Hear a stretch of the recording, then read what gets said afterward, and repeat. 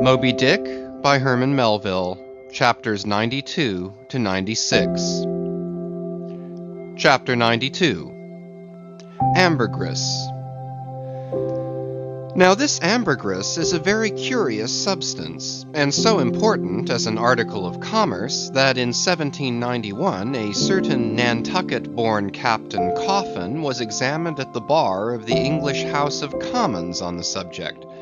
For at that time, and indeed until a comparatively late day, the precise origin of ambergris remained, like amber itself, a problem to the learned. Though the word ambergris is but a French compound for grey amber, yet the two substances are quite distinct. For amber, though at times found on the sea-coast, is also dug up in some far inland soils, whereas ambergris is never found except upon the sea. Besides, amber is a hard, transparent, brittle, odorless substance used for mouthpieces to pipes, for beads and ornaments. But ambergris is soft, waxy, and so highly fragrant and spicy that it is largely used in perfumery, in pastilles, precious candles, hair powders, and pomatum. The Turks use it in cooking, and also carry it to Mecca for the same purpose that frankincense is carried to St. Peter's in Rome. Some wine merchants drop a few grains into claret to flavor it. Who would think then that such fine ladies and gentlemen should regale themselves with an essence found in the inglorious bowels of a sick whale? Yet so it is.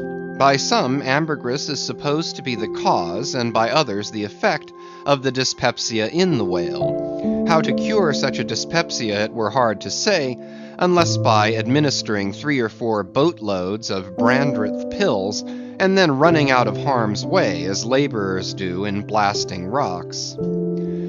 I have forgotten to say that there were found in this ambergris certain hard, round, bony plates, which at first Stubb thought might be sailors' trousers buttons, but afterwards it turned out that they were nothing more than pieces of small squid bones embalmed in that manner. Now, that the incorruption of this most fragrant ambergris should be found in the heart of such decay, is this nothing? Bethink thee of that saying of St. Paul in Corinthians about corruption and incorruption, how that we are sown in dishonor but raised in glory, and likewise call to mind that saying of Paracelsus about what it is that maketh the best musk. Also forget not the strange fact that of all things of ill savor, cologne water in its rudimental manufacturing stages is the worst.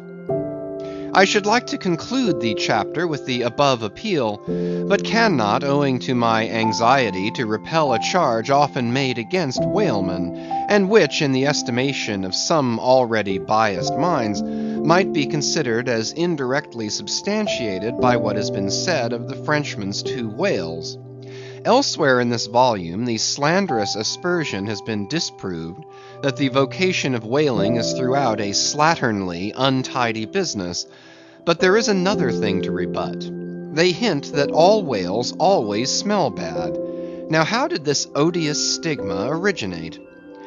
I opine that it is plainly traceable to the first arrival of the Greenland whaling ships in London, more than 2 centuries ago. Because those whalemen did not then, and do not now, try out their oil at sea as the southern ships have always done, but cutting up the fresh blubber into small bits, thrust it through the bungholes of large casks and carry it home in that manner. The shortness of the season in those icy seas, and the sudden and violent storms to which they are exposed, forbidding any other course. The consequence is, that upon breaking into the hold, and unloading one of these whale cemeteries in the Greenland dock, a savor is given forth somewhat similar to that arising from excavating an old city graveyard for the foundations of a lying-in hospital. I partly surmise also that this wicked charge against whalers may be likewise imputed to the existence on the coast of Greenland in former times of a Dutch village called Schmerenberg or Smeerenberg, which latter name is the one used by the learned Fogo von Slack in his great work on smells, a textbook on that subject. As its name imports, smere, fat, berg, to put up, this village was founded in order to afford a place for the blubber of the Dutch whale fleet to be tried out, without being taken home to Holland for that purpose. It was a collection of furnaces, fat kettles, and oil sheds, and when the works were in full operation certainly gave forth no very pleasant savor. But all this is quite different with a South Sea sperm whaler, which in a voyage of 4 years perhaps, after completely filling her hold with oil, does not perhaps consume 50 days in the business of boiling out, and in the state that it is casked, the oil is nearly scentless. The truth is that, living or dead, if but decently treated, whales as a species are by no means creatures of ill odor, nor can whalemen be recognized as the people of the Middle Ages affected to detect a Jew in the company by the nose. Nor indeed can the whale possibly be otherwise than fragrant, when as a general thing he enjoys such high health, taking abundance of exercise, always out of doors, though it is true seldom in the open air. I say that the motion of a sperm whale's flukes above water dispenses a perfume, as when a musk-scented lady rustles her dress in a warm parlor. What then shall I liken the sperm whale to for fragrance, considering his magnitude?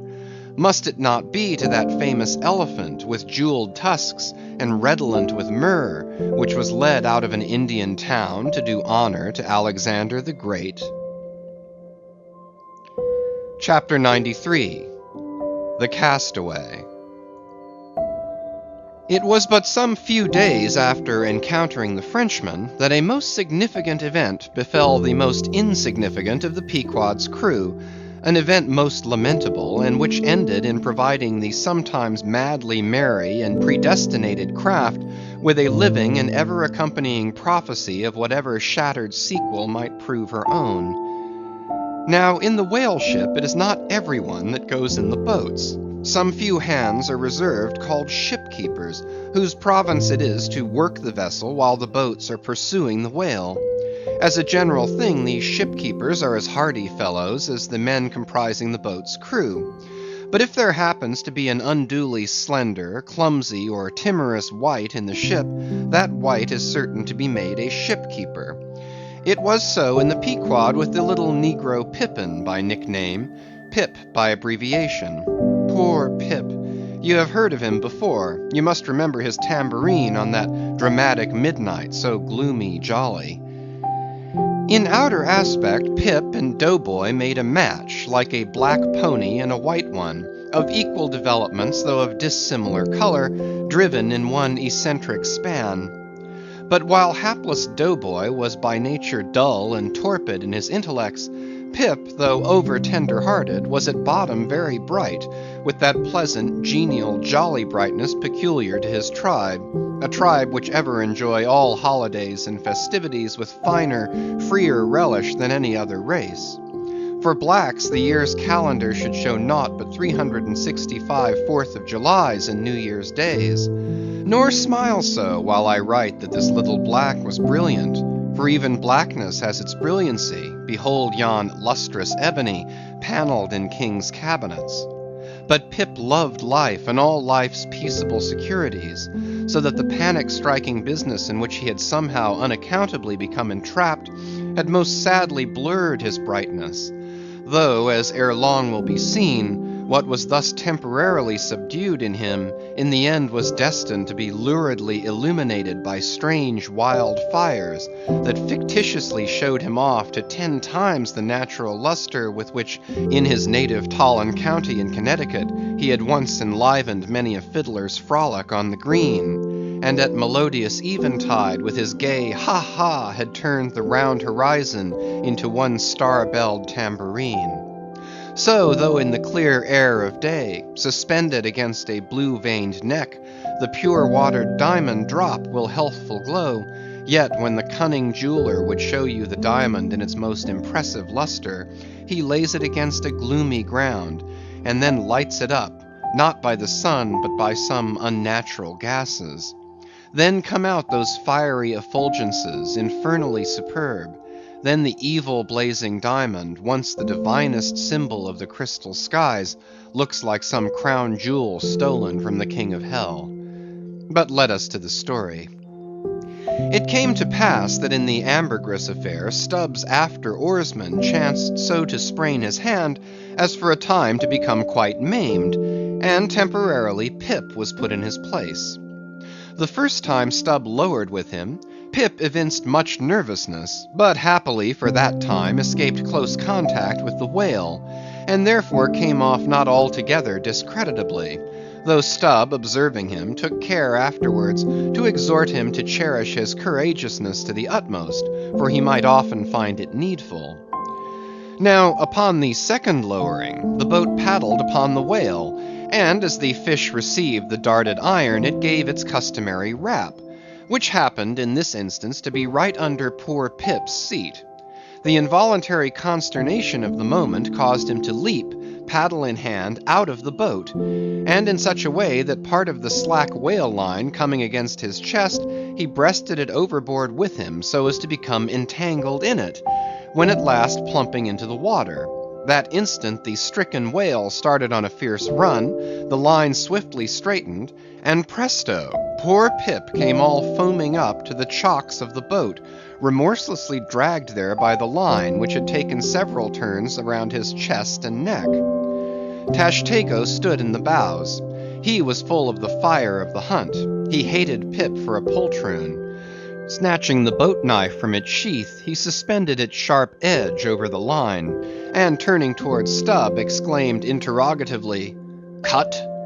Meantime, Pip's blue, choked face plainly looked, "Do, for God's sake!" All passed in a flash. In less than half a minute, this entire thing happened. "Damn him, cut!" roared Stubb, and so the whale was lost, and Pip was saved. So soon as he recovered himself, the poor little negro was assailed by yells and execrations from the crew. Tranquilly permitting these irregular cursings to evaporate, Stubb then, in a plain, businesslike, but still half-humorous manner, cursed Pip officially, and that done, unofficially gave him much wholesome advice. The substance was, never jump from a boat, Pip, except... but all the rest was indefinite, as the soundest advice ever is. Now, in general, stick to the boat is your true motto in whaling, but cases will sometimes happen when leap from the boat is still better. Moreover, as if perceiving at last that if he should give undiluted conscientious advice to Pip, he would be leaving him too wide a margin to jump in for the future, Stubb suddenly dropped all advice and concluded with a peremptory command, "Stick to the boat, Pip, or by the Lord, I won't pick you up if you jump, mind that. We can't afford to lose whales by the likes of you. A whale would sell for 30 times what you would, Pip, in Alabama. Bear that in mind, and don't jump any more." Hereby perhaps Stubb indirectly hinted that though man loved his fellow, yet man is a money-making animal, which propensity too often interferes with his benevolence. But we are all in the hands of the gods, and Pip jumped again. It was under very similar circumstances to the first performance, but this time he did not breast out the line, and hence when the whale started to run, Pip was left behind on the sea, like a hurried traveller's trunk. Alas, Stubb was but too true to his word. It was a beautiful, bounteous blue day, the spangled sea calm and cool, and flatly stretching away, all round to the horizon, like gold beater's skin hammered out to the extremest. Bobbing up and down in that sea, Pip's ebon head showed like a head of cloves. No boat knife was lifted when he fell so rapidly astern. Stubb's inexorable back was turned upon him, and the whale was winged. In 3 minutes, a whole mile of shoreless ocean was between Pip and Stubb. Out of the center of the sea, poor Pip turned his crisp, curling black head to the sun, another lonely castaway, though the loftiest and the brightest. Now, in calm weather, to swim in the open ocean is as easy to the practiced swimmer as to ride in a spring carriage ashore, but the awful lonesomeness is intolerable. The intense concentration of self in the middle of such a heartless immensity. My God, who can tell it? Mark how when sailors in a dead calm bathe in the open sea, mark how closely they hug their ship, and only coast along her sides. But had Stubb really abandoned the poor little negro to his fate? No, he did not mean to at least, because there were 2 boats in his wake, and he supposed no doubt that they would of course come up to Pip very quickly and pick him up, though indeed such considerations towards oarsmen jeopardized through their own timidity is not always manifested by the hunters in all similar instances, and such instances not unfrequently occur. Almost invariably in the fishery, a coward, so called, is marked with the same ruthless detestation peculiar to military navies and armies. But it so happened that those boats, without seeing Pip, suddenly spying whales close to them on one side, turned and gave chase, and Stubb's boat was now so far away, and he and all his crew so intent upon the fish, that Pip's ringed horizon began to expand around him miserably. By the merest chance, the ship itself at last rescued him, but from that hour the little negro went about the deck an idiot. Such at least they said he was.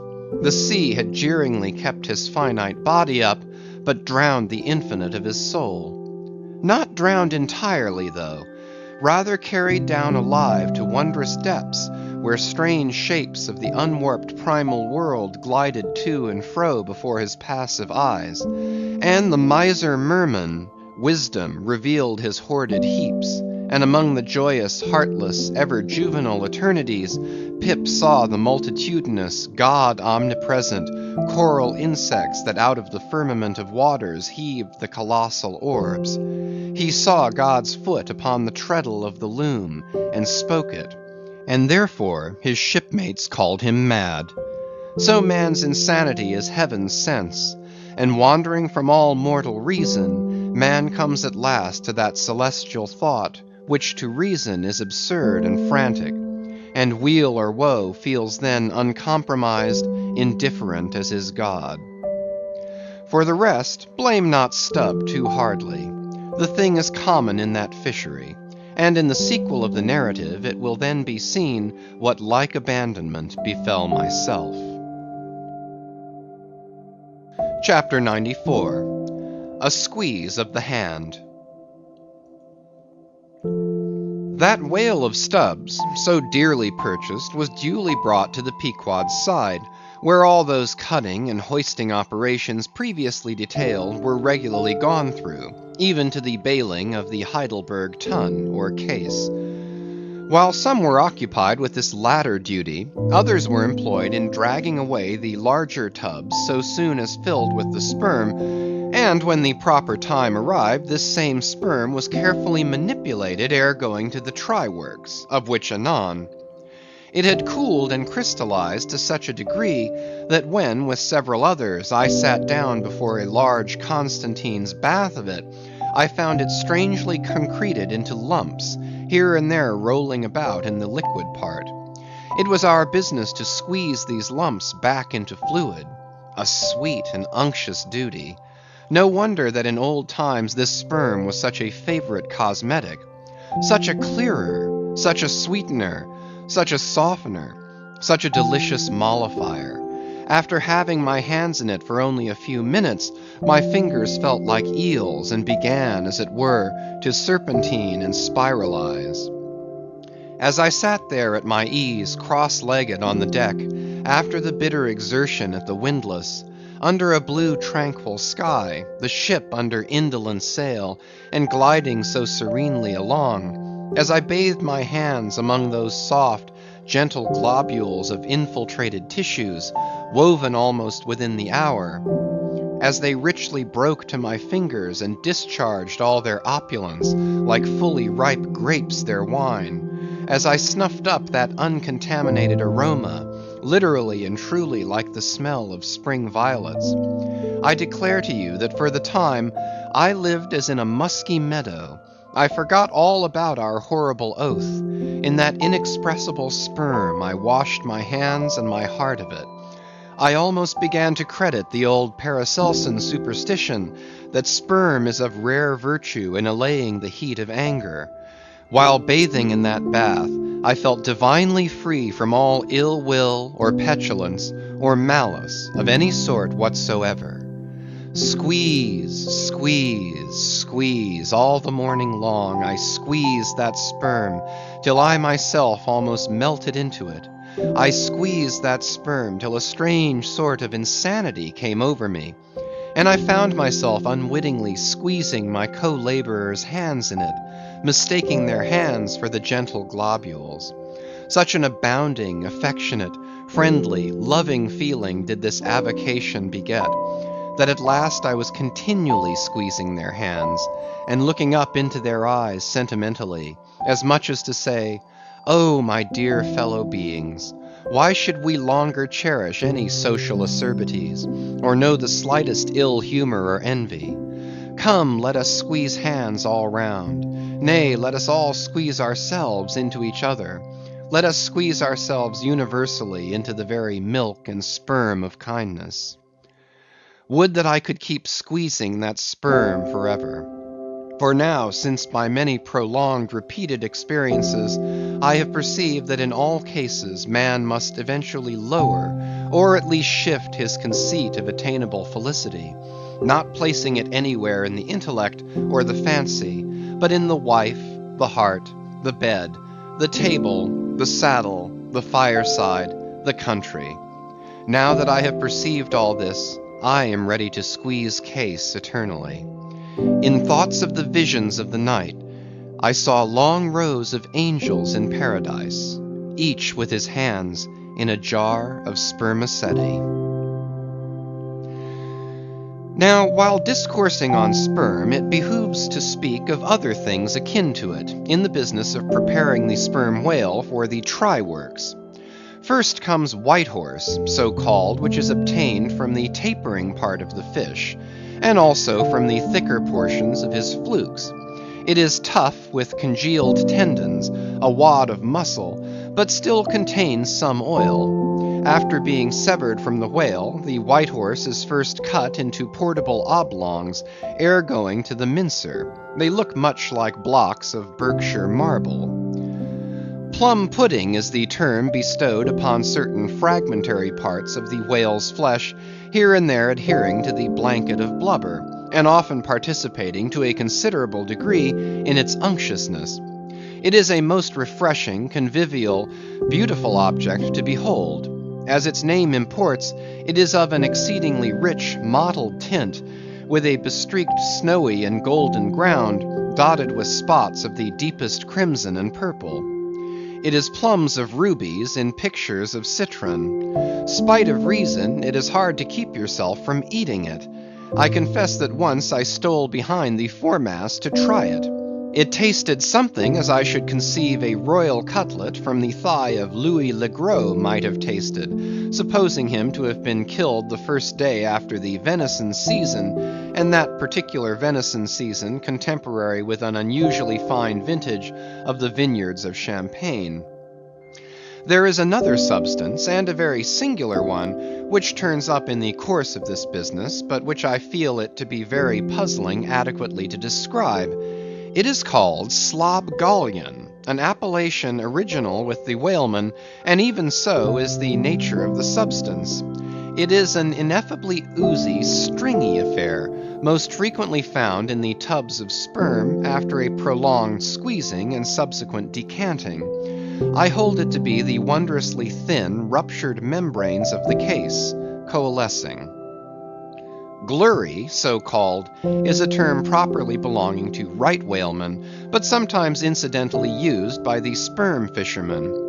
It designates the dark, glutinous substance which is scraped off the back of the Greenland or right whale, and much of which covers the decks of those inferior souls who hunt that ignoble leviathan. Nippers. Strictly this word is not indigenous to the whale's vocabulary, but as applied by whalemen it becomes so. A whaleman's nipper is the short, firm strip of tendinous stuff cut from the tapering part of the leviathan's tail.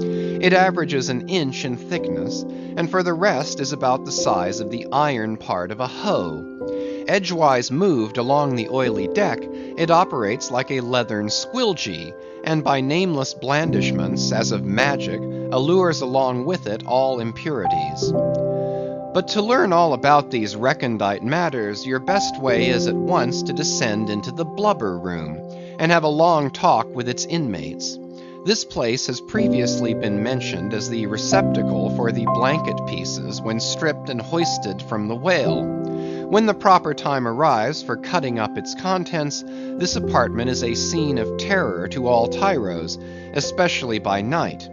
On one side, lit by a dull lantern, a space has been left clear for the workmen. They generally go in pairs, a pike and gaffman and a spademan. The whaling pike is similar to a frigate's boarding weapon of the same name. The gaff is something like a boat hook. With his gaff, the gaffman hooks on to a sheet of blubber and strives to hold it from slipping as the ship pitches and lurches about. Meanwhile, the spademan stands on the sheet itself, perpendicularly chopping it into the portable horse pieces. This spade is sharp as hone can make it. The spademan's feet are shoeless. The thing he stands on will sometimes irresistibly slide away from him like a sledge. If he cuts off one of his own toes, or one of his assistants', would you be very much astonished? Toes are scarce among veteran blubber room men. Chapter 95. The Cassock. Had you stepped on board the Pequod at a certain juncture of this post-mortemizing of the whale, and had you strolled forward nigh the windlass, pretty sure am I that you would have scanned with no small curiosity a very strange enigmatical object, which you would have seen there lying along lengthwise in the lee scuppers. Not the wondrous cistern in the whale's huge head, not the prodigy of his unhinged lower jaw, not the miracle of his symmetrical tail, none of these would so surprise you as half a glimpse of that unaccountable cone, longer than a Kentuckian is tall, nigh a foot in diameter at the base, and jet black as Yojo, the ebony idol of Queequeg. And an idol indeed it is, or rather in old times its likeness was. Such an idol as that found in the secret groves of Queen Macha in Judea, and for worshipping which King Asa her son did depose her, and destroyed the idol, and burnt it for an abomination at the brook Kedron, as darkly set forth in the 15th chapter of the first book of Kings. Look at the sailor called the Mincer, who now comes along, and assisted by two allies, heavily backs the Grandissimus, as mariners call it, and with bowed shoulders staggers off with it as if he were a grenadier carrying a dead comrade from the field. Extending it upon the forecastle deck, he now proceeds cylindrically to remove its dark pelt, as an African hunter the pelt of a boa. This done, he turns the pelt inside out, like a pantaloon leg, gives it a good stretching so as almost to double its diameter, and at last hangs it, well spread, to the rigging to dry. Ere long it is taken down, when removing some 3 feet of it towards the pointed extremity, and then cutting 2 slits for armholes at the other end, he lengthwise slips himself bodily into it. The Mincer now stands before you invested in the full canonicals of his calling. Immemorial to all his order, this investiture alone will adequately protect him while employed in the peculiar functions of his office. That office consists in mincing the horse pieces of blubber for the pots, an operation which is conducted at a curious wooden horse, planted endwise against the bulwarks, and with a capacious tub beneath it, into which the minced pieces drop, fast as the sheets from a rapt orator's desk. Arrayed in decent black, occupying a conspicuous pulpit, intent on Bible leaves, what a candidate for an archbishopric, what a lad for a pope, were this Mincer. Footnote: Bible leaves, Bible leaves. This is the invariable cry from the mates to the Mincer, It enjoins him to be careful and cut his work into as thin slices as possible, inasmuch as, by so doing, the business of boiling out the oil is much accelerated, and its quantity considerably increased, besides perhaps improving it in quality. End of footnote. Chapter 96. The Try-Works. Besides her hoisted boats, an American whaler is outwardly distinguished by her try-works. She presents the curious anomaly of the most solid masonry joining with oak and hemp in constituting the completed ship. It is as if from the open field a brick kiln were transported to her planks. The try-works are planted between the foremast and the mainmast, the most roomy part of the deck. The timbers beneath are of a peculiar strength, fitted to sustain the weight of an almost solid mass of brick and mortar some 10 feet by 8 square, and 5 in height. The foundation does not penetrate the deck, but the masonry is firmly secured to the surface by ponderous knees of iron, bracing it on all sides, and screwing it down to the timbers. On the flanks it is cased with wood, and at top completely covered by a large sloping battened hatchway.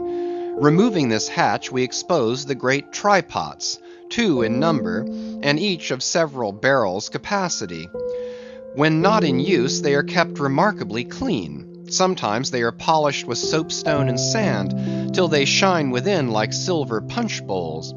During the night watches, some cynical old sailors will crawl into them, and coil themselves away there for a nap. While employed in polishing them, 1 man in each pot, side by side, many confidential communications are carried on over the iron lips. It is a place also for profound mathematical meditation.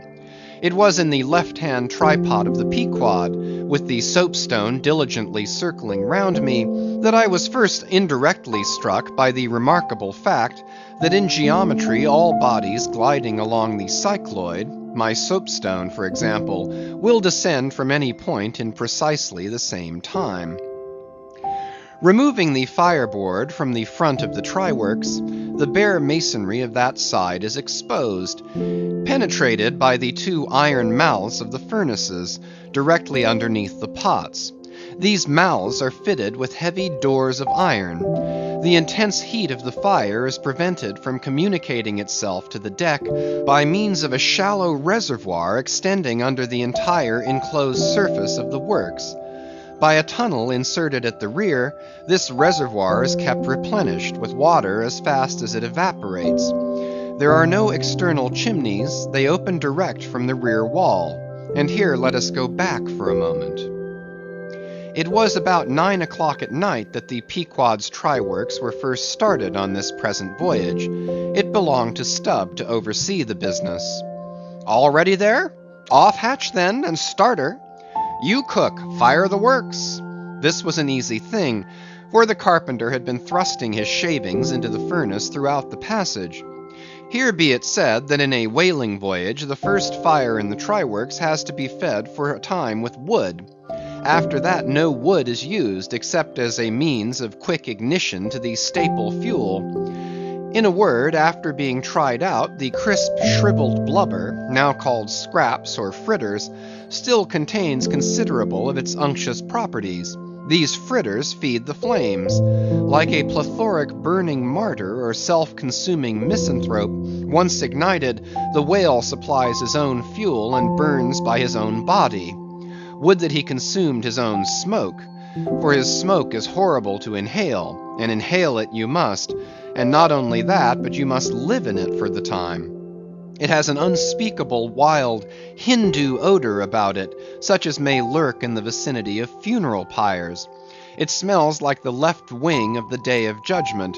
It is an argument for the pit. By midnight the works were in full operation. We were clear from the carcass, sail had been made, the wind was freshening, the wild ocean darkness was intense. But that darkness was licked up by the fierce flames, which at intervals forked forth from the sooty flues, and illuminated every lofty rope in the rigging, as with the famed Greek fire. The burning ship drove on as if remorselessly commissioned to some vengeful deed.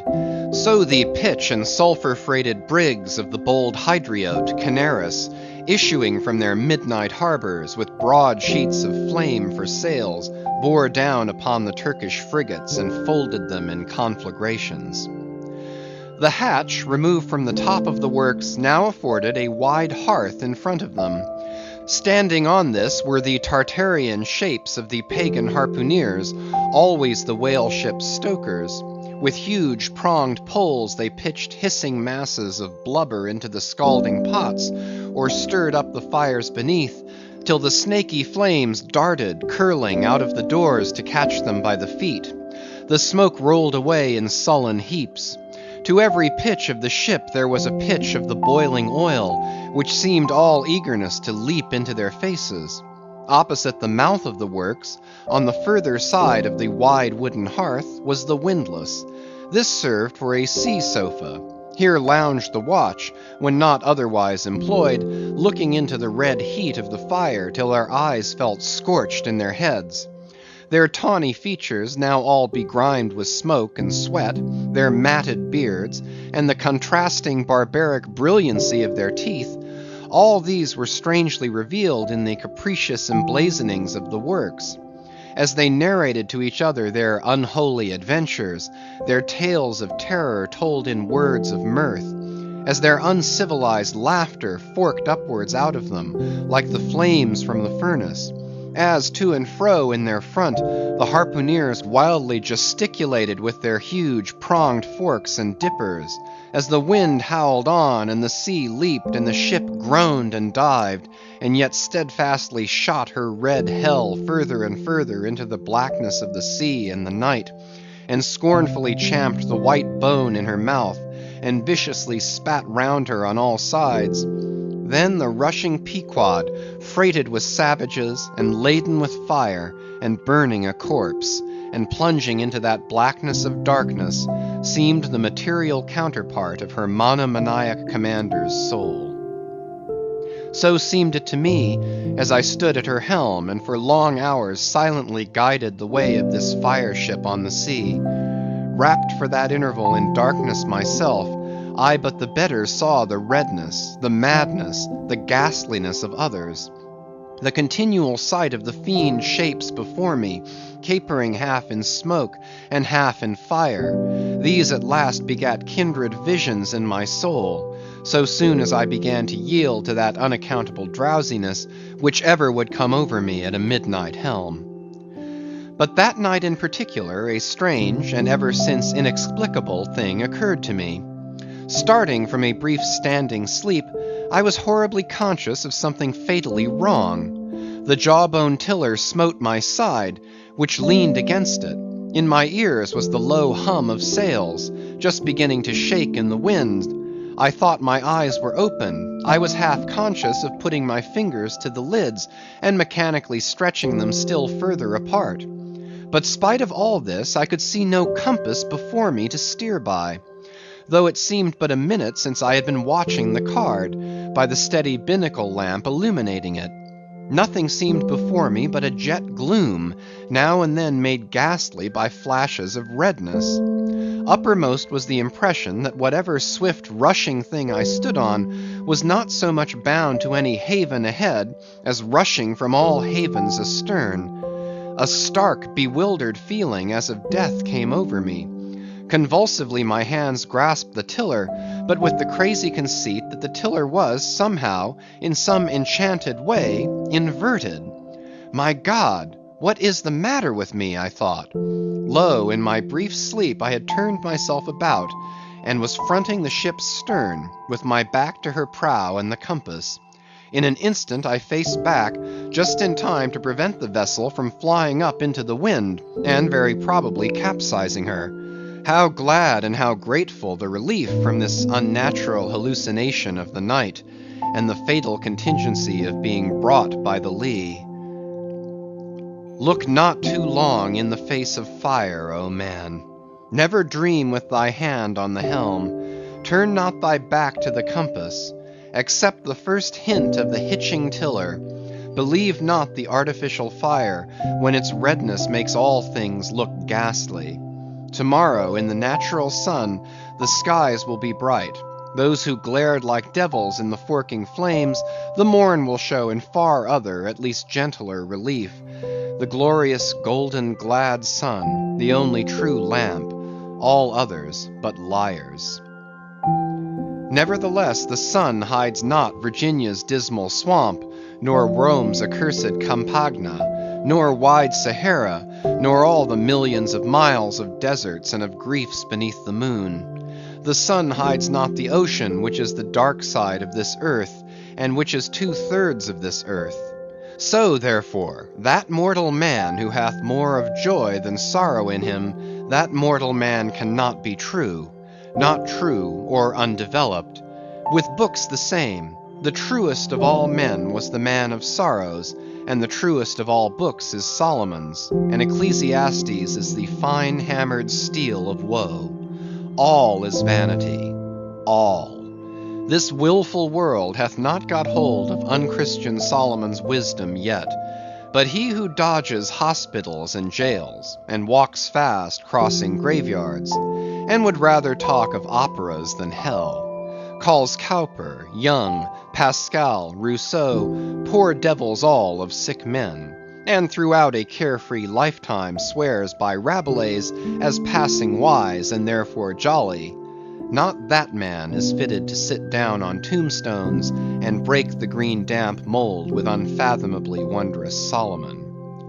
But even Solomon, he says, the man that wandereth out of the way of understanding shall remain, i.e., even while living, in the congregation of the dead. Give not thyself up then to fire, lest it invert thee, deaden thee, as for the time it did me. There is a wisdom that is woe, but there is a woe that is madness. And there is a Catskill eagle in some souls that can alike dive down into the blackest gorges and soar out of them again, and become invisible in the sunny spaces.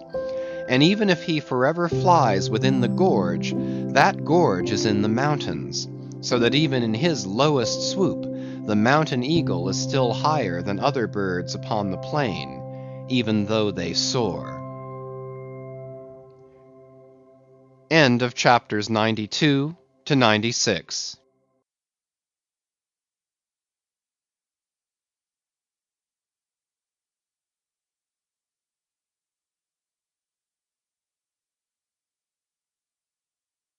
Moby Dick by Herman Melville, chapters 97 to 100.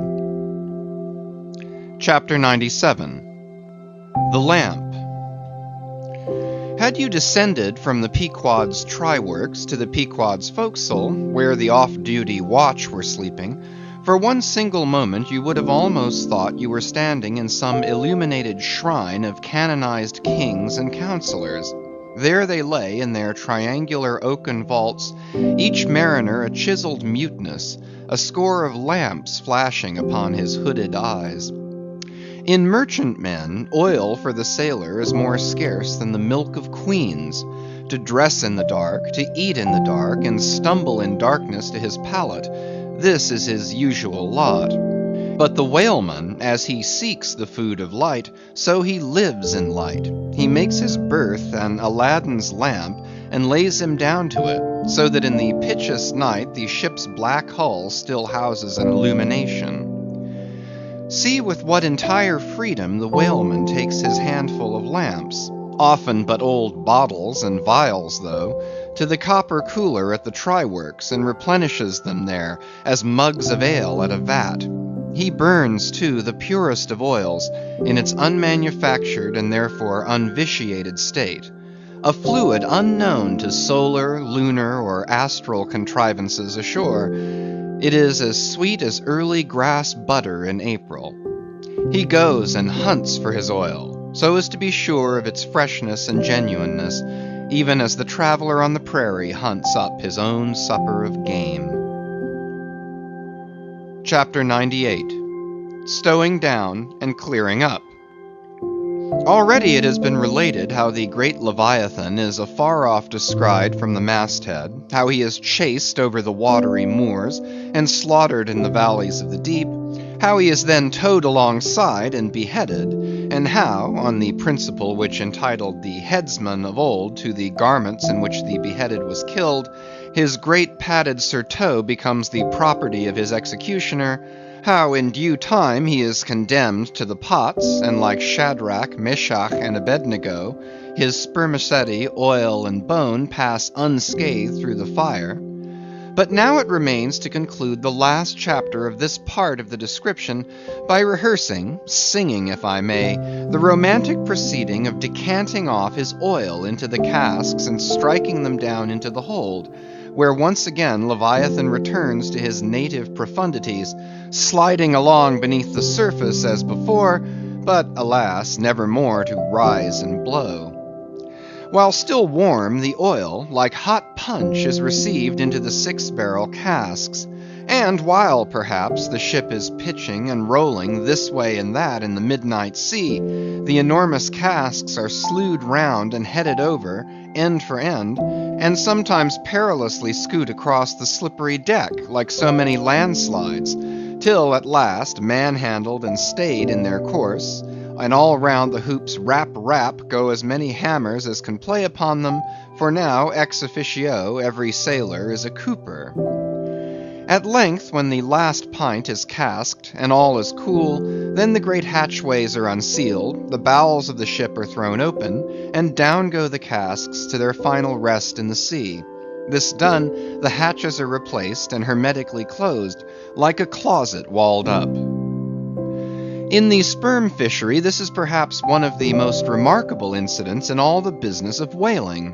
One day the planks stream with freshets of blood and oil. On the sacred quarter-deck, enormous masses of the whale's head are profanely piled. Great rusty casks lie about as in a brewery yard. The smoke from the try-works has besooted all the bulwarks. The mariners go about suffused with unctuousness. The entire ship seems great Leviathan himself, while on all hands the din is deafening. But a day or two after, you look about you and prick your ears in this selfsame ship, and were it not for the telltale boats and try-works, you would all but swear you trod some silent merchant vessel with a most scrupulously neat commander. The unmanufactured sperm oil possesses a singularly cleansing virtue. This is the reason why the decks never look so white as just after what they call an affair of oil. Besides, from the ashes of the burned scraps of the whale, a potent lye is readily made, and whenever any adhesiveness from the back of the whale remains clinging to the side, that lye quickly exterminates it. Hands go diligently along the bulwarks, and with buckets of water and rags to restore them to their full tidiness. The soot is brushed from the lower rigging. All the numerous implements which have been in use are likewise faithfully cleansed and put away. The great hatch is scrubbed and placed upon the try-works, completely hiding the pots.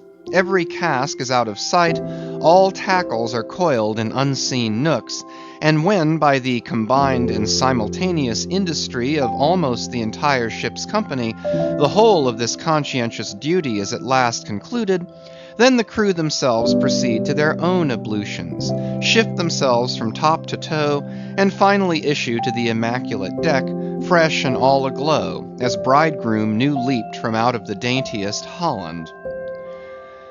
Now, with elated step, they pace the planks in 2s and 3s, and humorously discourse of parlors, sofas, carpets, and fine cambrics, propose to mat the deck, think of having hanging to the top, object not to taking tea by moonlight on the piazza of the forecastle.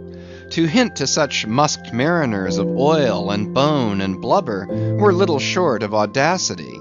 They know not the thing you distantly allude to. Away, and bring us napkins.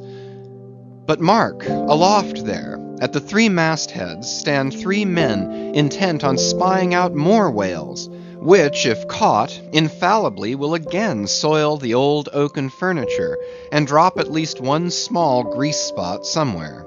Yes, and many is the time when, after the severest uninterrupted labors which know no night, continuing straight through for 96 hours, when from the boat, where they have swelled their wrists with all day rowing on the line, they only step to the deck to carry vast chains and heave the heavy windlass and cut and slash, yea, and in their very sweatings to be smoked and burned anew by the combined fires of the equatorial sun and the equatorial try-works.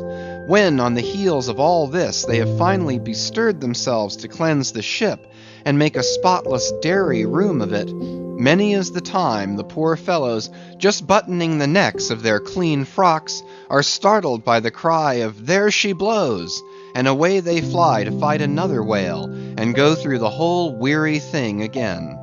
Oh, my friends, but this is man-killing!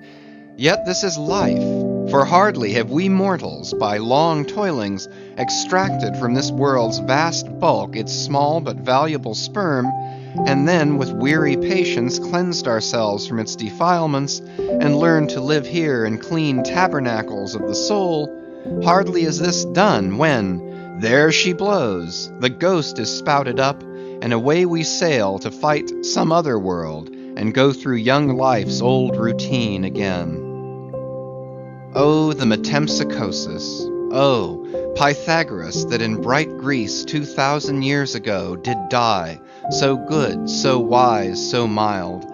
I sailed with thee along the Peruvian coast last voyage, and, foolish as I am, taught thee, a green, simple boy, how to splice a rope.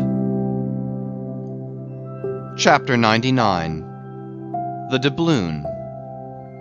Ere now it has been related how Ahab was wont to pace his quarter-deck, taking regular turns at either limit, the binnacle and mainmast, but in the multiplicity of other things requiring narration, it has not been added how that sometimes in these walks, when most plunged in his mood, he was wont to pause in turn at each spot, and stand there strangely eyeing the particular object before him. When he halted before the binnacle with his glance fastened on the pointed needle in the compass, that glance shot like a javelin with the pointed intensity of his purpose. And when resuming his walk, he again paused before the mainmast, then, as the same riveted glance fastened upon the riveted gold coin there, he still wore the same aspect of nailed firmness, only dashed with a certain wild longing, if not hopefulness.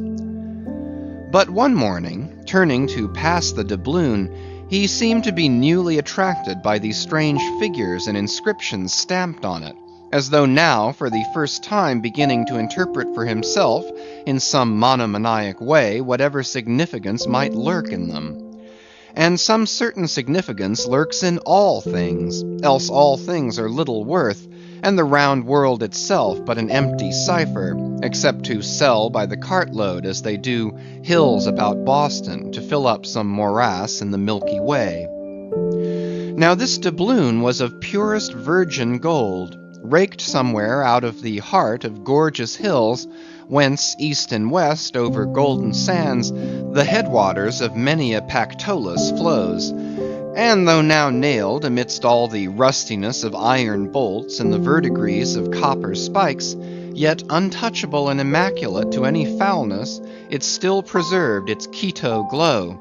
Nor, though placed amongst a ruthless crew, and every hour passed by ruthless hands, and through the livelong nights shrouded with thick darkness which might cover any pilfering approach, nevertheless every sunrise found the doubloon where sunset left it last. For it was set apart and sanctified to one awe-striking end, and however wanton in their sailor ways, one and all, the mariners revered it as the white whale's talisman. Sometimes they talked it over in the weary watch by night, wondering whose it was to be at last, and whether he would ever live to spend it. Now those noble golden coins of South America are as medals of the sun and tropic token pieces. Here palms, alpacas, and volcanoes, sun's discs and stars, ecliptics, horns of plenty, and rich banners waving are in luxuriant profusion stamped, so that the precious gold seems almost to derive an added preciousness and enhancing glories by passing through those fancy mints, so Spanishly poetic. It so chanced that the doubloon of the Pequod was a most wealthy example of these things. On its round border it bore the letters República del Ecuador, Quito. So this bright coin came from a country planted in the middle of the world, and beneath the great equator, and named after it. And it had been cast midway up the Andes, in the unwaning clime that knows no autumn. Zoned by those letters, you saw the likeness of 3 Andes summits, from one aflame, a tower on another, on the third a crowing cock, while arching over all was a segment of the partitioned zodiac, the signs all marked with their usual cabalistics, and the keystone sun entering the equinoctial point at Libra. Before this equatorial coin, Ahab, not unobserved by others, was now pausing. There's something ever egotistical in mountain tops and towers, and all other grand and lofty things. Look here, 3 peaks as proud as Lucifer. The firm tower, that is Ahab. The volcano, that is Ahab. The courageous, the undaunted, and victorious fowl, that too is Ahab. All are Ahab. And this round gold is but the image of the rounder globe, which, like the magician's glass, to each and every man in turn but mirrors back his own mysterious self. Great pains, small gains for those who ask the world to solve them. It cannot solve itself. Methinks now this coined sun wears a ruddy face. But see, aye, he enters the sign of storms, the equinox. And but 6 months before he wheeled out of a former equinox at Aries. From storm to storm. So be it then. Born in throes, it is fit that man should live in pains and die in pangs. So be it then. Here's stout stuff for woe to work on. So be it then. No fairy fingers can have pressed the gold, but the devil's claws must have left their moldings there since yesterday, murmured Starbuck to himself, leaning against the bulwarks. The old man seems to read Belshazzar's awful writing. I have never marked the coin inspectingly. He goes below. Let me read. A dark valley between 3 mighty heaven-abiding peaks that almost seem the Trinity in some faint earthly symbol. So in this vale of death God girds us round, and over all our gloom the sun of righteousness still shines a beacon and a hope. If we bend down our eyes, the dark veil shows her mouldy soil, but if we lift them, the bright sun meets our glance halfway to cheer. Yet oh, the great sun is no fixture, and if at midnight we would fain snatch some sweet solace from him, we gaze for him in vain. This coin speaks wisely, mildly, truly, but still sadly to me. I will quit it, lest truth shake me falsely. There now's the old mogul, soliloquized Stubb by the try-works. He's been twigging it, and there goes Starbuck from the same, and both with faces which I should say might be somewhere within 9 fathoms long, and all from looking at a piece of gold, which did I have it now on Negro Hill or in Corlier's Hook, I'd not look at it very long ere spending it. Humph! In my poor insignificant opinion, I regard this as queer.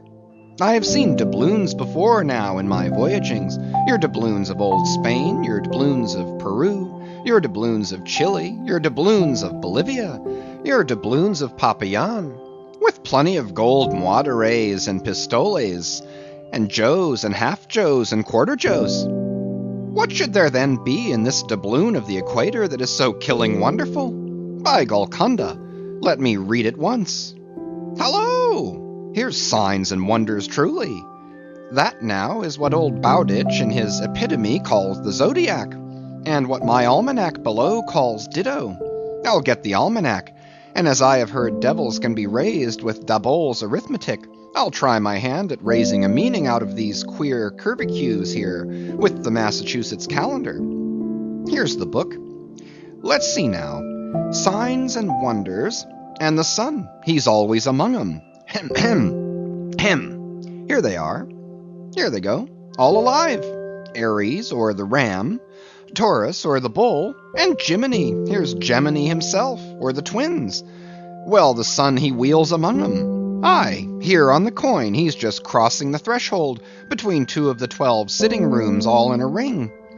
Book, you lie there. The fact is, you books must know your places.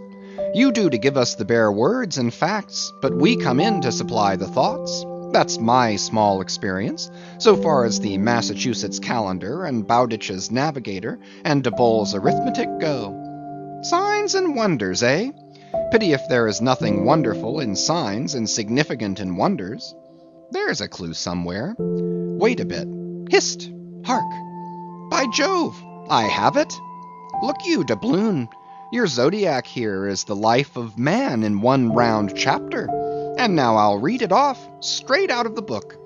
Come, almanac. To begin, there's Aries, or the ram. Lecherous dog, he begets us. Then Taurus, or the bull. He bumps us the first thing. Then Gemini, or the twins, that is virtue and vice. We try to reach virtue, when lo, comes Cancer the crab and drags us back. And here, going from virtue, Leo, a roaring lion, lies in the path. He gives a few fierce bites and surly dabs with his paw. We escape and hail Virgo, the virgin. That's our first love. We marry and think to be happy, for aye, when pop comes Libra, or the scales, happiness weighed and found wanting.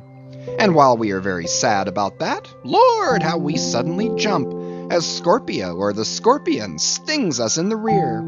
We are curing the wound, when whang come the arrows all around. Sagittarius, or the archer, is amusing himself. As we pluck out the shafts, stand aside. Here's the battering ram, Capricornus, or the goat. Full tilt he comes rushing, and headlong we are tossed, when Aquarius, or the water-bearer, pours out his whole deluge and drowns us. And to wind up with Pisces, or the fishes, we sleep. There's a sermon now, writ in high heaven.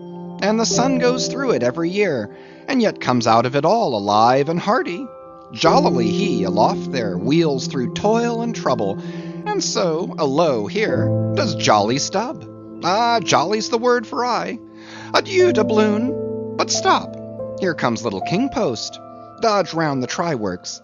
Now, and let's hear what he'll have to say. There, he's before it. He'll out with something presently. So, he's beginning.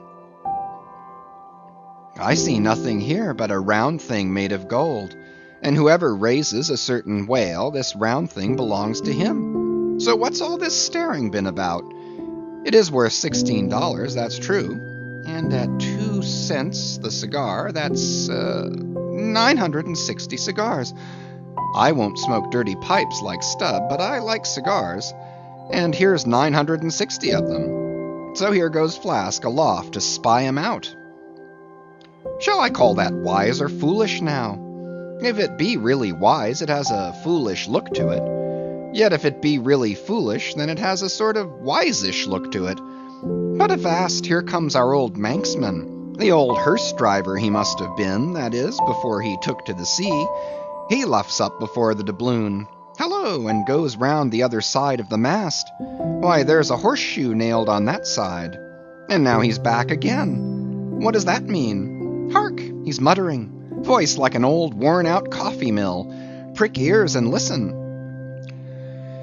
If the white whale be raised, it must be in a month and a day when the sun stands in some one of these signs. I've studied signs, and know their marks. They were taught me 20 years ago by an old witch in Copenhagen. Now, in what sign will the sun then be? The horseshoe sign. For there it is right opposite the gold. And what's the horseshoe sign?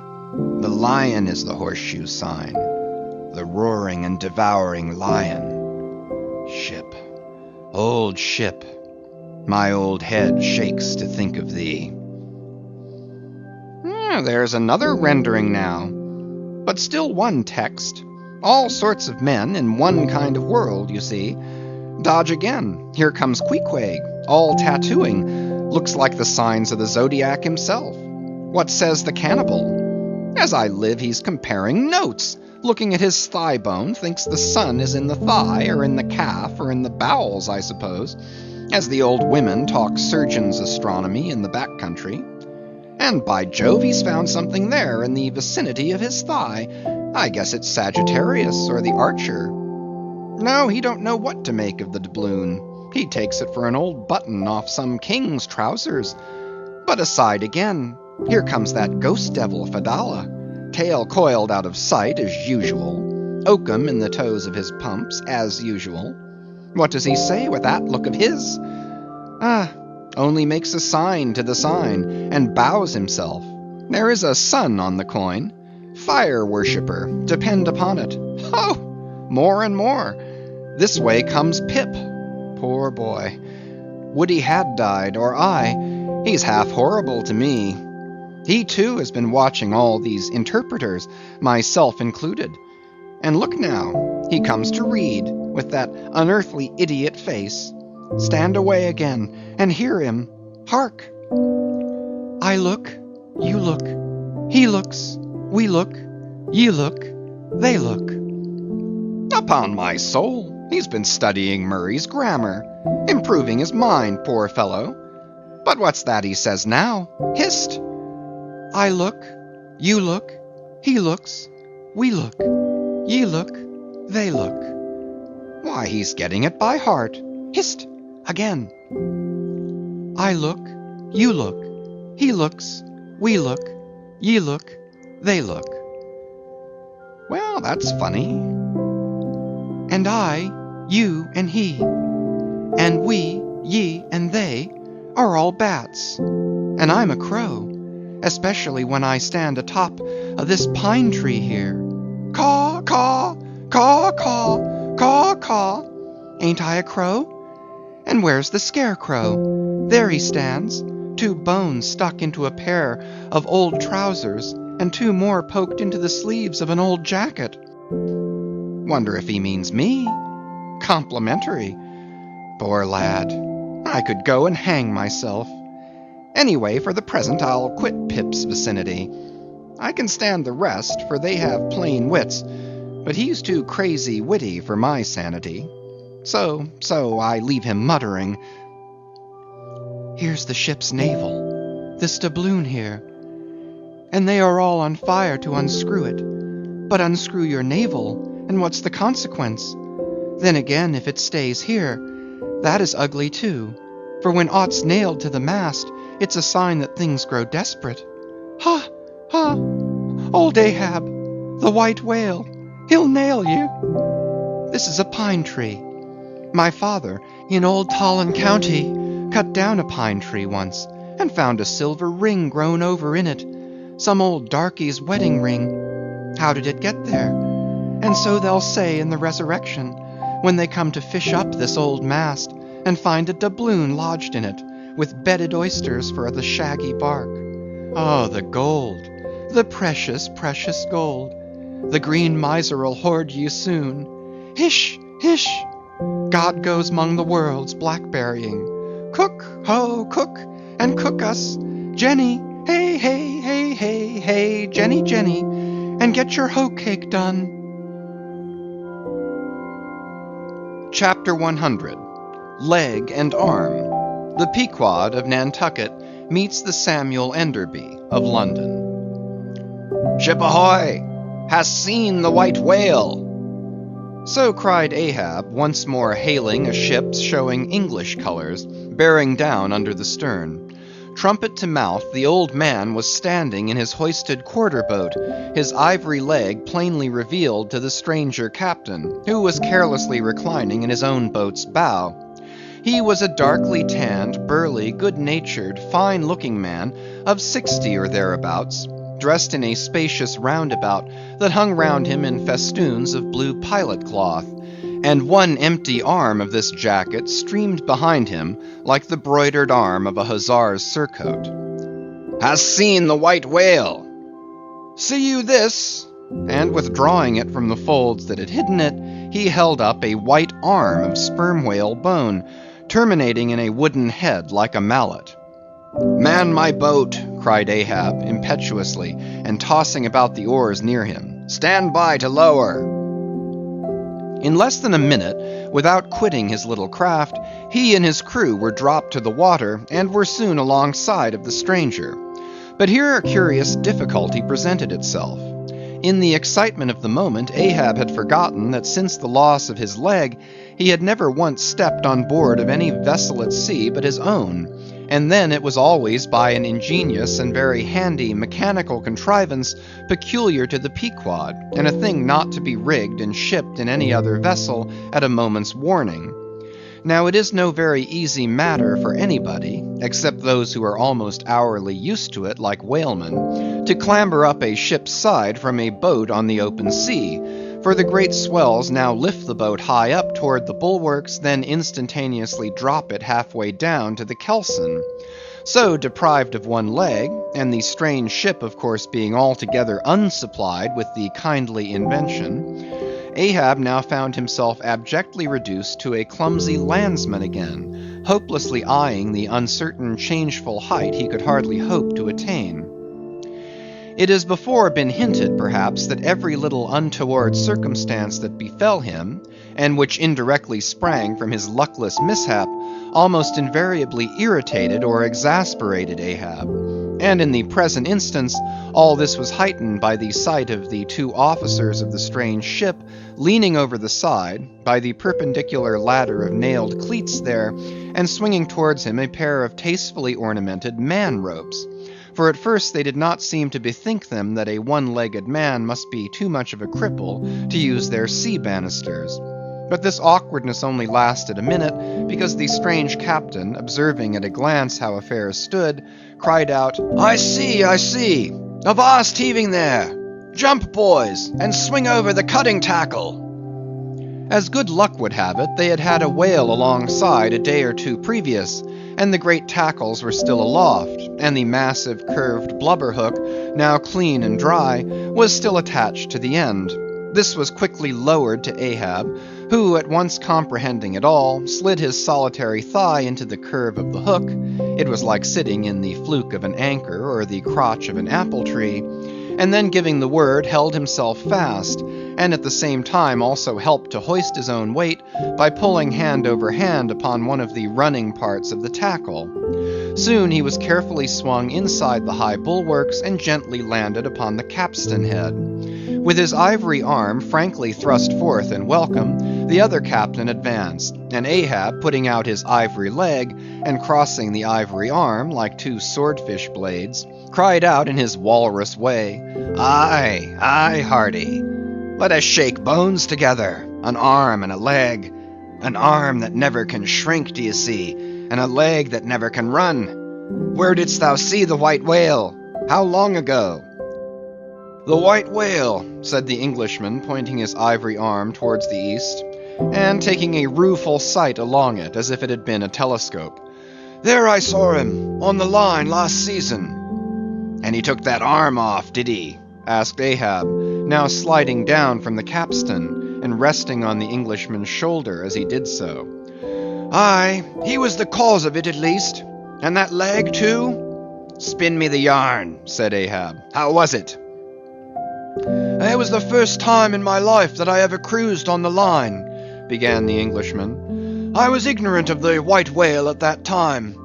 Well, one day we lowered for a pod of 4 or 5 whales, and my boat fastened to one of them. A regular circus horse he was, too, that went milling and milling round so, that my boat's crew could only trim dish by setting all their sterns on the outer gunwale. Presently up breaches from the bottom of the sea a bouncing great whale, with a milky white head and hump, all crow's feet and wrinkles.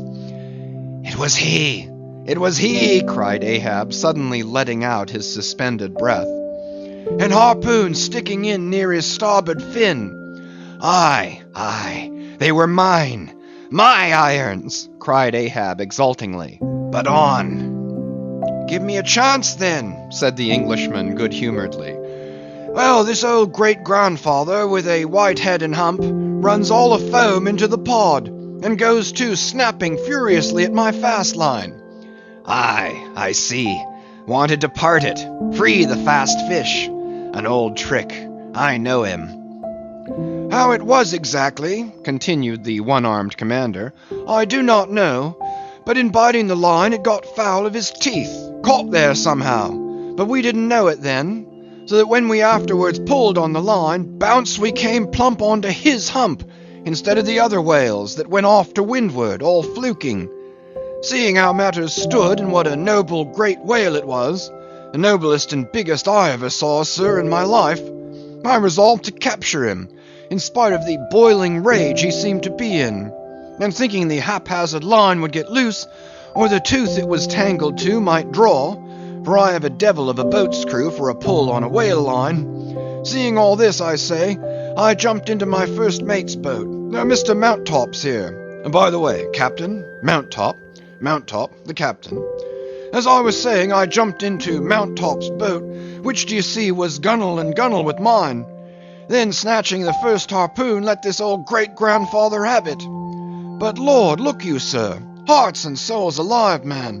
The next instant, in a jiff, I was blind as a bat, both eyes out, all befogged and bedeadened with black foam, the whale's tail looming straight up out of it, perpendicular in the air like a marble steeple. No use sterning all then, but as I was groping at midday, with a blinding sun all crown jewels, as I was groping, I say, after the second iron to toss it overboard, down comes the tail like a Lima tower, cutting my boat in two, leaving each half in splinters, and flukes first the white hump backed through the wreck, as though it was all chips. We all struck out. To escape his terrible flailings, I seized hold of my harpoon pole sticking in him, and for a moment clung to that like a sucking fish. But the combing sea dashed me off, and at the same instant the fish, taking one good dart forward, went down in a flash, and the barb of that cursed second iron towing along near me caught me here, clapping his hand just below his shoulder. Yes, caught me just here, I say, and bore me down to hell's flames, I was thinking, when all of a sudden, thank the good God, the barb ripped its way along the flesh, clear along the whole length of my arm, came out nigh my wrist, and up I floated. And that gentleman there will tell you the rest. By the way, Captain, Dr. Bunger, ship's surgeon. Bunger, my lad, the captain. Now, Bunger boy, spin your part of the yarn. The professional gentleman thus familiarly pointed out had been all the time standing near them with nothing specific visible to denote his gentlemanly rank on board.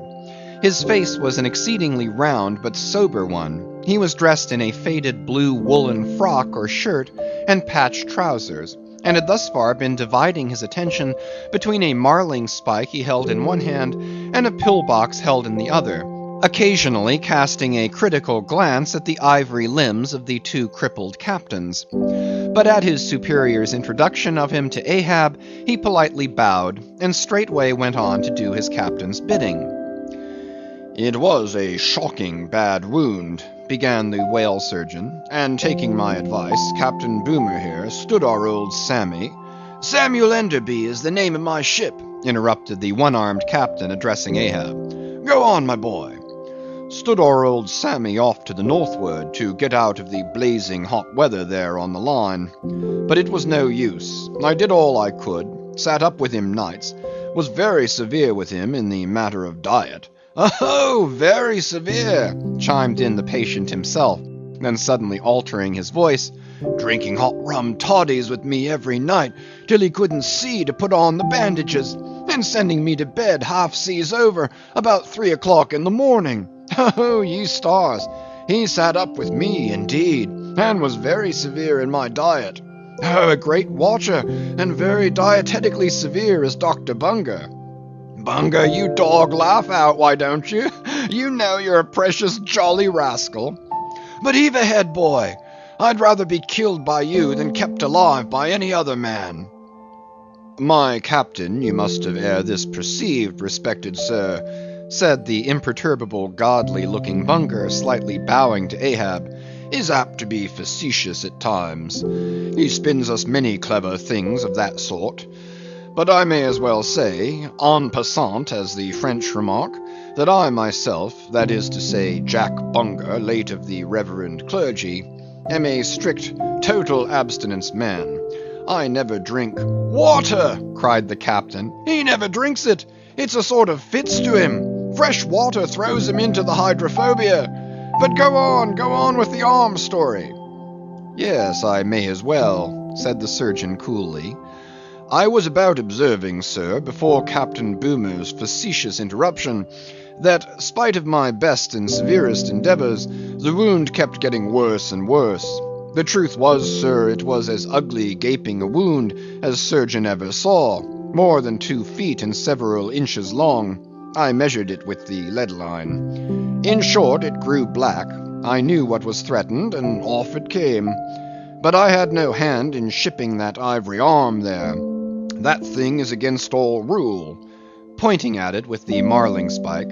That is the captain's work, not mine. He ordered the carpenter to make it. He had that club hammer there put to the end to knock someone's brains out with, I suppose, as he tried mine once. He flies into diabolical passions sometimes. Do you see this dent, sir? Removing his hat and brushing aside his hair and exposing a bowl-like cavity in his skull, but which bore not the slightest scarry trace nor any token of ever having been a wound.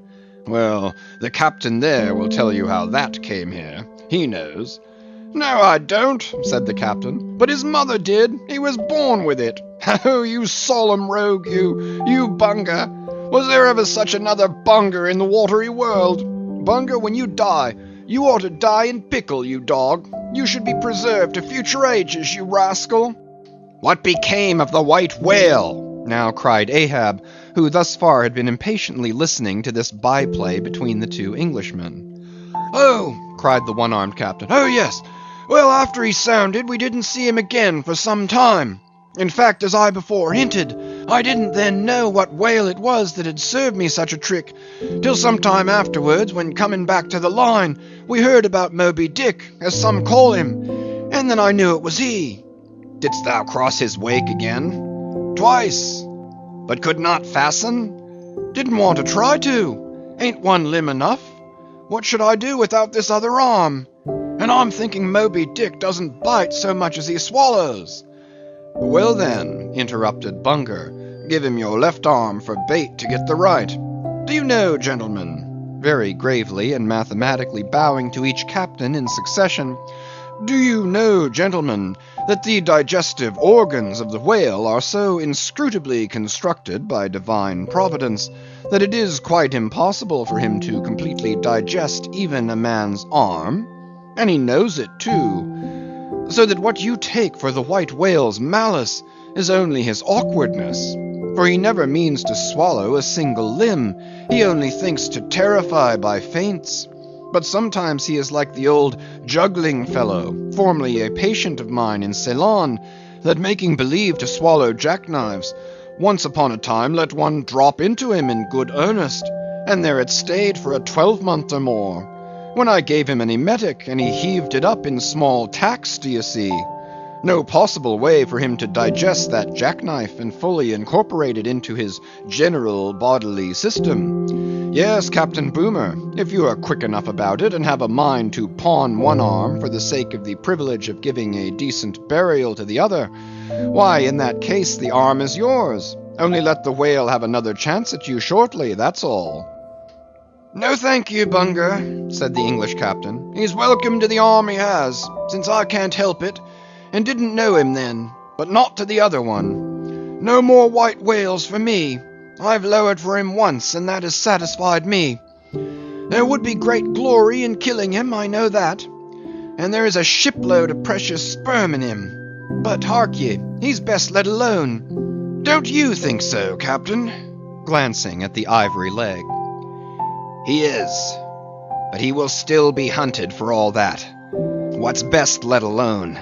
That accursed thing is not always what least allures. He's all a magnet. How long since thou saw him last? Which way heading? Bless my soul, and curse the foul fiends, cried Bunger, stoopingly walking round Ahab, and like a dog strangely snuffing. This man's blood! Bring the thermometer! It's at the boiling point! His pulse makes these planks beat! Sir! Taking a lancet from his pocket and drawing near to Ahab's arm. Avast! Roared Ahab, dashing him against the bulwarks. Man the boat! Which way heading? Good God! Cried the English captain to whom the question was put. What's the matter? He was heading east, I think. Is your captain crazy? Whispering Fedallah. But Fedallah, putting a finger on his lips, slid over the bulwark to take the boat's steering oar, and Ahab, swinging the cutting tackle towards him, commanded the ship's sailors to stand by to lower. In a moment he was standing in the boat's stern, and the Manila men were springing to their oars. In vain the English captain hailed him. With back to the stranger ship, and face set like a flint to his own, Ahab stood upright till alongside of the Pequod. End of chapters 97 to 100.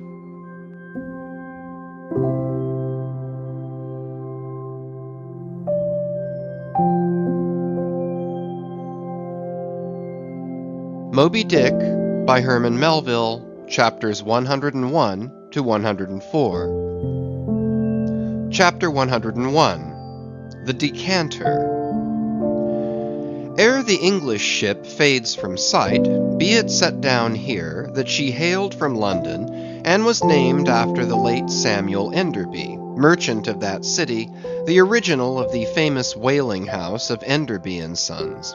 A house which, in my poor whaleman's opinion, comes not far behind the united royal houses of the Tudors and Bourbons in point of real historical interest. How long prior to the year of our Lord 1775 this great whaling house was in existence, my numerous fish documents do not make plain. But in that year, 1775, it fitted out the first English ships that ever regularly hunted the sperm whale, though for some score of years previous, ever since 1726, our valiant Coffins and Maceys of Nantucket and the Vineyard had in large fleets pursued that Leviathan, but only in the North and South Atlantic, not elsewhere. Be it distinctly recorded here that the Nantucketers were the first among mankind to harpoon with civilized steel the great sperm whale, and that for a half century they were the only people of the whole globe who so harpooned him. In 1778, a fine ship, the Amelia, fitted out for the express purpose and at the sole charge of the vigorous Enderbys, boldly rounded Cape Horn, and was the first among the nations to lower a whaleboat of any sort in the great South Sea. The voyage was a skillful and lucky one, and returning to her berth with her hold full of the precious sperm, the Amelia's example was soon followed by other ships, English and American, and thus the vast sperm whale grounds of the Pacific were thrown open. But not content with this good deed, the indefatigable house again bestirred itself.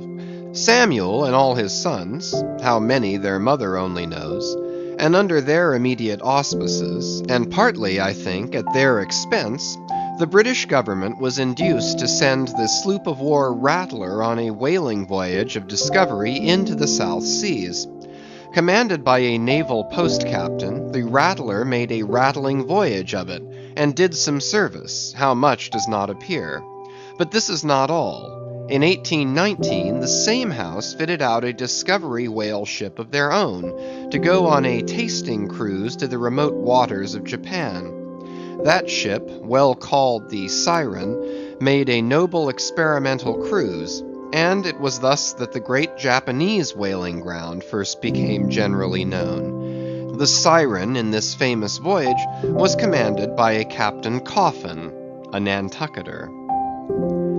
All honor to the Enderbys, therefore, whose house, I think, exists to the present day, though doubtless the original Samuel must long ago have slipped his cable for the great South Sea of the other world. The ship named after him was worthy of the honor, being a very fast sailor and a noble craft in every way.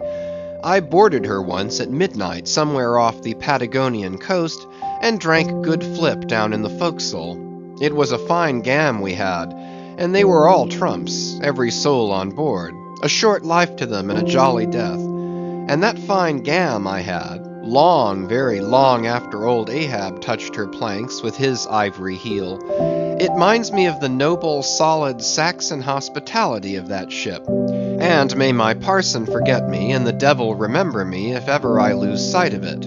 Flip? Did I say we had flip?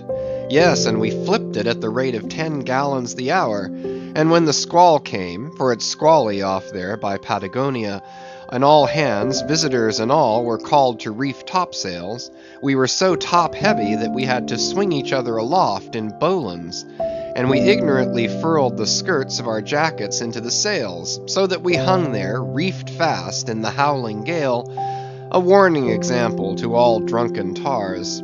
However, the mast did not go overboard, and by we scrambled down, so sober that we had to pass the flip again, though the savage salt spray bursting down the forecastle scuttle rather too much diluted and pickled it to my taste. The beef was fine, tough but with body in it. They said it was bull beef, others that it was dromedary beef, but I do not know for certain how that was. They had dumplings too, small but substantial, symmetrically globular, and indestructible dumplings. I fancied you could feel them, and roll them about in you after they were swallowed.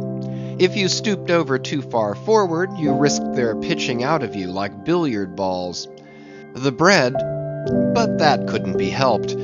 Besides, it was an anti-scorbutic. In short, the bread contained the only fresh fare they had. But the forecastle was not very light, and it was very easy to step over into a dark corner when you ate it. But all in all, taking her from truck to helm, considering the dimensions of the cook's boilers, including his own live parchment boilers, fore and aft, I say, the Samuel Enderby was a jolly ship, of good fare and plenty, fine flip and strong, crack fellows all, and capital from boot heels to hatband. But why was it, think ye, that the Samuel Enderby, and some other English whalers I know of, not all though, were such famous hospitable ships, that passed round the beef and the bread and the can and the joke, and were not soon weary of eating and drinking and laughing? I will tell you, the abounding good cheer of these English whalers is a matter for historical research, nor have I been at all sparing of historical whale research when it has seemed needed. The English were preceded in the whale fishery by the Hollanders, Zealanders, and Danes, from whom they derived many terms still extant in the fishery, and what is yet more, their fat old fashions, touching plenty to eat and drink. For, as a general thing, the English merchant ship scrimps her crew, but not so the English whaler. Hence, in the English, this thing of whaling good cheer is not normal and natural, but incidental and particular, and therefore must have some special origin, which is here pointed out, and will be still further elucidated. During my researches in the Leviathanic histories, I stumbled upon an ancient Dutch volume, which, by the musty whaling smell of it, I knew must be about whalers. The title was Dan Koopman, wherefore I concluded that this must be the invaluable memoirs of some Amsterdam cooper in the fishery, as every whale ship must carry its cooper. I was reinforced in this opinion by seeing that it was the production of one Fitz Swackhammer. But my friend Dr. Snodhead, a very learned man, professor of Low Dutch and High German in the College of Santa Claus and St. Potts, to whom I handed the work for translation, giving him a box of sperm candles for his trouble, this same Dr. Snodhead, so soon as he spied the book, assured me that Dan Koopman did not mean the cooper, but the merchant. In short, this ancient and learned Low Dutch book treated of the commerce of Holland, and among other subjects contained a very interesting account of its whale fishery.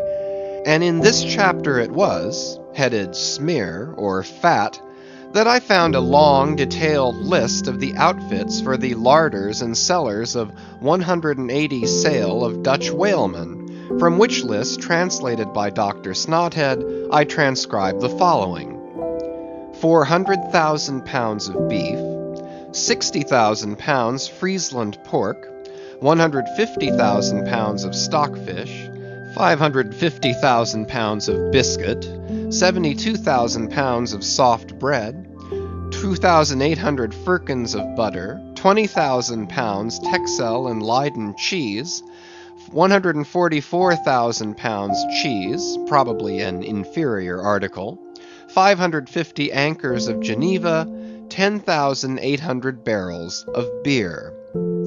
Most statistical tables are parchingly dry in the reading. Not so in the present case, however, where the reader is flooded with whole pipes, barrels, quarts, and gills of good gin and good cheer. At the time, I devoted 3 days to the studious digesting of all this beer, beef, and bread, during which many profound thoughts were incidentally suggested to me, capable of a transcendental and Platonic application.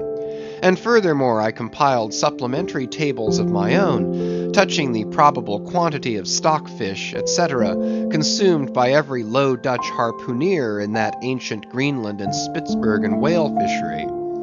In the first place, the amount of butter and Texel and Leyden cheese consumed seems amazing. I impute it, though, to their naturally unctuous natures, being rendered still more unctuous by the nature of their vocation, and especially by their pursuing their game in those frigid polar seas, on the very coasts of that Eskimo country where the convivial natives pledge each other in bumpers of train oil. The quantity of beer, too, is very large, 10,800 barrels. Now, as those polar fisheries could only be prosecuted in the short summer of that climate, so that the whole cruise of one of these Dutch whalemen, including the short voyage to and from the Spitzbergen Sea, did not much exceed 3 months, say, and reckoning 30 men to each of their fleet of 180 sail, we have 5,400 Low Dutch seamen in all. Therefore, I say, we have precisely 2 barrels of beer per man for a 12 weeks' allowance, exclusive of his fair proportion of that 550 anchors of gin. Now, whether these gin and beer harpooneers, so fuddled as one might fancy them to have been, were the right sort of men to stand up in a boat's head and take good aim at flying whales, this would seem somewhat improbable. Yet they did aim at them, and hit them too. But this was very far north, be it remembered, where beer agrees well with the constitution. Upon the equator, in our southern fishery, beer would be apt to make the harpooneer sleepy at the masthead and boozy in his boat, and grievous loss might ensue to Nantucket and New Bedford. But no more. Enough has been said to show that the old Dutch whalers of 2 or 3 centuries ago were high livers, and that the English whalers have not neglected so excellent an example. For, say they, when cruising in an empty ship, if you can get nothing better out of the world, get a good dinner out of it at least. And this empties the decanter. Chapter 102. A Bower in the Arsacides. Hitherto, in descriptively treating of the sperm whale, I have chiefly dwelt upon the marvels of his outer aspect, or separately and in detail upon some few interior structural features. But to a large and thorough sweeping comprehension of him, it behooves me now to unbutton him still further, and untagging the points of his hose, unbuckling his garters, and casting loose the hooks and eyes of the joints of his innermost bones, set him before you in his ultimatum, that is to say, in his unconditional skeleton. But how now, Ishmael? How is it that you, a mere oarsman in the fishery, pretend to know aught about the subterranean parts of the whale? Did erudite Stubb, mounted upon your capstan, deliver lectures on the anatomy of the cetacea, and by help of the windlass hold up a specimen rib for exhibition? Explain thyself, Ishmael. Can you land a full-grown whale on your deck for examination, as a cook dishes a roast pig? Surely not. A veritable witness have you hitherto been, Ishmael, but have a care how you seize the privilege of Jonah alone, the privilege of discoursing upon the joists and beams, the rafters, ridgepoles, sleepers, and underpinnings, making up the framework of the Leviathan, and belike of the tallow vats, dairy rooms, butteries, and cheeseries in his bowels. I confess that since Jonah, few whalemen have penetrated very far beneath the skin of the adult whale. Nevertheless, I have been blessed with an opportunity to dissect him in miniature. In a ship I belonged to, a small cub sperm whale was once bodily hoisted to the deck for his poke or bag to make sheaths for the barbs of the harpoons and for the heads of the lances. Think you I let that chance go without using my boat hatchet and jackknife and breaking the seal and reading all the contents of that young cub? And as for my exact knowledge of the bones of the Leviathan in their gigantic, full-grown development, for that rare knowledge I am indebted to my late royal friend Tranquo, King of Tranque, one of the Arsacides. For being at Tranque, years ago, when attached to the trading ship Dey of Algiers, I was invited to spend part of the Arsacidean holidays with the Lord of Tranque at his retired palm villa at Pupella, a seaside glen not very far distant from what our sailors called Bamboo Town, his capital. Among many other fine qualities, my royal friend Tranquo, being gifted with a devout love for all matters of barbaric virtu, had brought together in Pupella whatever rare things the more ingenious of his people could invent, chiefly carved woods of wonderful devices, chiseled shells, inlaid spears, costly paddles, aromatic canoes, and all these distributed among whatever natural wonders the wonder-freighted, tribute-rendering waves had cast upon his shores. Chief among the latter was a great sperm whale, which, after an unusually long, raging gale, had been found dead and stranded, with his head against a cocoanut tree, whose plumage-like tufted droopings seemed his verdant jet. When the vast body had at last been stripped of its fathom-deep enfoldings, and the bones became dust-dry in the sun, then the skeleton was carefully transported up the Pupella Glen, where a grand temple of lordly palms now sheltered it. The ribs were hung with trophies, the vertebrae were carved with Arsacidean annals in strange hieroglyphics.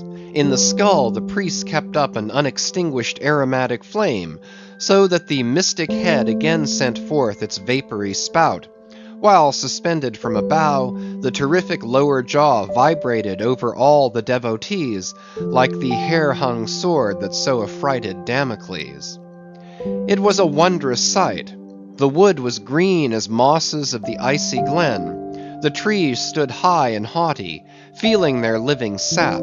The industrious earth beneath was as a weaver's loom, with a gorgeous carpet on it, whereof the ground vine tendrils formed the warp and woof, and the living flowers the figures. All the trees with all their laden branches, all the shrubs and ferns and grasses, the message-carrying air, all these unceasingly were active. Through the lacings of the leaves the great sun seemed a flying shuttle, weaving the unwearied verdure. O busy weaver, unseen weaver, pause, one word. Whither flows the fabric? What palace may it deck? Wherefore all these ceaseless toilings? Speak, weaver! Stay thy hand! But one single word with thee! Nay, the shuttle flies, the figures float from forth the loom, the freshet rushing carpet forever slides away. The weaver god, he weaves, and by that weaving is he deafened, that he hears no mortal voice. And by that humming, we too, who look on the loom, are deafened, and only when we escape it shall we hear the thousand voices that speak through it. For even so it is in all material factories. The spoken words that are inaudible among the flying spindles, those same words are plainly heard without the walls, bursting from the opened casements. Thereby have villainies been detected.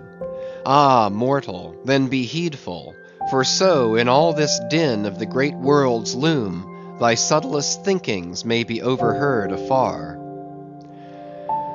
Now, amid the green, life-restless loom of that Arsacidean wood, the great, white, worshipped skeleton lay lounging, a gigantic idler.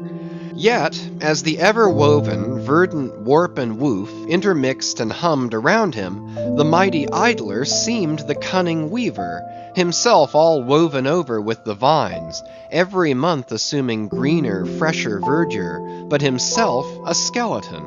Life folded death, death trellised life, the grim god wived with youthful life, and begat him curly-headed glories. Now when with the royal Tranquo I visited this wondrous whale, and saw the skull an altar and the artificial smoke ascending from where the real jet had issued, I marveled that the king should regard a chapel as an object of vertu. He laughed. But more I marveled that the priest should swear that smoky jet of his was genuine. To and fro I paced before this skeleton, brushed the vines aside, broke through the ribs, and with a ball of Arsacidean twine, wandered, eddied long amid its many winding, shaded colonnades and arbors. But soon my line was out, and following it back, I emerged from the opening where I entered. I saw no living thing within. Naught was there but bones. Cutting me a green measuring rod, I once more dived within the skeleton. From their arrow slit in the skull, the priests perceived me taking the altitude of the final rib. How now, they shouted. Darest thou measure this, our god? That's for us. Aye, priests. Well, how long do ye make him then? But hereupon a fierce contest rose among them, concerning feet and inches. They cracked each other's sconces with their yardsticks. The great skull echoed, and seizing that lucky chance, I quickly concluded my own admeasurements. These admeasurements I now propose to set before you. But first be it recorded that, in this matter, I am not free to utter any fancied measurement I please, because there are skeleton authorities you can refer to test my accuracy. There is a Leviathanic museum, they tell me, in Hull, England, one of the whaling ports of that country, where they have some fine specimens of finbacks and other whales. Likewise, I have heard that in the Museum of Manchester, in New Hampshire, they have what the proprietors call, quote, the only perfect specimen of a Greenland or river whale in the United States, end quote. Moreover, at a place in Yorkshire, England, Burton Constable by name, a certain Sir Clifford Constable has in his possession the skeleton of a sperm whale, but of moderate size, by no means of the full-grown magnitude of my friend King Tranquo's. In both cases, the stranded whales to which these two skeletons belonged were originally claimed by their proprietors upon similar grounds, King Tranquo seizing his because he wanted it, and Sir Clifford because he was lord of the seigneuries in those parts.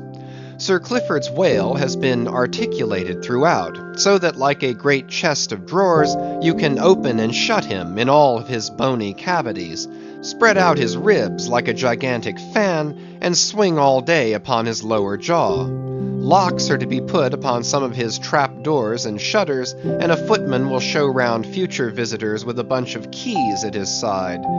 Sir Clifford thinks of charging twopence for a peep at the whispering gallery in the spinal column, 3d to hear the echo of the hollow of his cerebellum, and 6d for the unrivaled view from his forehead. The skeleton dimensions I shall now proceed to set down are copied verbatim from my right arm, where I had them tattooed, as in my wild wanderings at that period there was no other secure way of preserving such valuable statistics. But as I was crowded for space, and wished the other parts of my body to remain a blank page for a poem I was then composing, at least what untattooed parts might remain, I did not trouble myself with the odd inches, nor indeed should inches at all enter into a congenial admeasurement of the whale. Chapter 103. Measurement of the whale's skeleton. In the first place, I wish to lay before you a particular plain statement touching the living bulk of this Leviathan, whose skeleton we are briefly to exhibit. Such a statement may prove useful here.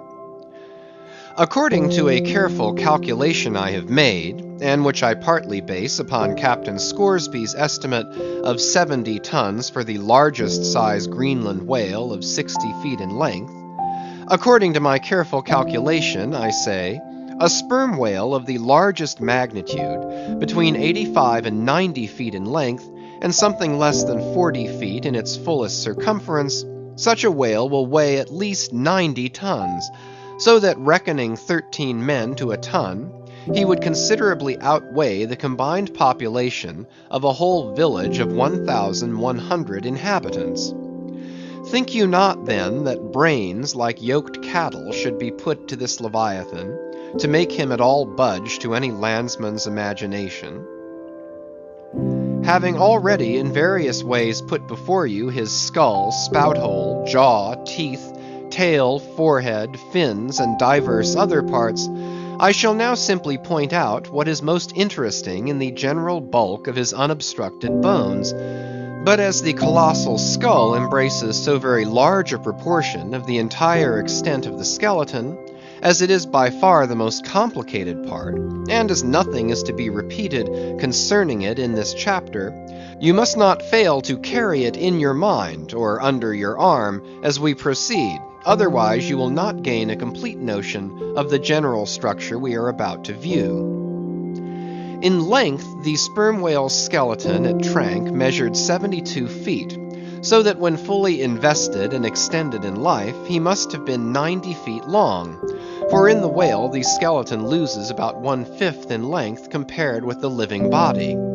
Of this 72 feet, his skull and jaw comprised some 20 feet, leaving some 50 feet of plain backbone. Attached to this backbone, for something less than 1/3 of its length, was the mighty circular basket of ribs which once enclosed his vitals.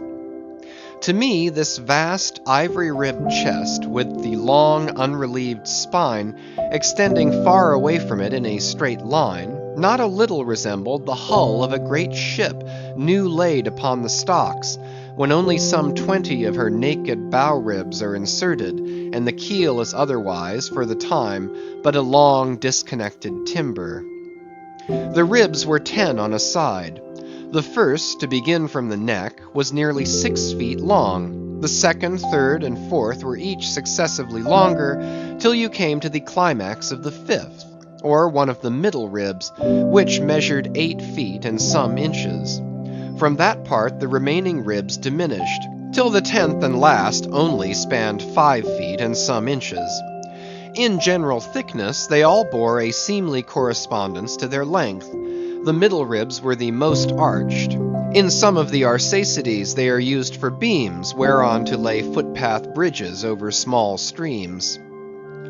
In considering these ribs, I could not but be struck anew with the circumstance, so variously repeated in this book, that the skeleton of the whale is by no means the mould of his invested form.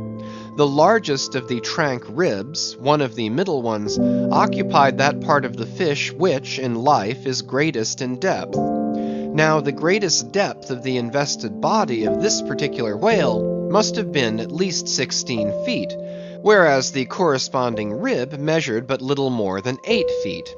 So that this rib only conveyed half of the true notion of the living magnitude of that part. Besides, for some way, where I now saw but a naked spine, all that had been once wrapped round with tons of added bulk in flesh, muscle, blood, and bowels. Still more, for the ample fins, I here saw but a few disordered joints, and in place of the weighty and majestic, but boneless flukes, an utter blank. How vain and foolish, then, thought I, for timid, untraveled man to try to comprehend aright this wondrous whale by merely poring over his dead, attenuated skeleton, stretched in this peaceful wood. No, only in the heart of quickest perils, only when within the eddyings of his angry flukes, only on the profound unbounded sea can the fully invested whale be truly and livingly found out. But the spine, for that the best way we can consider it is, with a crane to pile its bones high up on end. No speedy enterprise, but now it's done, it looks much like Pompey's Pillar. There are 40 and odd vertebrae in all, which in the skeleton are not locked together.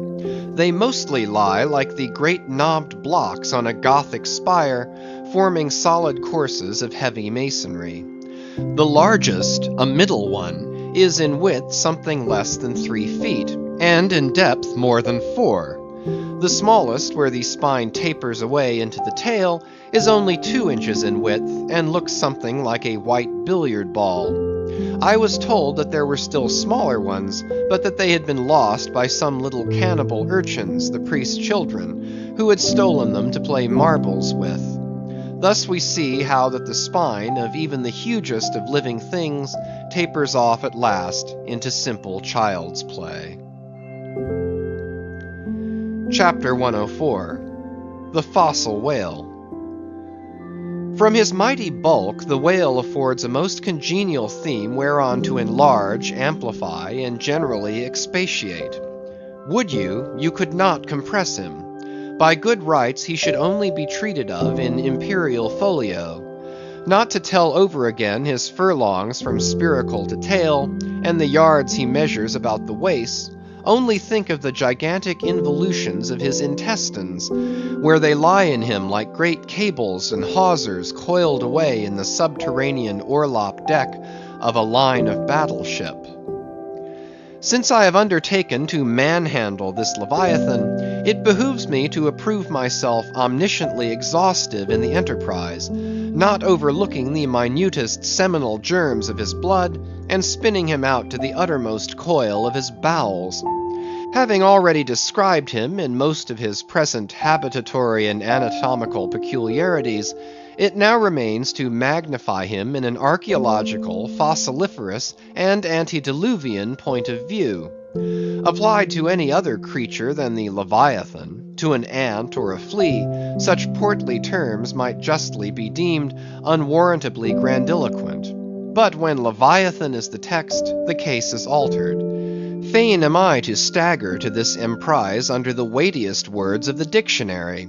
And here be it said, that whenever it has been convenient to consult one in the course of these dissertations, I have invariably used a huge quarto edition of Johnson, expressly purchased for that purpose, because that famous lexicographer's uncommon personal bulk more than fitted him to compile a lexicon to be used by a whale author like me. One often hears of writers that rise and swell with their subject, though it may seem but an ordinary one. How then with me writing of this Leviathan? Unconsciously my chirography expands into placard capitals. Give me a condor's quill. Give me Vesuvius's crater for an inkstand. Friends, hold my arms. For in the mere act of penning my thoughts of this Leviathan, they weary me, and make me faint with their outreaching comprehensiveness of sweep, as if to include the whole circle of the sciences, and all the generations of whales, and men, and mastodons, past, present, and to come, with all the revolving panoramas of empire on earth, and throughout the whole universe, not excluding its suburbs. Such and so magnifying is the virtue of a large and liberal theme. We expand to its bulk. To produce a mighty book, you must choose a mighty theme. No great and enduring volume can ever be written on the flea, though many there be who have tried it. Ere entering upon the subject of fossil whales, I present my credentials as a geologist, by stating that in my miscellaneous time I have been a stonemason, and also a great digger of ditches, canals, and wells, wine vaults, and cellars, and cisterns of all sorts. Likewise, by way of preliminary, I desire to remind the reader that while in the earlier geological strata there are found fossils of monsters now almost completely extinct, the subsequent relics discovered in what are called the tertiary formations seem the connecting, or at any rate intercepted, links between the ante-chronicle creatures and those whose remote posterity are said to have entered the ark. All the fossil whales hitherto discovered belong to the tertiary period, which is the last preceding the superficial formations. And though none of them precisely answer to any known species of the present time, they are yet sufficiently akin to them in general respects to justify their taking rank as cetacean fossils. Detached broken fossils of pre-Adamite whales, fragments of their bones and skeletons, have within 30 years past at various intervals been found at the base of the Alps, in Lombardy, in France, in England, in Scotland, and in the states of Louisiana, Mississippi, and Alabama. Among the more curious of such remains is part of a skull, which in the year 1779 was disinterred in the Rue Dauphine in Paris, a short street opening almost directly upon the palace of the Tuileries, and bones disinterred in excavating the great docks of Antwerp in Napoleon's time. Cuvier pronounced these fragments to have belonged to some utterly unknown leviathanic species. But by far the most wonderful of all cetacean relics was the almost complete vast skeleton of an extinct monster found in the year 1842 on the plantation of Judge Cree in Alabama. The awe-stricken, credulous slaves in the vicinity took it for the bones of one of the fallen angels. The Alabama doctors declared it a huge reptile and bestowed upon it the name of Basilosaurus. But some specimen bones of it being taken across the sea to Owen, the English anatomist, it turned out that this alleged reptile was a whale, though of a departed species. A significant illustration of the fact, again and again repeated in this book, that the skeleton of the whale furnishes but little clue to the shape of his fully invested body. So Owen rechristened the monster Zeuglodon, and in his paper read before the London Geological Society, pronounced it in substance one of the most extraordinary creatures which the mutations of the globe have blotted out of existence. When I stand among these mighty leviathan skeletons, skulls, tusks, jaws, ribs, and vertebrae, all characterized by partial resemblances to the existing breeds of sea monsters, but at the same time bearing, on the other hand, similar affinities to the annihilated ante-chronicle leviathans, their incalculable seniors, I am, by a flood, borne back to that wondrous period, ere time itself can be said to have begun, for time began with man. Here Saturn's grey chaos rolls over me, and I obtain dim, shuddering glimpses into those polar eternities, when wedged bastions of ice pressed hard upon what are now the tropics, and in all the 25,000 miles of this world's circumference, not an inhabitable hand's breadth of land was visible.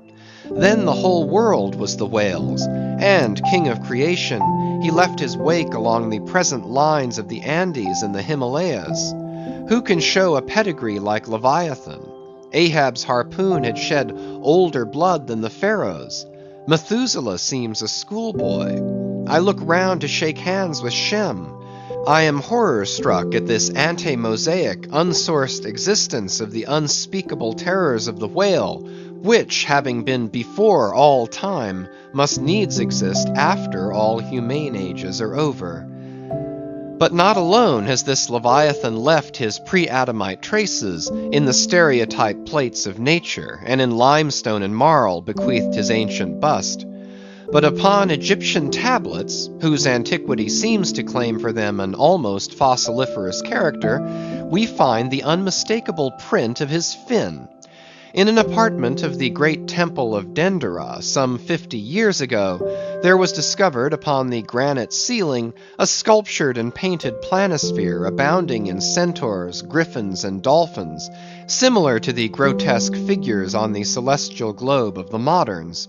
Gliding among them, old Leviathan swam as of yore. Was there, swimming in that planisphere, centuries before Solomon was cradled. Nor must there be omitted another strange attestation of the antiquity of the whale, in his own osseous post-diluvian reality, as set down by the venerable John Leo, the old Barbary traveller. Quote, "Not far from the seaside they have a temple, the rafters and beams of which are made of whale bones, for whales of a monstrous size are oftentimes cast up dead upon that shore. The common people imagine that by a secret power bestowed by God upon the temple, no whale can pass it without immediate death. But the truth of the matter is, that on either side of the temple, there are rocks that shoot 2 miles into the sea, and wound the whales when they light upon them. They keep a whale's rib of an incredible length for a miracle, which lying upon the ground with its convex part uppermost, makes an arch, the head of which cannot be reached by a man upon a camel's back. This rib, says John Leo, is said to have lain there 100 years before I saw it. Their historians affirm that a prophet who prophesied of Mahomet came from this temple, and some do not stand to assert that the prophet Jonas was cast forth by the whale at the base of the temple." End quote. In this Afric temple of the whale I leave you, reader, and if you be a Nantucketer and a whaleman, you will silently worship there. End of chapters 101 to 104.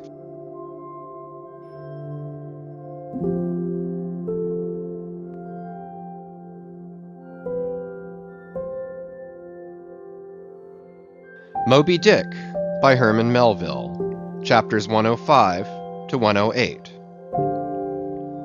Chapter 105. Does the whale's magnitude diminish? Will he perish? Inasmuch then as this Leviathan comes floundering down upon us from the headwaters of the eternities, it may be fitly inquired whether, in the long course of his generations, he has not degenerated from the original bulk of his sires.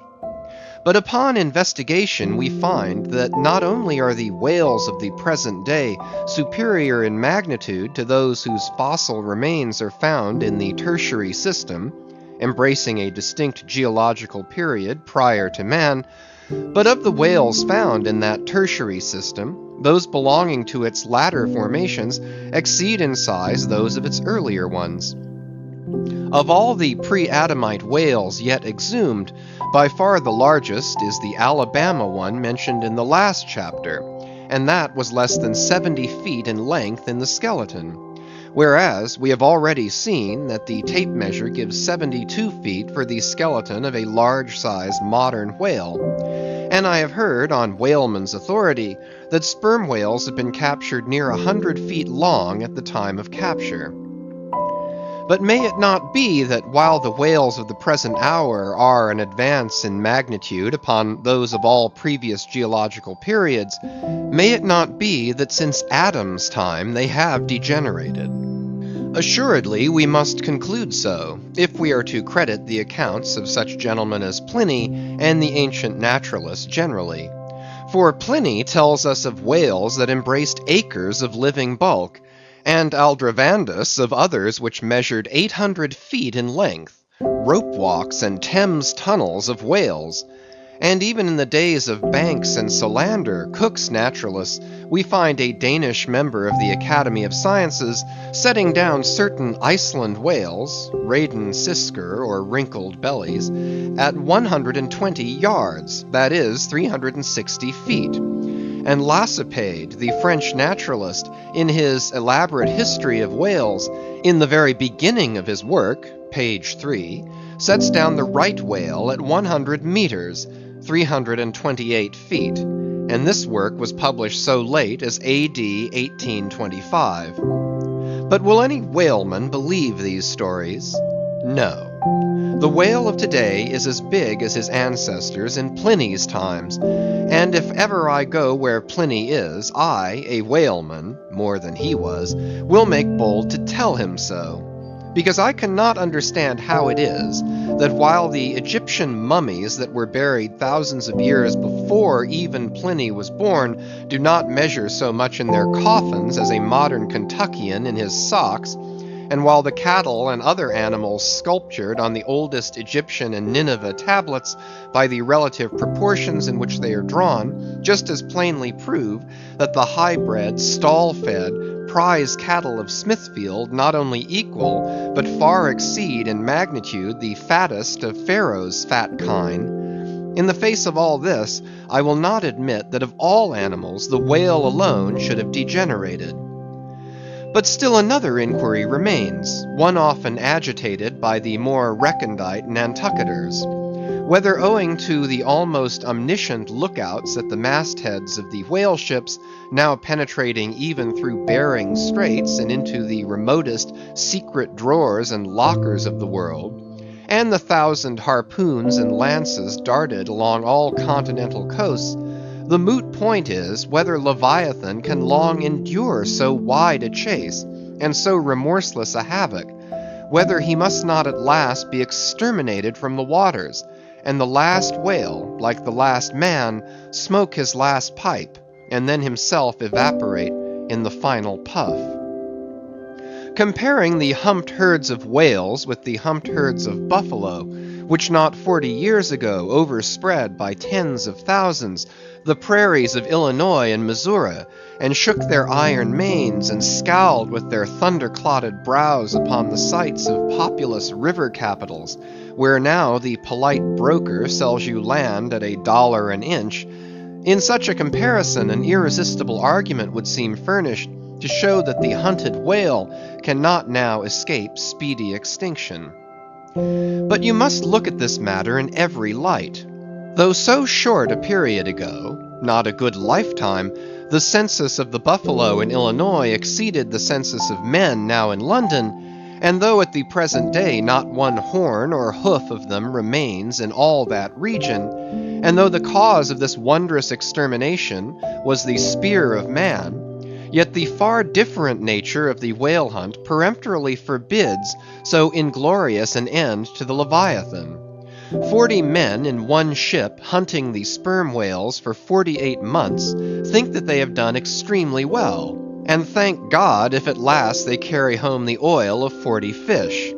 Whereas in the days of the old Canadian and Indian hunters and trappers of the West, when the far West, in whose sunsets suns still rise, was a wilderness and a virgin, the same number of moccasined men for the same number of months, mounted on horse instead of sailing in ships, would have slain not 40 but 40,000 and more buffaloes, a fact that, if need were, could be statistically stated.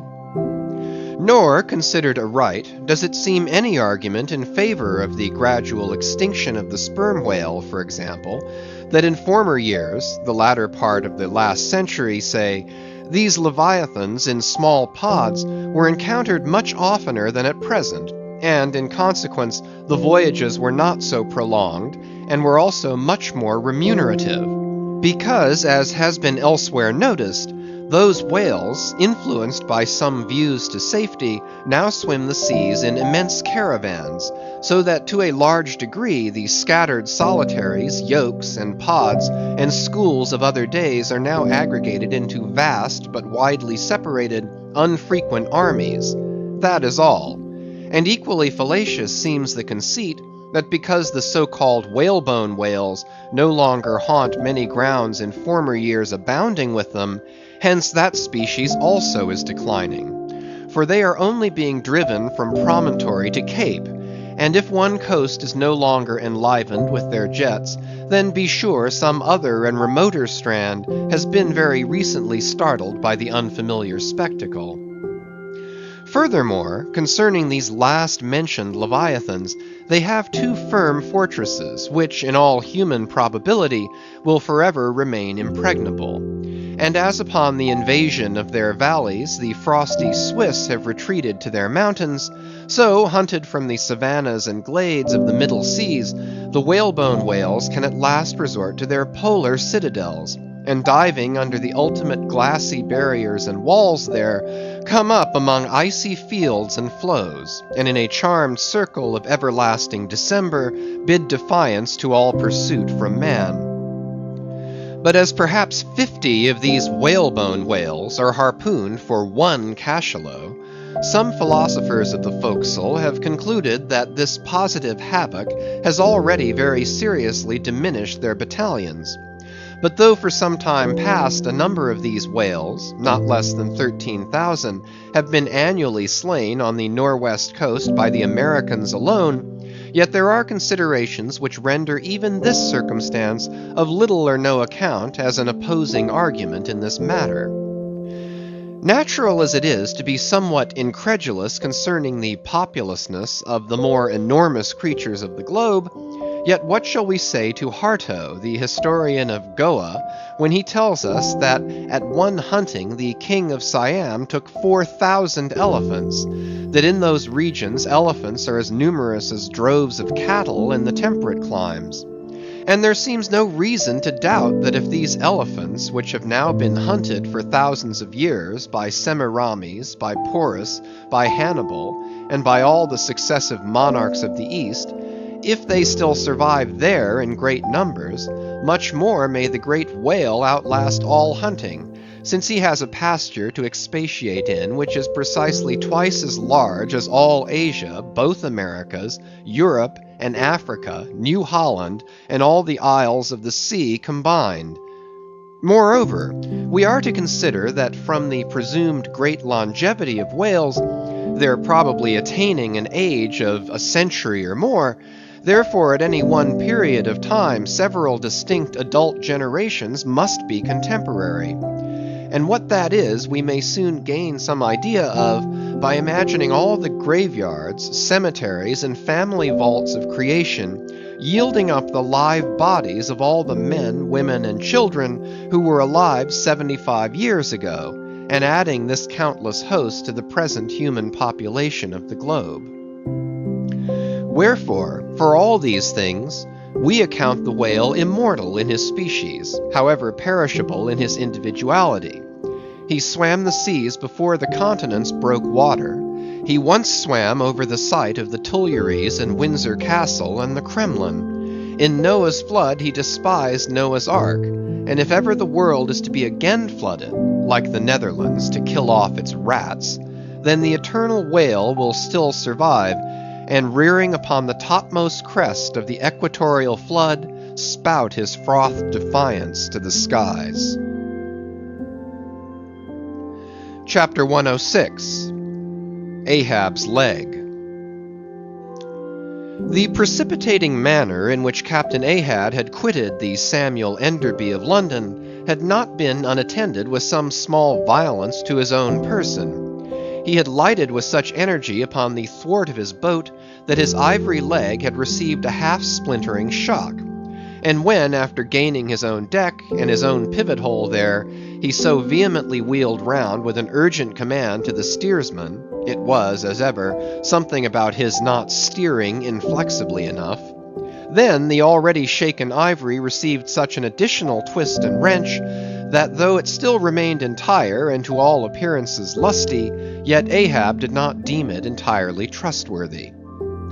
And indeed it seemed small matter for wonder, that for all his pervading mad recklessness, Ahab did at times give careful heed to the condition of that dead bone upon which he partly stood.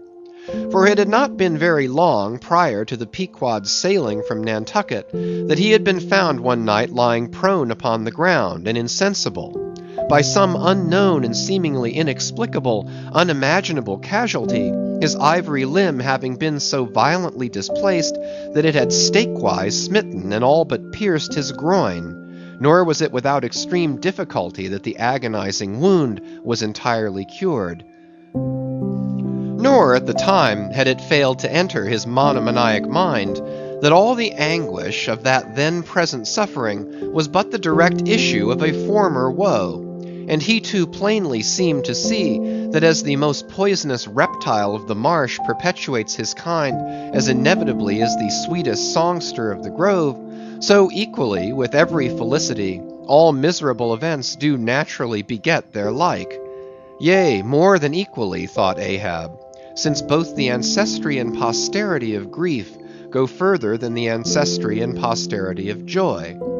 For, not to hint of this, that it is an inference from certain canonic teachings, that while some natural enjoyments here shall have no children born to them for the other world, but, on the contrary, shall be followed by the joy childlessness of all hell's despair, whereas some guilty mortal miseries shall still fertilely beget to themselves an eternally progressive progeny of griefs beyond the grave. Not at all to hint of this, there still seems an inequality in the deeper analysis of the thing. For, thought Ahab, while even the highest earthly felicities have a certain unsignifying pettiness lurking in them, but at bottom all heart woes, a mystic significance, and in some men an archangelic grandeur, so do their diligent tracings out not belie the obvious deduction. To trail the genealogies of these high mortal miseries carries us at last among the sourceless primogenitors of the gods, so that in the face of all the glad haymaking suns and soft symboling round harvest moons, we must needs give in to this, that the gods themselves are not forever glad. The ineffaceable sad birthmark in the brow of man is but the stamp of sorrow in the signers. Unwittingly here a secret has been divulged, which perhaps might more properly, in set way, have been disclosed before. With many other particulars concerning Ahab, always had it remained a mystery to some why it was that for a certain period, both before and after the sailing of the Pequod, he had hidden himself away with such grand llama-like exclusiveness, and for that one interval sought speechless refuge, as it were, among the marble senate of the dead. Captain Peleg's bruited reason for this thing appeared by no means adequate, though indeed, as touching all Ahab's deeper part, every revelation partook more of significant darkness than of explanatory light. But in the end it all came out. This one matter did, at least. That direful mishap was at the bottom of his temporary recluseness. And not only this, but to that ever-contracting, dropping circle ashore, who for any reason possessed the privilege of a less banned approach to him, to that timid circle the above-hinted casualty, remaining as it did, moodily unaccounted for by Ahab, invested itself with terrors not entirely underived from the land of spirits and of whales. So that, through their zeal for him, they had all conspired, so far as in them lay, to muffle up the knowledge of this thing from others, and hence it was that not till a considerable interval had elapsed, did it transpire upon the Pequod's decks. But, be all this as it may, let the unseen ambiguous synod in the air, or the vindictive princes and potentates of fire, have to do or not with earthly Ahab, yet in this present matter of his leg, he took plain practical procedures. He called the carpenter. And when that functionary appeared before him, he bade him without delay set about making a new leg, and directed the mates to see him supplied with all these studs and joists of jaw ivory, sperm whale, which had thus far been accumulated on the voyage, in order that a careful selection of the stoutest, clearest grained stuff might be secured.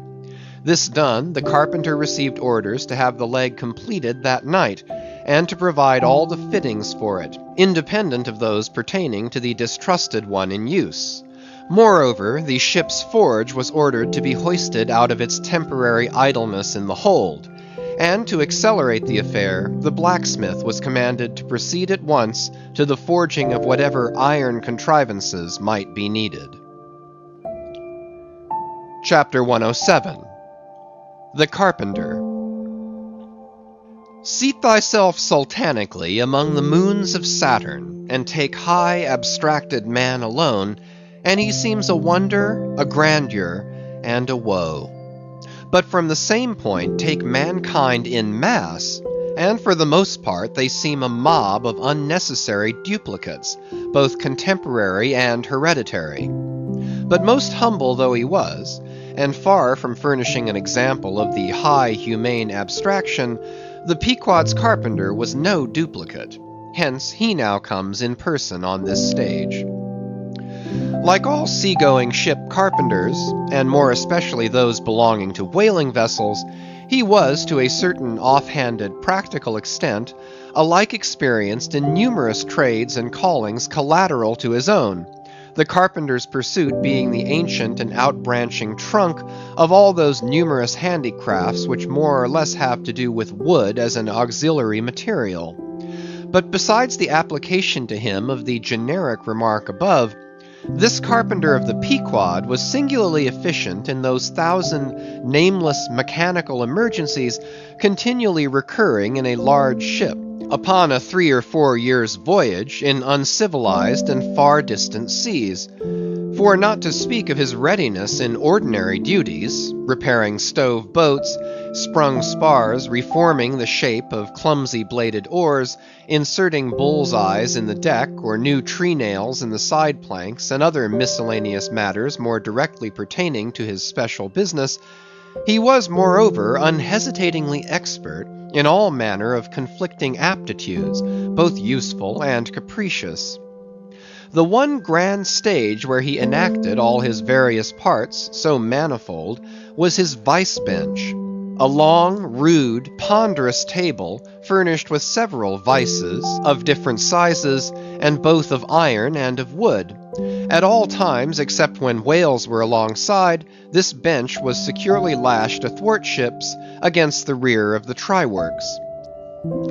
A belaying pin is found too large to be easily inserted into its hole. The carpenter claps it into one of his ever-ready vices, and straightway files it smaller. A lost land bird of strange plumage strays on board and is made a captive. Out of clean-shaved rods of right whalebone and cross-beams of sperm whale ivory, the carpenter makes a pagoda-looking cage for it. An oarsman sprains his wrist. The carpenter concocts a soothing lotion. Stubb longed for vermilion stars to be painted upon the blade of his every oar. Screwing each oar in his big vise of wood, the carpenter symmetrically supplies the constellation. A sailor takes a fancy to wear shark bone earrings. The carpenter drills his ears. Another has a toothache. The carpenter out pincers, and clapping one hand upon his bench, bids him be seated there. But the poor fellow unmanageably winces under the unconcluded operation. Whirling round the handle of his wooden vice, the carpenter signs him to clap his jaw in that, if he would have him draw the tooth. Thus this carpenter was prepared at all points, and alike indifferent and without respect in all. Teeth he accounted bits of ivory. Heads he deemed but top blocks. Men themselves he lightly held for capstans. But while now upon so wide a field thus variously accomplished, and with such liveliness of expertness in him too, all this would seem to argue some uncommon vivacity of intelligence. But not precisely so. For nothing was this man more remarkable than for a certain impersonal stolidity, as it were. Impersonal, I say, for it so shaded off into the surrounding infinite of things that it seemed one with the general stolidity discernible in the whole visible world, which while pauselessly active in uncounted modes, still eternally holds its peace, and ignores you, though you dig foundations for cathedrals. Yet was this half-horrible stolidity in him, involving too, as it appeared, an all-ramifying heartlessness, yet was it oddly dashed at times with an old, crutch-like, antediluvian, wheezing humorousness, not unstreaked now and then with a certain grizzled wittiness, such as might have served to pass the time during the midnight watch on the bearded forecastle of Noah's Ark. Was it that this old carpenter had been a lifelong wanderer, whose much rolling to and fro not only had gathered no moss, but what is more, had rubbed off whatever small outward clingings might have originally pertained to him? He was a stripped abstract, an unfractioned integral, uncompromised as a newborn babe, living without premeditated reference to this world or the next. You might almost say that this strange uncompromisedness in him involved a sort of unintelligence, for in his numerous trades he did not seem to work so much by reason or by instinct, or simply because he had been tutored to it, or by any intermixture of all these, even or uneven, but merely by a kind of deaf and dumb, spontaneous, literal process. He was a pure manipulator. His brain, if he had ever had one, must have early oozed along into the muscles of his fingers. He was like one of those unreasoning but still highly useful, multum in parvo, Sheffield contrivances, assuming the exterior, though a little swelled, of a common pocket knife, but containing not only blades of various sizes, but also screwdrivers, corkscrews, tweezers, awls, pens, rulers, nail filers, countersinkers. So, if his superiors wanted to use the carpenter for a screwdriver, all they had to do was to open that part of him and the screw was fast, or if for tweezers, take him up by the legs, and there they were. Yet, as previously hinted, this omni-tooled, open and shut carpenter was, after all, no mere machine of an automaton. If he did not have a common soul in him, he had a subtle something that somehow anomalously did its duty. What that was, whether essence of quicksilver or a few drops of hartshorn, there was no telling. But there it was, and there it had abided for now some 60 years or more. And this it was, this same unaccountable, cunning, life principle in him, this it was that kept him a great part of the time soliloquizing, but only like an unreasoning wheel, which also hummingly soliloquizes. Or rather, his body was a sentry box, and this soliloquizer on guard there, and talking all the time to keep himself awake. Chapter 108. Ahab and the Carpenter. The deck. First night watch. Carpenter standing before his vice bench, and by the light of 2 lanterns, busily filing the ivory joist for the leg, which joist is firmly fixed in the vice. Slabs of ivory, leather straps, pads, screws, and various tools of all sorts lying about the bench. Forward, the red flame of the forge is seen, where the blacksmith is at work. Drat the file, and drat the bone. That is hard which should be soft, and that is soft which should be hard. So we go, who file old jaws and shin bones. Let's try another. Aye, now this works better. Sneezes. Hello, this bone dust is... Sneezes. Why, it's... Sneezes. Yes, it's... Sneezes. Bless my soul, it won't let me speak. That is what an old fellow gets now for working in dead lumber. Saw a live tree, and you don't get this dust. Amputate a live bone, and you don't get it. Sneezes. Come, come, you, old smut. There, bear a hand, and let's have that ferrule and buckle screw. I'll be ready for them presently. Lucky now, sneezes, there's no knee joint to make. That might puzzle a little, but a mere shin bone, why, it's as easy as making hop poles, only I should like to put a good finish on. Time. If I but only had the time, I could turn him out as neat a leg now as ever, sneezes, scraped to a lady in a parlor. Those buckskin legs and calves of legs I've seen in shop windows wouldn't compare at all. They soak water, they do, and of course get rheumatic and have to be doctored, sneezes, with washes and lotions, just like live legs. There, before I saw it off now, I must call his old mogulship and see whether the length will be all right. Too short, if anything, I guess. Ha! That's the heel. We are in luck. Here he comes. Or it's somebody else, that's certain. Ahab, advancing. During the ensuing scene, the carpenter continues, sneezing at times. Well, man-maker? Just in time, sir. If the captain pleases, I will now mark the length. Let me measure, sir. Measured for a leg. Good. Well, it's not the first time. About it. There, keep thy finger on it. This is a cogent vice thou hast here, carpenter. Let me feel its grip once. So, it does pinch some. Oh, sir, it will break bones. Beware, beware. No fear. I like a good grip. I like to feel something in this slippery world that can hold man.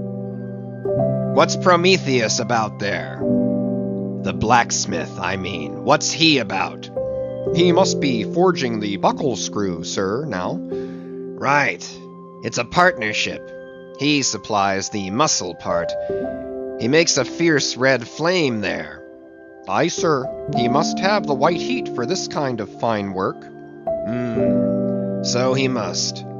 I do deem it now a most meaning thing, that this old Greek Prometheus, who made men, they say, should have been a blacksmith, and animated them with fire. For what's made in fire must properly belong to fire, and so hell's probable. How the soot flies! This must be the remainder the Greek made the Africans of. Carpenter, when he's through with that buckle, tell him to forge a pair of steel shoulder blades. There's a peddler aboard with a crushing pack. Sir? Hold. While Prometheus is about it, I'll order a complete man after a desirable pattern. Imprimis, 50 feet high in his socks. Then chest model after the Thames Tunnel. Then legs with roots to 'em to stay in one place. Then arms 3 feet through the wrist, no heart at all, brass forehead, and about 1/4 of an acre of fine brains. And let me see. Shall I order eyes to see outwards? No, but put a skylight on top of his head to illuminate inwards. There, take the order and away. Now what's he speaking about, and who's he speaking to? I should like to know. Shall I keep standing here? Aside. 'Tis but indifferent architecture to make a blind dome. Here's one. No, no, no. I must have a lantern. Ho, ho. That's it, eh? Here are two, sir. One will serve my turn. What art thou thrusting that thief-catcher into my face for, man? Thrusted light is worse than presented pistols. I thought, sir, that you spoke to Carpenter. Carpenter? Why, that's... But no. A very tidy, and I may say, an extremely gentlemanlike sort of business thou art in here, Carpenter. Or wouldst thou rather work in clay? Sir? Clay? Clay, sir? That's mud. We leave clay to ditchers, sir. The fellow's impious. What art thou sneezing about? Bone is rather dusty, sir. Take the hint, then. And when thou art dead, never bury thyself under living people's noses. Sir? Oh, I guess so. Yes. Dear. Look ye, Carpenter.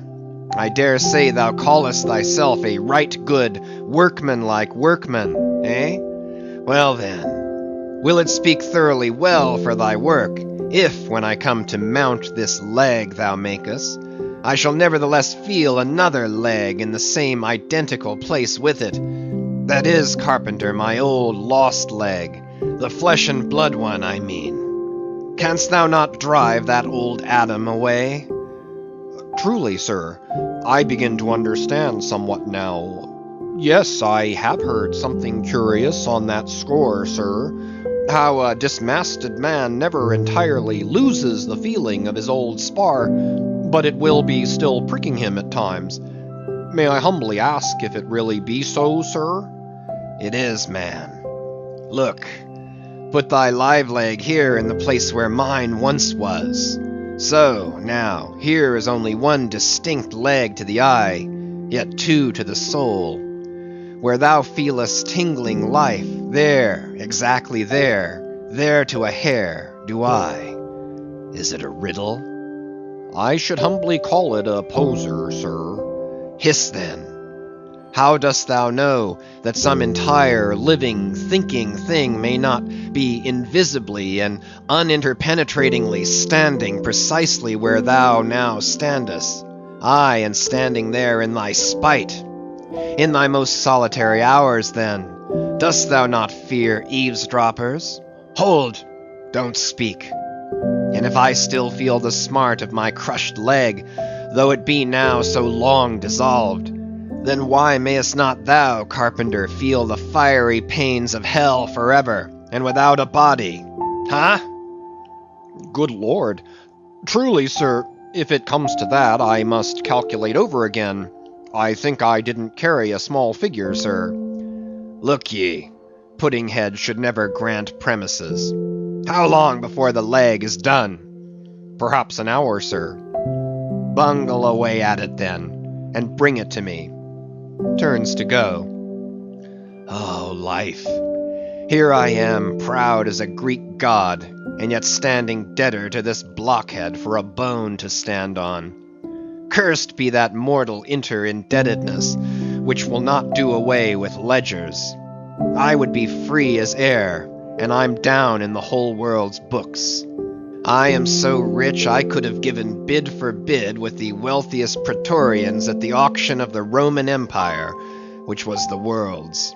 And yet I owe for the flesh in the tongue I brag with. By heavens, I'll get a crucible, and into it, and dissolve myself down to one small compendious vertebra. So.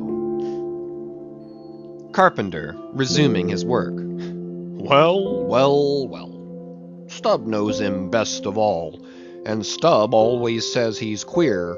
Says nothing but that one sufficient little word. Queer.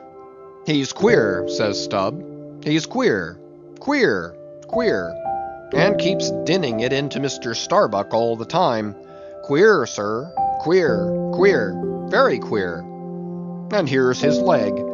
Yes, now that I think of it, here's his bedfellow. He has a stick of whale's jawbone for a wife. And this is his leg. He'll stand on this. What was that now about one leg standing in 3 places, and all the 3 places standing in one hell? How was that? Oh, I don't wonder he looked so scornful at me. I'm a sort of strange-thoughted sometimes, they say, but that's only haphazard like. Then a short, little old body like me should never undertake to wade out into deep waters with tall, heron-built captains. The water chucks you under the chin pretty quick, and there's a great cry for lifeboats. And here's the heron's leg, long and slim, sure enough. Now, for most folks, one pair of legs lasts a lifetime, and that must be because they use them mercifully, as a tender-hearted old lady uses her roly-poly old coach horses. But Ahab, oh, he's a hard driver. Look, driven one leg to death and spavined the other for life, and now wears out bone legs by the cord. Hallo there, you smut! Bear a hand there with those screws, and let's finish it before the resurrection fellow comes a-calling with his horn for all legs, true or false, as brewery men go round collecting old beer barrels to fill 'em up again. What a leg this is! It looks like a real live leg, filed down to nothing but the core. He'll be standing on this tomorrow. He'll be taking altitudes on it. Ah, hello! I almost forgot the little oval slate, smoothed ivory, where he figures up the latitude. So. Chisel, file, and sandpaper now. End of chapters 105 to 108.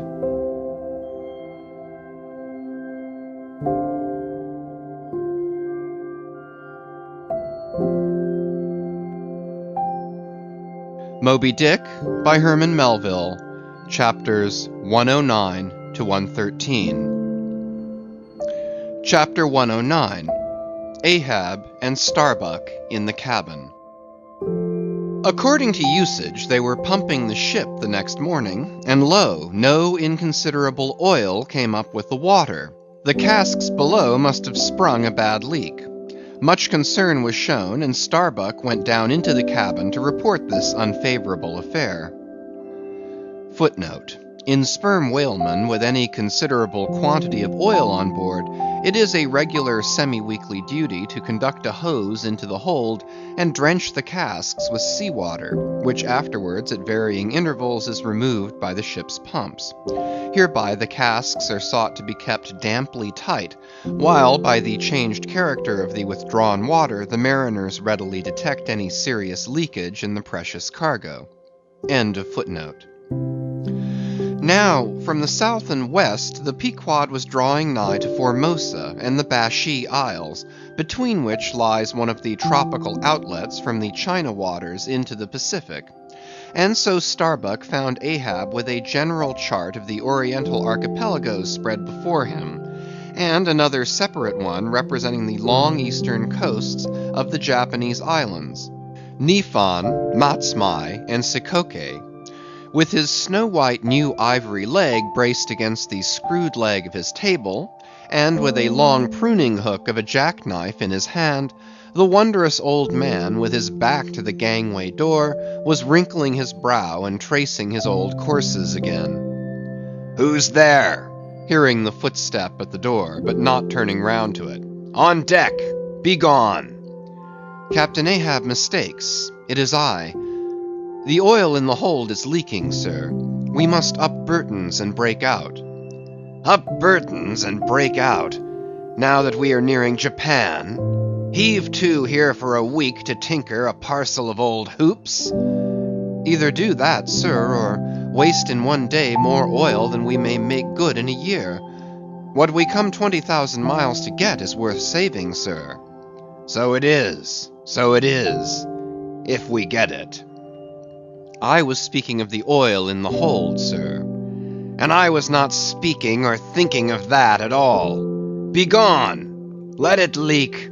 I'm all a leak myself. Aye, leaks in leaks.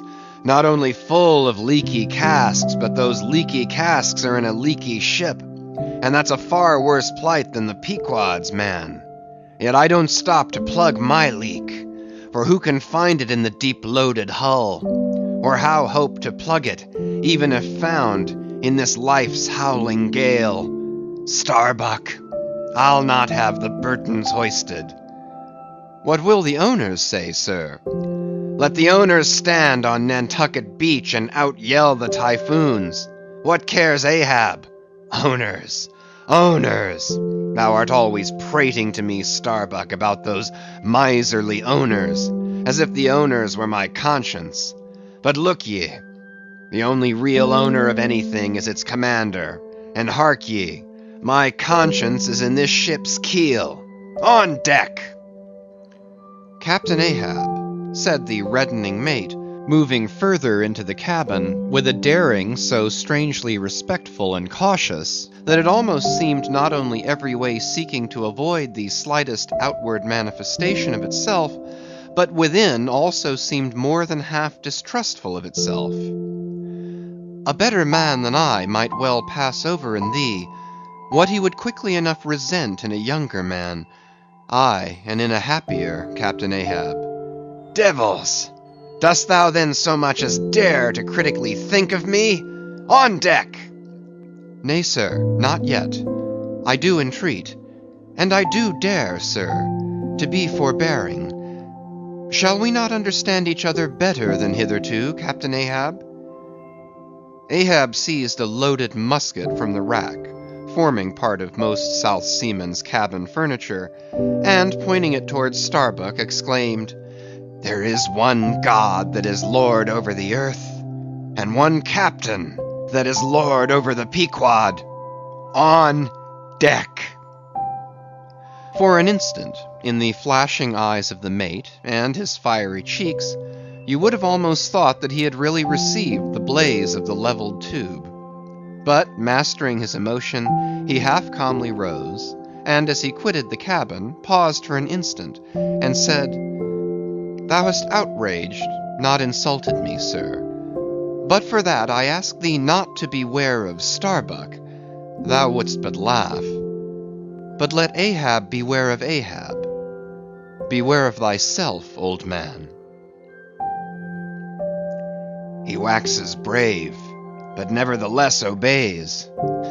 Most careful bravery that, murmured Ahab, as Starbuck disappeared. What's that he said? Ahab, beware of Ahab. There's something there. Then, unconsciously using the musket for a staff, with an iron brow he paced to and fro in the little cabin, but presently the thick pleats of his forehead relaxed, and returning the gun to the rack, he went on deck. Thou art but too good a fellow, Starbuck, he said lowly to the mate. Then raising his voice to the crew, furl the t'gallant sails and close reef the topsails, fore and aft. Back the main yard. Up Burtons and break out in the main hold. It were perhaps vain to surmise exactly why it was that, as respecting Starbuck, Ahab thus acted. It may have been a flash of honesty in him, or a mere prudential policy which, under the circumstance, imperiously forbade the slightest symptom of open disaffection, however transient, in the important chief officer of his ship. However it was, his orders were executed, and the Burtons were hoisted. Chapter 110. Queequeg in his coffin. Upon searching, it was found that the casks last struck into the hold were perfectly sound, and that the leak must be further off. So, it being calm weather, they broke out deeper and deeper, disturbing the slumbers of the huge ground tier butts, and from that black midnight sending those gigantic moles into the daylight above. So deep did they go, and so ancient and corroded and weedy the aspect of the lowermost puncheons, that you almost looked next for some mouldy cornerstone cask containing coins of Captain Noah, with copies of the posted placards vainly warning the infatuated old world from the flood. Tierce after tierce, too, of water and bread and beef and shooks of staves and iron bundles of hoops were hoisted out, till at last the piled decks were hard to get about, and the hollow hull echoed underfoot as if you were treading over empty catacombs, and reeled and rolled in the sea like an air-freighted demijohn. Top-heavy was the ship as a dinnerless student with all Aristotle in his head. Well was it that the typhoons did not visit them then. Now at this time it was that my poor pagan companion and fast bosom friend Queequeg was seized with a fever, which brought him nigh to his endless end.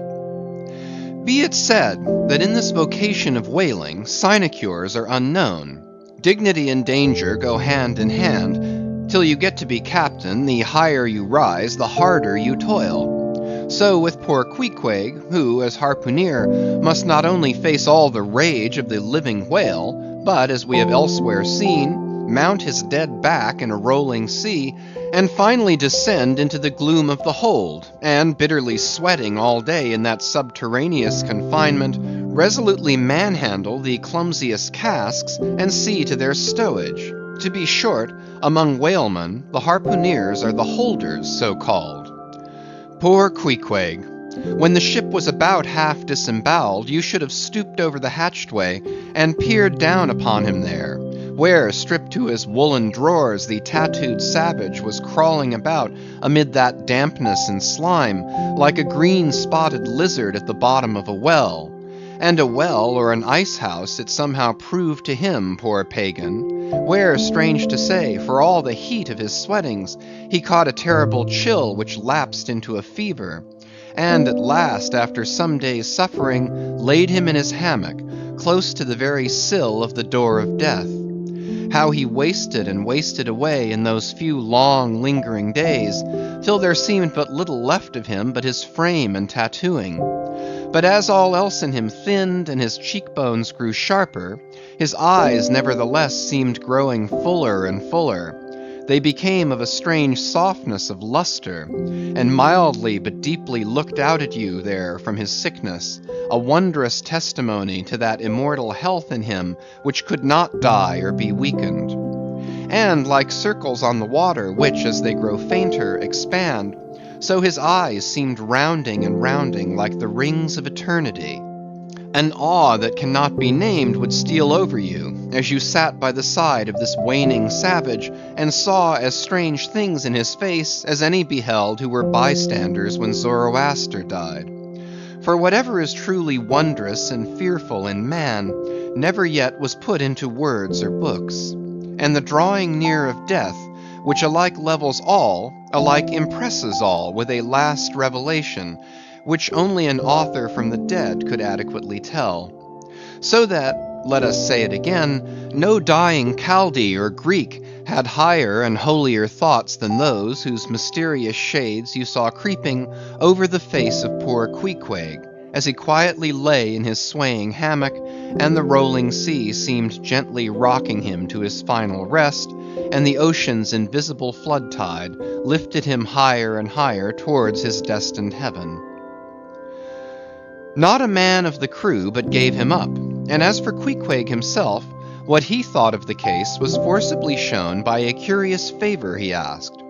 He called one to him in the grey morning watch when the day was just breaking, and taking his hand said that while in Nantucket he had chanced to see certain little canoes of dark wood, like the rich war wood of his native isle, and upon inquiry he had learned that all whalemen who died in Nantucket were laid in those same dark canoes, and that the fancy of being so laid had much pleased him, for it was not unlike the custom of his own race who, after embalming a dead warrior, stretched him out in his canoe, and so left him to be floated away to the starry archipelagos.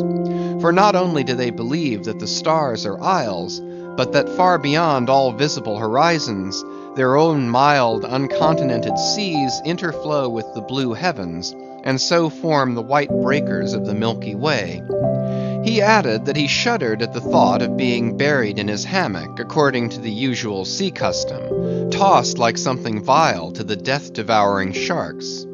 No, he desired a canoe like those of Nantucket, all the more congenial to him being a whaleman, that like a whaleboat these coffin canoes were without a keel, though that involved but uncertain steering and much leeway adown the dim ages. Now when this strange circumstance was made known aft, the carpenter was at once commanded to do Queequeg's bidding, whatever it might include. There was some heathenish, coffin-colored old lumber aboard, which upon a long previous voyage had been cut from the aboriginal groves of the Lackaday Islands, and from these dark planks the coffin was recommended to be made. No sooner was the carpenter apprised of the order, than taking his rule he forthwith, with all the indifferent promptitude of his character, proceeded into the forecastle and took Queequeg's measure with great accuracy, regularly chalking Queequeg's person as he shifted the rule.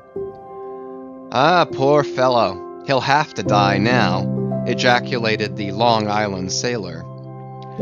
Going to his vice bench, the carpenter, for convenience sake and general reference, now transferringly measured on it the exact length the coffin was to be, and then made the transfer permanent by cutting 2 notches at its extremities. This done, he marshalled the planks and his tools, and to work. When the last nail was driven, and the lid duly planed and fitted, he lightly shouldered the coffin and went forward with it, inquiring whether they were ready for it yet in that direction. Overhearing the indignant but half-humorous cries with which the people on deck began to drive the coffin away, Queequeg, to everyone's consternation, commanded that the thing should be instantly brought to him, nor was there any denying him, seeing that of all mortals, some dying men are the most tyrannical, and certainly since they will shortly trouble us so little for evermore, the poor fellows ought to be indulged. Leaning over in his hammock, Queequeg long regarded the coffin with an attentive eye. He then called for his harpoon, and had the wooden stock drawn from it, and then had the iron part placed in the coffin along with one of the paddles of his boat. All by his own request also, biscuits were then ranged round the sides within, a flask of fresh water was placed at the head, and a small bag of woody earth scraped up in the hold at the foot, and a piece of sailcloth being rolled up for a pillow, Queequeg now entreated to be lifted into his final bed, that he might make trial of its comforts, if any it had. He lay without moving a few minutes, then told one to go to his bag and bring out his little god, Yojo. Then crossing his arms on his breast with Yojo between, he called for the coffin lid, hatch he called it, to be placed over him. The head part turned over with a leather hinge, and there lay Queequeg in his coffin, with little but his composed countenance in view. "Rarmai, it will do, it is easy," he murmured at last, and signed to be replaced in his hammock. But ere this was done, Pip, who had been slyly hovering near by all this while, drew nigh to him where he lay, and with soft sobbings took him by the hand, in the other holding his tambourine.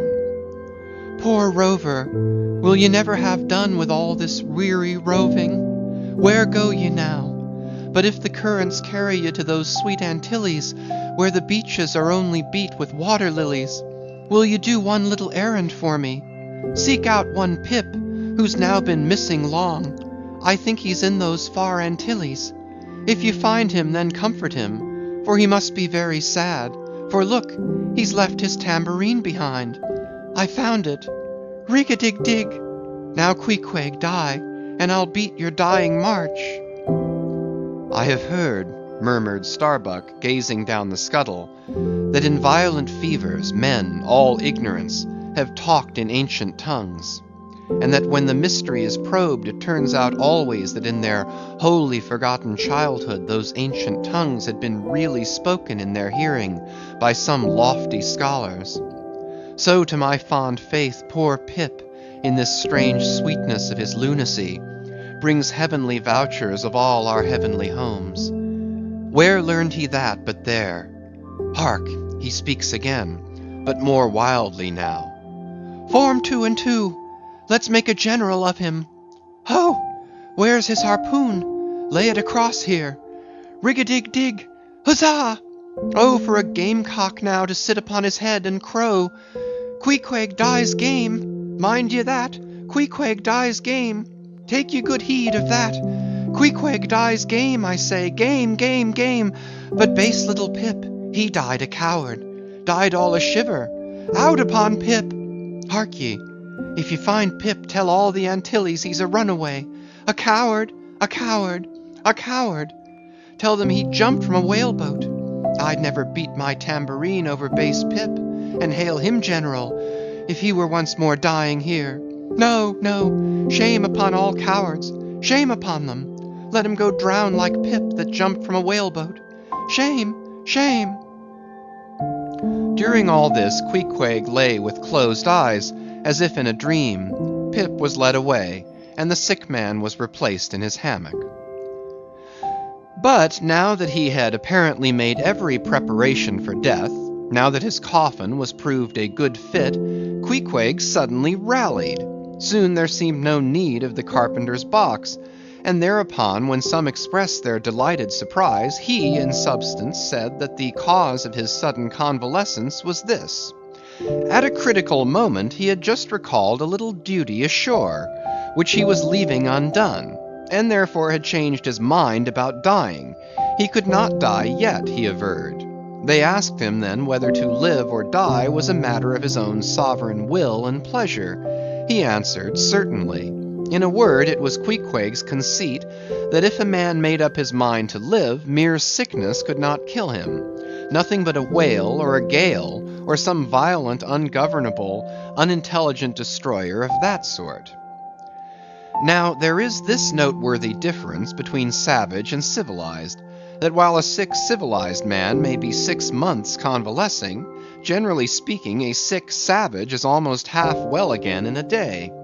So, in good time, my Queequeg gained strength, and at length, after sitting on the windlass for a few indolent days, but eating with a vigorous appetite, he suddenly leaped to his feet, threw out his arms and legs, gave himself a good stretching, yawned a little bit, and then springing into the head of his hoisted boat, and poising a harpoon, pronounced himself fit for a fight. With a wild whimsiness, he now used his coffin for a sea chest, and emptying into it his canvas bag of clothes, set them in order there. Many spare hours he spent in carving the lid with all manner of grotesque figures and drawings, and it seemed that hereby he was striving, in his rude way, to copy parts of the twisted tattooing on his body. And this tattooing had been the work of a departed prophet and seer on his island, who, by those hieroglyphic marks, had written out on his body a complete theory of the heavens and the earth, and a mystical treatise on the art of attaining truth, so that Queequeg in his own proper person was a riddle to unfold, a wondrous work in one volume, but whose mysteries not even himself could read, though his own live heart beat against them. And these mysteries were therefore destined in the end to moulder away with the living parchment whereon they were inscribed, and so be unsolved to the last. And this thought it must have been which suggested to Ahab that wild exclamation of his, when one morning turning away from surveying poor Queequeg, "Oh, devilish tantalization of the gods." Chapter 111. The Pacific. When gliding by the Bashee Isles, we emerged at last upon the great South Sea. Were it not for other things, I could have greeted my dear Pacific with uncounted thanks, for now the long supplication of my youth was answered. That serene ocean rolled eastwards from me 1,000 leagues of blue. There is, one knows not what sweet mystery about this sea, whose gentle, awful stirring seemed to speak of some hidden soul beneath, like those fabled undulations of the Ephesian sod over the buried evangelist St. John. And meet it is, that over these sea pastures, wide rolling watery prairies and potters' fields of all 4 continents, the waves should rise and fall, and ebb and flow unceasingly. For here millions of mixed shades and shadows, drowned dreams, somnambulisms, reveries, all that we call lives and souls, lie dreaming still, tossing like slumberers in their beds, the ever-rolling waves but made so by their restlessness. To any meditative Magian rover, this serene Pacific, once beheld, must ever after be the sea of his adoption. It rolls the midmost waters of the world, the Indian Ocean and Atlantic being but its arms. The same waves wash the moles of the new-built Californian towns, but yesterday planted by the recentest race of men, and lave the faded but still gorgeous skirts of Asiatic lands older than Abraham, while all between float milky ways of coral isles and low-lying, endless, unknown archipelagos and impenetrable Japans. Thus this mysterious, divine Pacific zones the world's whole bulk about, makes all coasts one bay to it, seems the tide-beating heart of earth. Lifted by those eternal swells, you needs must own the seductive god, bowing your head to Pan.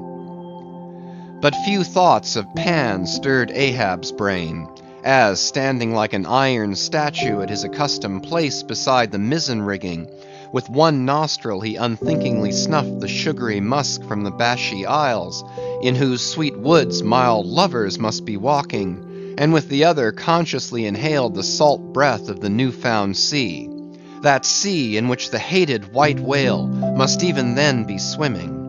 Launched at length upon these almost final waters, and gliding towards the Japanese cruising ground, the old man's purpose intensified itself. His firm lips met like the lips of a vice. The delta of his forehead's veins swelled like overladen brooks. In his very sleep, his ringing cry ran through the vaulted hull. "Stern all! The white whale spouts thick blood!" Chapter 112. The Blacksmith.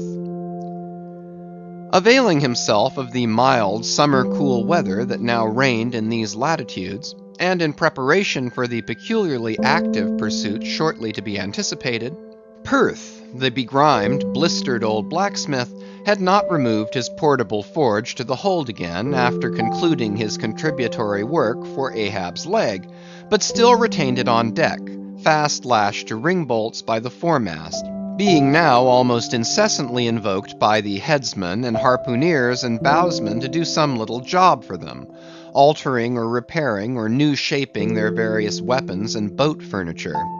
Often he would be surrounded by an eager circle, all waiting to be served, holding boat spades, pike heads, harpoons, and lances, and jealously watching his every sooty movement as he toiled. Nevertheless, this old man's was a patient hammer wielded by a patient arm. No murmur, no impatience, no petulance did come from him.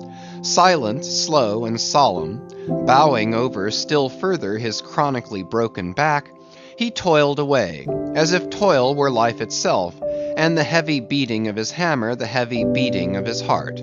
And so it was. Most miserable. A peculiar walk in this old man, a certain slight but painful appearing yawing in his gait, had at an early period of the voyage excited the curiosity of the mariners. And to the importunity of their persistent questionings he had finally given in. So it came to pass that everyone now knew the shameful story of his wretched fate. Belated, and not innocently, one bitter winter's midnight, on the road running between two country towns, the blacksmith half stupidly felt the deadly numbness stealing over him, and sought refuge in a leaning, dilapidated barn. The issue was the loss of the extremities of both feet. Out of this revelation, part by part, at last came out the 4 acts of the gladness, and the one long and as yet uncatastrophed 5th act of the grief of his life's drama. He was an old man who, at the age of nearly 60, had postponedly encountered that thing in sorrow's technicals called ruin. He had been an artisan of famed excellence, and with plenty to do, owned a house and garden, embraced a youthful, daughter-like, loving wife, and 3 blithe, ruddy children, every Sunday went to a cheerful-looking church planted in a grove. But one night under cover of darkness, and further concealed in a most cunning disguisement, a desperate burglar slid into his happy home, and robbed them all of everything. And darker yet to tell, the blacksmith himself did ignorantly conduct this burglar into his family's heart. It was the bottle conjurer. Upon the opening of that fatal cork, forth flew the fiend and shriveled up his home. Now for prudent, most wise, and economic reasons, the blacksmith's shop was in the basement of his dwelling, but with a separate entrance to it, so that always had the young and loving, healthy wife listened with no unhappy nervousness, but with vigorous pleasure, to the stout ringing of her young-armed old husband's hammer, whose reverberations, muffled by passing through the floors and walls, came up to her not unsweetly in her nursery. And so to stout labor's iron lullaby the blacksmith's infants were rocked to slumber. Oh, woe on woe! O death, why canst thou not sometimes be timely? Hadst thou taken this old blacksmith to thyself ere his full ruin came upon him, then had the young widow had a delicious grief, and her orphans a truly venerable, legendary sire to dream of in their after years, and all of them a care-killing competency. But death plucked down some virtuous elder brother, on whose whistling daily toil solely hung the responsibilities of some other family, and left the worse than useless old man standing, till the hideous rot of life should make him easier to harvest. Why tell the whole? The blows of the basement hammer every day grew more and more between, and each blow every day grew fainter than the last. The wife sat frozen at the window, with tearless eyes, glitteringly gazing into the weeping faces of her children. The bellows fell, the forge choked up with cinders, the house was sold, the mother dived down into the long churchyard grass, her children twice followed her thither, and the houseless, familyless old man staggered off a vagabond in crape, his every woe unreverenced, his grey head a scorn to flaxen curls.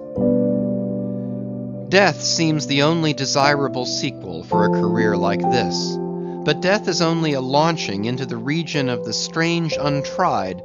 It is but the first salutation to the possibilities of the immense remote, the wild, the watery, the unshored. Therefore, to the death-longing eyes of such men, who still have left in them some interior compunctions against suicide, does the all-contributed and all-receptive ocean alluringly spread forth his whole plain of unimaginable, taking terrors and wonderful new life adventures.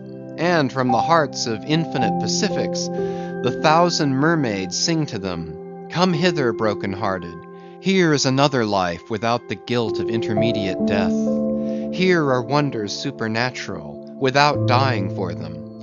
Come hither, bury thyself in a life which, to your now equally abhorred and abhorring landed world, is more oblivious than death. Come hither, put up thy gravestone too within the churchyard, and come hither till we marry thee." Hearkening to these voices, east and west, by early sunrise and by fall of eve, the blacksmith's soul responded, I come. And so Perth went a-whaling. Chapter 113. The Forge. With matted beard and swathed in a bristling sharkskin apron, about midday, Perth was standing between his forge and anvil, the latter placed upon an ironwood log, with one hand holding a pike-head in the coals, and with the other at his forge's lungs, when Captain Ahab came along, carrying in his hand a small, rusty-looking leathern bag. While yet a little distance from the forge, moody Ahab paused, till at last Perth, withdrawing his iron from the fire, began hammering it upon the anvil, the red mass sending off the sparks in thick, hovering flights, some of which flew close to Ahab. "Are these thy mother Carey's chickens, Perth? They are always flying in thy wake. Birds of good omen, too, but not to all. Look here, they burn, but thou livest among them without a scorch." "Because I am scorched all over, Captain Ahab," answered Perth, resting for a moment on his hammer. "I am past scorching. Not easily canst thou scorch a scar." Well, no more. Thy shrunk voice sounds too calmly, sanely woeful to me. In no paradise myself, I am impatient of all misery in others that is not mad. Thou shouldst go mad, blacksmith. Say, why dost thou not go mad? How canst thou endure without being mad? Do the heavens yet hate thee, that thou canst not go mad? What wert thou making there? Welding an old pike-head, sir. There were seams and dents in it. And canst thou make it all smooth again, blacksmith, after such hard usage as it had? I think so, sir. And I suppose thou canst smooth almost any seams and dents, never mind how hard the metal, blacksmith? Aye, sir, I think I can. All seams and dents but one. Look ye here, then, cried Ahab, passionately advancing, and leaning with both hands on Perth's shoulders. Look ye here, here. Can you smooth out a seam like this, blacksmith? Sweeping one hand across his ribbed brow. If thou couldst, blacksmith, glad enough would I lay my head upon thy anvil, and feel thy heaviest hammer between my eyes. Answer! Canst thou smooth this seam? Oh, that is the one, sir. Said I not all seams and dents but one? Aye, blacksmith, it is the one. Aye, man, it is unsmoothable. For though thou only seest it here in my flesh, it is worked down into the bone of my skull. That is all wrinkles. But away with child's play. No more gaffs and pikes today. Look ye here, jingling the leathern bag as if it were full of gold coins. I too want a harpoon made, one that 1,000 yoke of fiends could not part, Perth. Something that will stick in a whale like his own fin bone. There's the stuff, flinging the pouch upon the anvil. Look ye, blacksmith. These are the gathered nail stubs of the steel shoes of racing horses. Horseshoe stubs, sir? Why, Captain Ahab, thou hast there then the best and stubbornest stuff we blacksmiths ever work. I know it, old man. These stubs will weld together like glue from the melted bones of murderers. Quick, forge me the harpoon, and forge me first 12 rods for its shank. Then wind and twist and hammer these 12 together like the yarns and strands of a tow line. Quick, I'll blow the fire. When at last the 12 rods were made, Ahab tried them one, by spiraling them with his own hand round a long, heavy iron bolt. A flaw, rejecting the last one. Work that over again, Perth. This done, Perth was about to begin welding the 12 into one, when Ahab stayed his hand and said he would weld his own iron. As then, with regular gasping hems, he hammered on the anvil, Perth passing to him the glowing rods, one after the other, and the hard-pressed forge shooting up its intense straight flame, the Parsee passed silently, and bowing over his head towards the fire, seemed invoking some curse or some blessing on the toil. But as Ahab looked up, he slid aside. "What's that bunch of lucifers dodging about there for?" muttered Stubb, looking on from the forecastle. "That Parsee smells fire like a fusee, and smells of it himself like a hot musket's powder pan." At last the shank in one complete rod received its final heat, and as Perth, to temper it, plunged it all hissing into the cask of water near by, the scalding steam shot up into Ahab's bent face. "Wouldst thou brand me, Perth?" wincing for a moment with the pain. "Have I been but forging my own branding iron then?" "Pray God, not that. Yet I fear something, Captain Ahab. Is not this harpoon for the white whale?" "For the white fiend. But now for the barbs. Thou must make them thyself, man. Here are my razors, the best of steel. Here, and make the barbs sharp as the needle sleet of the icy sea." For a moment the old blacksmith eyed the razors as though he would fain not use them. "Take them, man. I have no need for them. For I now neither shave, sup, nor pray till... But here, to work." Fashioned at last into an arrowy shape, and welded by Perth to the shank, the steel soon pointed the end of the iron, and as the blacksmith was about giving the barbs their final heat prior to tempering them, he cried to Ahab to place the water cask near. "No, no, no water for that. I wanted of the true death temper. Ahoy there! Tashtego! Queequeg! Daggoo! What say ye, pagans? Will you give me as much blood as will cover this barb?" Holding it high up. A cluster of dark nods replied, yes. 3 punctures were made in the heathen flesh, and the white whale's barbs were then tempered.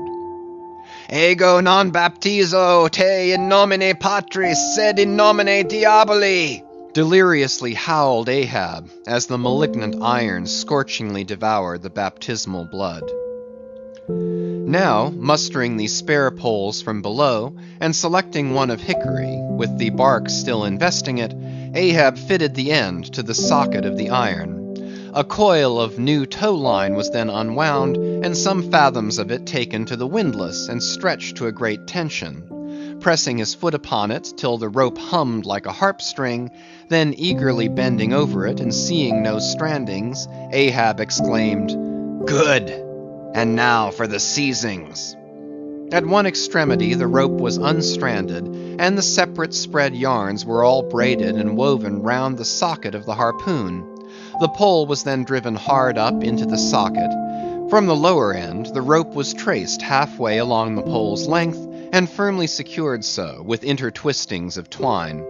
This done, pole, iron, and rope, like the 3 fates, remained inseparable, and Ahab moodily stalked away with the weapon, the sound of his ivory leg and the sound of the hickory pole both hollowly ringing along every plank. But ere he entered his cabin, light, unnatural, half bantering, yet most piteous sound was heard. "Oh, Pip, thy wretched laugh, thy idle but unresting eye, all thy strange mummeries not unmeaningly blended with the black tragedy of the melancholy ship, and mocked it. End of chapters 109 to 113.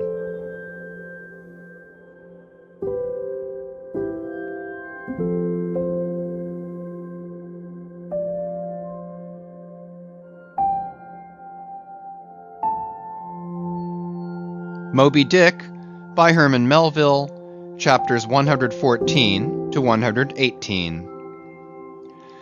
Chapter 114, The Gilder. Penetrating further and further into the heart of the Japanese cruising ground, the Pequod was soon all astir in the fishery. Often in mild, pleasant weather, for 12, 15, 18, and 20 hours on the stretch, they were engaged in the boats, steadily pulling, or sailing, or paddling after the whales, or for an interlude of 60 or 70 minutes, calmly awaiting their uprising, though with but small success for their pains. At such times, under an unabated sun, afloat all day upon smooth, slow, heaving swells, seated in his boat light as a birch canoe, and so sociably mixing with the soft waves themselves that like hearthstone cats they purr against the gunwale. These are the times of dreamy quietude, when beholding the tranquil beauty and brilliancy of the ocean's skin, one forgets the tiger heart that pants beneath it, and would not willingly remember that this velvet paw but conceals a remorseless fang.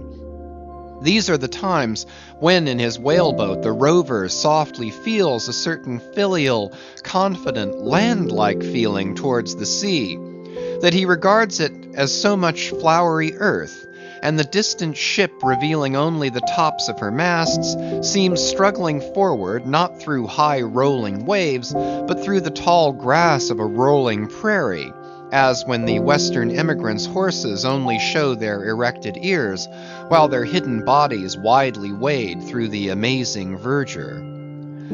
The long-drawn virgin vales, the mild blue hillsides, as over these there steals the hush, the hum, you almost swear that play-wearied children lie sleeping in these solitudes in some glad Maytime, when the flowers of the woods are plucked.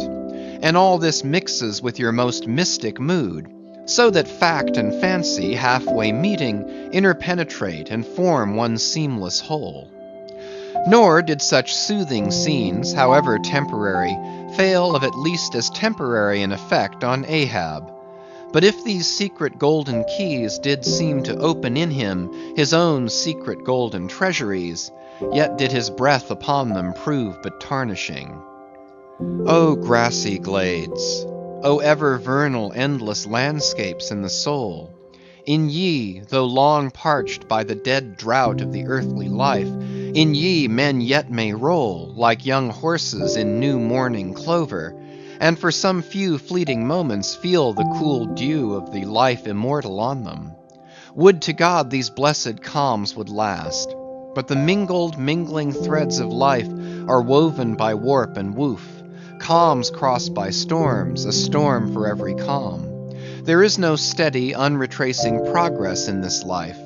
We do not advance through fixed gradations, and at the last one pause, through infancy's unconscious spell, boyhood's thoughtless faith, adolescence's doubt, the common doom, then skepticism, then disbelief, resting at last in manhood's pondering repose of if. But once gone through, we trace the round again, and are infants, boys, and men, and ifs eternally.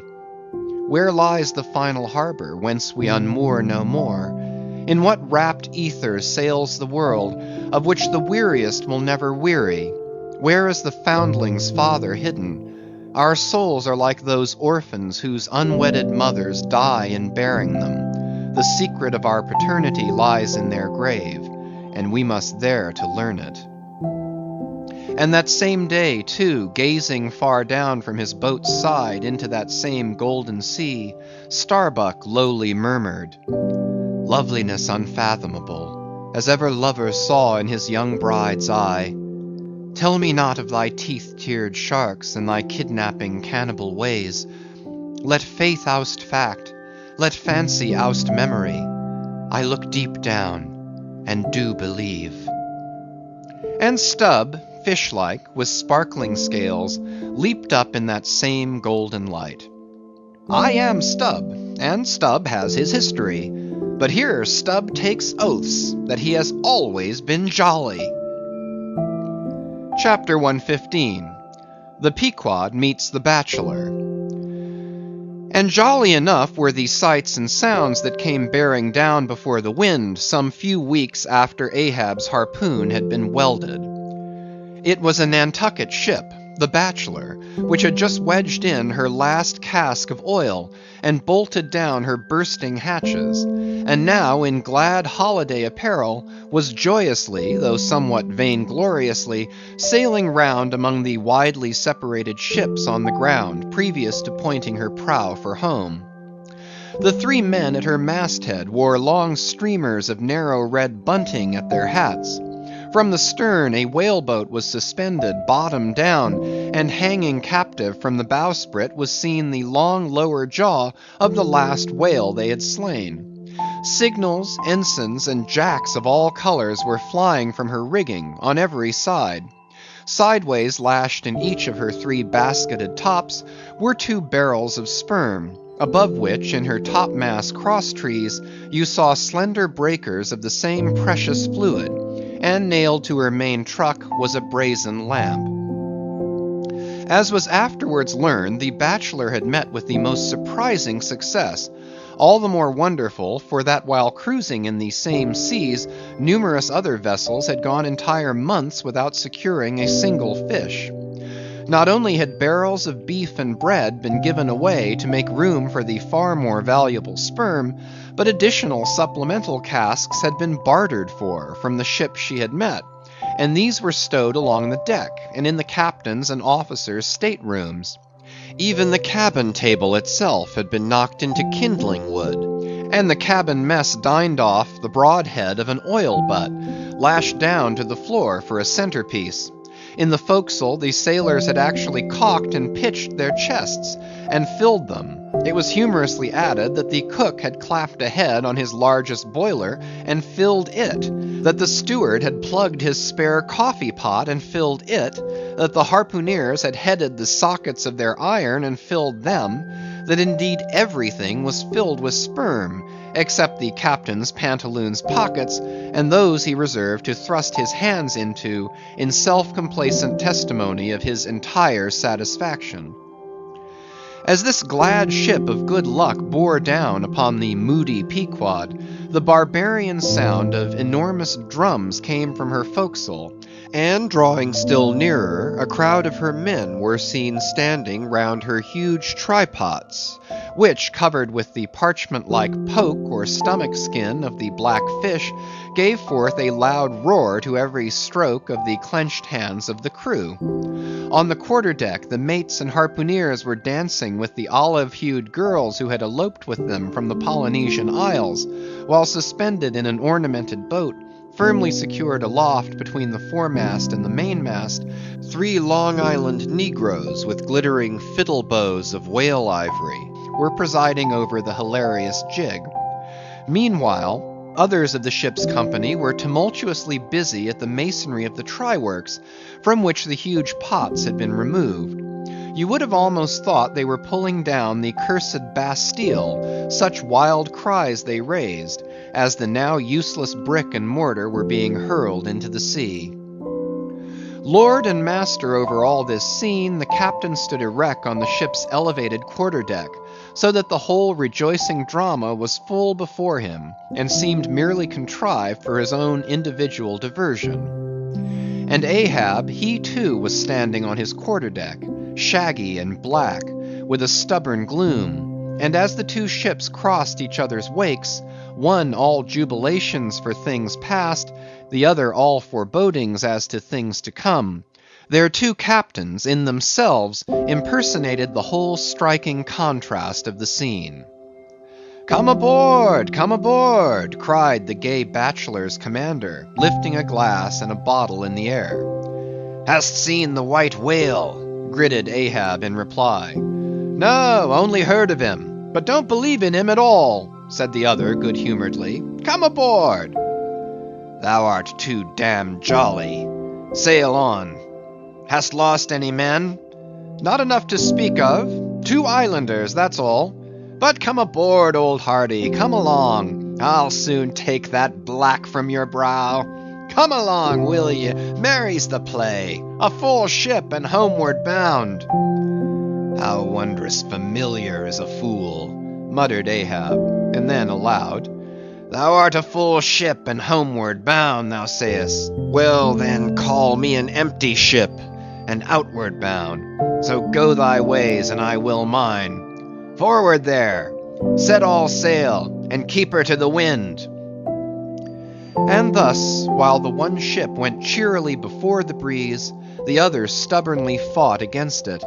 And so the 2 vessels parted, the crew of the Pequod looking with grave, lingering glances toward the receding Bachelor, but the Bachelor's men never heeding their gaze for the lively revelry they were in.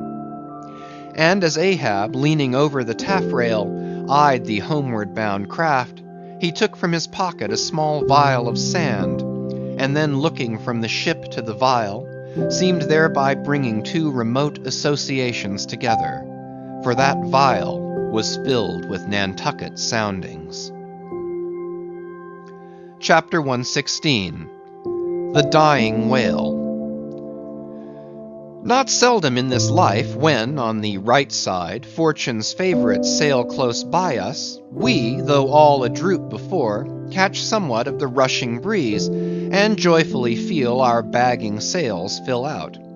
So seemed it with the Pequod, for next day after encountering the gay Bachelor, whales were seen, and 4 were slain, and one of them by Ahab. It was far down the afternoon, and when all the spearings of the crimson fight were done, and floating in the lovely sunset sea and sky, sun and whale both stilly died together, then such a sweetness and such plaintiveness, such in-wreathing orisons curled up in that rosy air, that it almost seemed as if far over from the deep green convent valleys of the Manila Isles, the Spanish land breeze, wantonly turned sailor, had gone to sea, freighted with these vesper hymns. Soothed again, but only soothed to deeper gloom, Ahab, who had sterned off from the whale, sat intently watching his final wanings from the now tranquil boat. For that strange spectacle observable in all sperm whales dying, the turning sunwards of the head, and so expiring, that strange spectacle, beheld of such a placid evening, somehow to Ahab conveyed a wondrousness unknown before. He turns and turns him to it. How slowly, but how steadfastly, his homage rendering and invoking brow, with his last dying motions.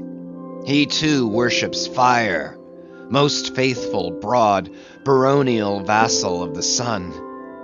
Oh, that these 2 favoring eyes should see these 2 favoring sights. Look, here far waterlocked, beyond all hum of human weal or woe, in these most candid and impartial seas, where to traditions no rocks furnish tablets, where for long Chinese ages the billows have still rolled on speechless and unspoken to, as stars that shine upon the Niger's unknown source. Here too life dies sunwards full of faith, but see, no sooner dead than death whirls round the corpse, and it heads some other way. O thou dark Hindu half of nature, who of drowned bones hast builded thy separate throne somewhere in the heart of these unverdured seas, thou art an infidel, thou queen, and too truly speakest to me in the wide slaughtering typhoon, and the hushed burial of its after calm.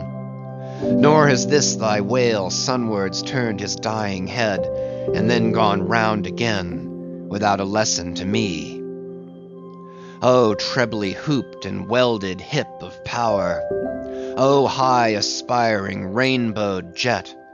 That one strivest, this one jettest, all in vain. In vain, O whale, dost thou seek intercedings with yon all-quickening sun, that only calls forth life, but gives it not again. Yet dost thou, darker half, rock me with a prouder if a darker faith. All thy unnameable imminglings float beneath me here. I am buoyed by breaths of once living things, exhaled as air but water now. Then hail, forever hail, O sea, in whose eternal tossings the wild fowl finds his only rest. Born of earth, yet suckled by the sea, though hill and valley mothered me, you billows are my foster brothers. Chapter 117. The Whale Watch. The 4 whales slain that evening had died wide apart. One far to windward, one less distant to leeward, one ahead, one astern. These last 3 were brought alongside ere nightfall, but the windward one could not be reached till morning, and the boat that had killed it lay by its side all night, and that boat was Ahab's. The waif pole was thrust upright into the dead whale's spout hole, and the lantern hanging from its top cast a troubled, flickering glare upon the black, glossy back, and far out upon the midnight waves, which gently chafed the whale's broad flank, like soft surf upon a beach. Ahab and all his boat's crew seemed asleep but the Parsee, who, crouching in the bow, sat watching the sharks that spectrally played round the whale, and tapped the light cedar planks with their tails. A sound like the moaning in squadrons over asphaltites of unforgiven ghosts of Gomorrah ran shuddering through the air. Startled from his slumbers, Ahab, face to face, saw the Parsee, and hooped round by the gloom of the night, they seemed the last men in a flooded world. "I have dreamed it again," said he. "Of the hearses? Have I not said, old man, that neither hearse nor coffin can be thine? And who are hearsed that die on the sea? But I said, old man, that ere thou couldst die on this voyage, 2 hearses must verily be seen by thee on the sea, the first not made by mortal hands, and the visible wood of the last one must be grown in America. Aye, aye, a strange sight that, Parsee. A hearse and its plumes floating over the ocean with the waves for the pallbearers. Ha! Such a sight we shall not soon see. Believe it or not, thou canst not die till it be seen, old man. And what was that saying about thyself? Though it come to the last, I shall still go before thee, thy pilot. And when thou art so gone before, if that ever befall, then ere I can follow, thou must still appear to me, to pilot me still. Was it not so? Well then, did I believe all ye say, O my pilot. I have here 2 pledges that I shall yet slay Moby Dick and survive it. Take another pledge, old man, said the Parsee, as his eyes lighted up like fireflies in the gloom. Hemp only can kill thee. The gallows, ye mean? I am immortal then, on land and on sea, cried Ahab with a laugh of derision. Immortal, on land and on sea. Both were silent again, as one man. The grey dawn came on, and the slumbering crew arose from the boat's bottom, and ere noon the dead whale was brought to the ship. Chapter 118. The Quadrant.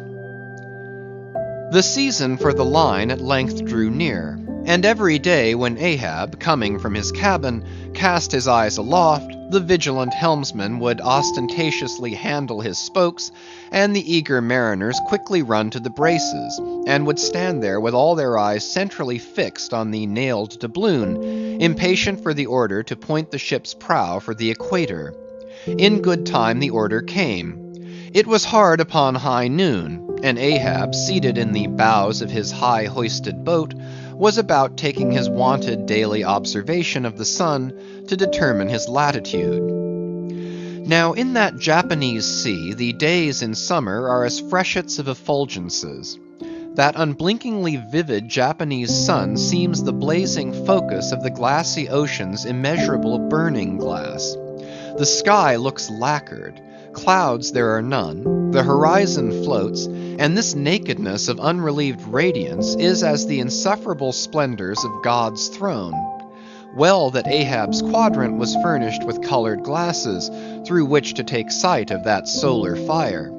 So, swinging his seated form to the roll of the ship, and with his astrological-looking instrument placed to his eye, he remained in that posture for some moments to catch the precise instant when the sun should gain its precise meridian. Meantime, while his whole attention was absorbed, the Parsee was kneeling beneath him on that ship's deck, and with face thrown up like Ahab's, was eyeing the same sun with him. Only the lids of his eyes half hooded their orbs, and his wild face was subdued to an earthly passionlessness. At length the desired observation was taken, and with his pencil upon his ivory leg, Ahab soon calculated what his latitude must be at that precise instant. Then, falling into a moment's reverie, he again looked up towards the sun, and murmured to himself, "Thou sea mark, thou high and mighty pilot, thou tellest me truly where I am, but canst thou cast the least hint where I shall be? Or canst thou tell where some other thing besides me is this moment living? Where is Moby Dick? This instant thou must be eyeing him. These eyes of mine look into the very eye that is now beholding him. Aye, and into the eye that is even now equally beholding the objects on the unknown thither side of thee, thou sun." Then, gazing at his quadrant, and handling one after the other its numerous cabalistical contrivances, he pondered again, and muttered, "Foolish toy! Baby's plaything of haughty admirals, and commodores, and captains. The world brags of thee, of thy cunning and might. But what after all canst thou do but tell the poor pitiful point where thou thyself happenest to be on this wide planet, and the hand that holds thee? No, not one jot more.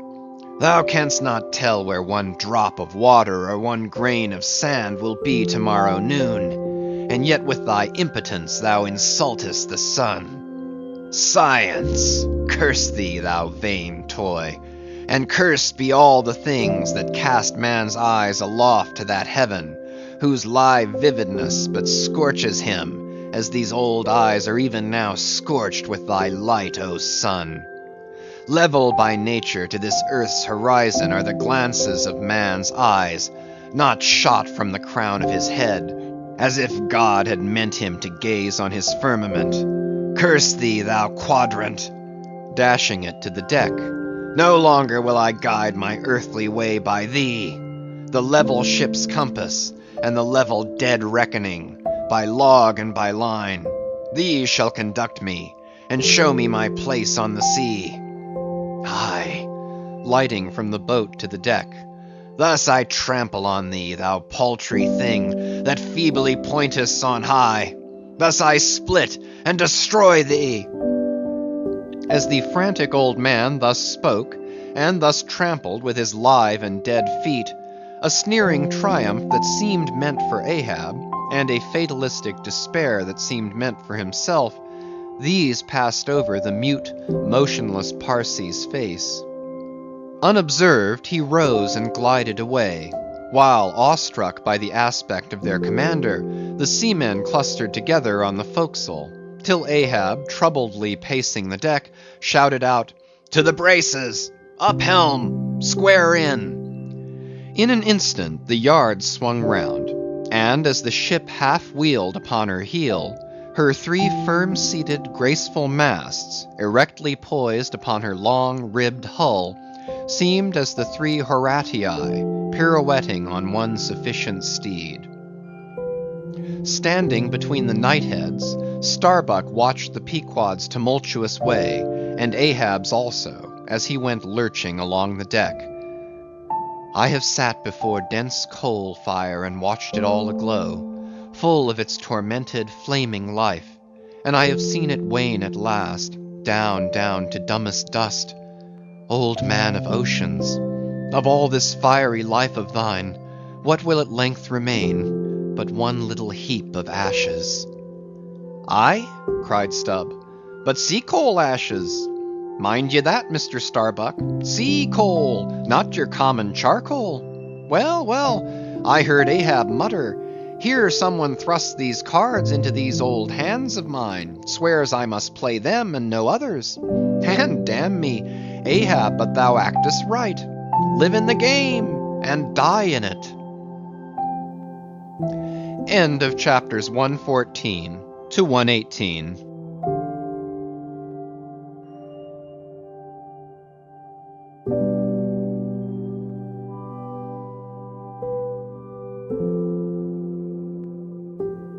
Moby Dick by Herman Melville, chapters 119 to 123. Chapter 119. The Candles. Warmest climes but nurse the cruelest fangs. The tiger of Bengal crouches in spiced groves of ceaseless verdure. Skies the most effulgent but basket the deadliest thunders. Gorgeous Cuba knows tornadoes that never swept tame northern lands. So, too, is it that in these resplendent Japanese seas the mariner encounters the direst of all storms, the typhoon. It will sometimes burst out of that cloudless sky like an exploding bomb upon a dazed and sleepy town. Towards evening of that day the Pequod was torn of her canvas, and bare-poled was left to fight a typhoon which had struck her directly ahead. When darkness came on, sky and sea roared and split with the thunder, and blazed with the lightning, that showed the disabled mass fluttering here and there with the rags which the first fury of the tempest had left for its after sport.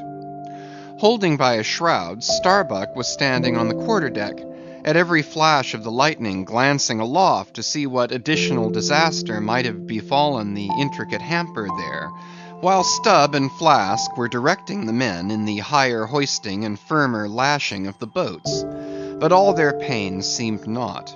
Though lifted to the very top of the cranes, the windward quarter boat, Ahab's, did not escape. A great rolling sea, dashing high up against the reeling ship's high teetering side, stove in the boat's bottom at the stern, and left it again, all dripping through like a sieve.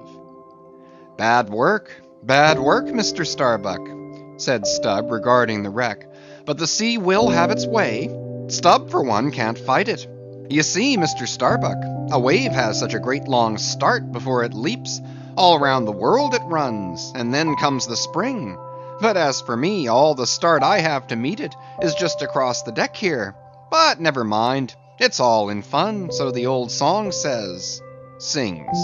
Oh, jolly is the gale, and a joker is the whale, a flourish in his tail. Such a funny, sporty, gamey, jesty, jokey, hokey-pokey lad is the ocean, oh. The scud all a-flyin', that's his flip-only foamin', when he stirs in the spicin'. Such a funny, sporty, gamey, jesty, jokey, hokey-pokey lad is the ocean, oh. Thunder splits the ship, but he only smacks his lips, a-tastin' of this flip. Such a funny, sporty, gamey, jesty, jokey, hokey-pokey lad is the ocean, oh. Avast, Stubb, cried Starbuck. Let the typhoon sing, and strike his harp here in our rigging. But if thou art a brave man, thou wilt hold thy peace. But I'm not a brave man. Never said I was a brave man. I am a coward, and I sing to keep up my spirits. And I'll tell you what it is, Mr. Starbuck. There's no way to stop my singing in this world, but to cut my throat. And when that's done, 10 to 1 I sing ye the doxology for a wind-up. Madman! Look through my eyes if thou hast none of thine own. What? How can you see better of a dark night than anybody else? Never mind how foolish. Here, cried Starbuck, seizing Stubb by the shoulder, and pointing his hand towards the weather bow. Mark'st thou not that the gale comes from the eastward? The very course Ahab is to run from Moby Dick? The very course he swung to this day noon. Now mark his boat there. Where is that stove? In the stern sheets, man, where he is wont to stand. His standpoint is stove, man. Now jump overboard and sing away if thou must. I don't half understand ye. What's in the wind? Yes, round the Cape of Good Hope is the shortest way to Nantucket, soliloquized Starbuck suddenly, heedless of Stubb's question. The gale that now hammers at us to stave us, we can turn it into a fair wind that will drive us towards home. Yonder to windward is all blackness of doom, but to leeward, homeward, I see it lightens up there, but not with the lightning. At that moment, in one of the intervals of profound darkness, following the flashes, a voice was heard at his side, and almost at the same instant a volley of thunder peals rolled overhead. Who's there? Old Thunder, said Ahab, groping his way along the bulwarks to his pivot hole, but suddenly finding his path made plain to him by elbowed lances of fire. Now, as the lightning rod to a spire on shore is intended to carry off the perilous fluid into the soil, so the kindred rod which at sea some ships carry to each mast is intended to conduct it into the water. But as this conductor must descend to considerable depth, that its end may avoid all contact with the hull, and as, moreover, if kept constantly towing there, it would be liable to many mishaps, besides interfering not a little with some of the rigging, and more or less impeding the vessel's way in the water, because of all this, the lower parts of a ship's lightning rods are not always overboard, but are generally made in long slender links, so as to be the more readily hauled up into the chains outside, or thrown down into the sea as occasion may require. The rods! The rods! Cried Starbuck to the crew, suddenly admonished to vigilance by the vivid lightning that had just been darting flambeaux to light Ahab to his post. Are they overboard? Drop them over, fore and aft, quick! Avast! Cried Ahab. Let's have fair play here, though we be the weaker side. Yet I'll contribute to raise rods on the Himalayas and Andes, that all the world may be secured, but out on privileges. Let them be, sir. Look aloft, cried Starbuck. The corpusants! The corpusants! All the yardarms were tipped with a pallid fire, and, touched at each tri-pointed lightning rod end with 3 tapering white flames, each of the 3 tall masts was silently burning in that sulphurous air, like 3 gigantic wax tapers before an altar. Blast the boat! Let it go! Cried Stubb at this instant, as a swashing sea heaved up under his own little craft, so that its gunwale violently jammed his hand as he was passing a lashing. Blast it! But slipping backwards on the deck, his uplifted eyes caught the flames, and immediately shifting his tone, he cried, The corpusants, have mercy on us all! To sailors, oaths are household words. They will swear in the trance of the calm, and in the teeth of the tempest. They will imprecate curses from the topsail yard arms when most they teeter over to a seething sea. But in all my voyagings, seldom have I heard a common oath when God's burning finger has been laid upon the ship, when his mene tekel upharsin has been woven into the shrouds and the cordage. While this pallidness was burning aloft, few words were heard from the enchanted crew, who in one thick cluster stood on the forecastle, all their eyes gleaming in that pale phosphorescence like a faraway constellation of stars. Relieved against the ghostly light, the gigantic jet negro, Daggoo, loomed up to thrice his real stature, and seemed the black cloud from which the thunder had come. The parted mouth of Tashtego revealed his shark-white teeth, which strangely gleamed as if they too had been tipped by corpusants, while, lit up by the preternatural light, Queequeg's tattooing burned like satanic blue flames on his body. The tableau all waned at last with the pallidness aloft, and once more the Pequod and every soul on her decks were wrapped in a pall. A moment or two passed, when Starbuck, going forward, pushed against someone. It was Stubb. "What thinkest thou now, man? I heard thy cry. It was not the same in the song." "No, it wasn't. I said, the corpusants have mercy on us all, and I hope they will still. But do they only have mercy on long faces? Have they no bowels for a laugh? And look you, Mr. Starbuck, but it's too dark for a look.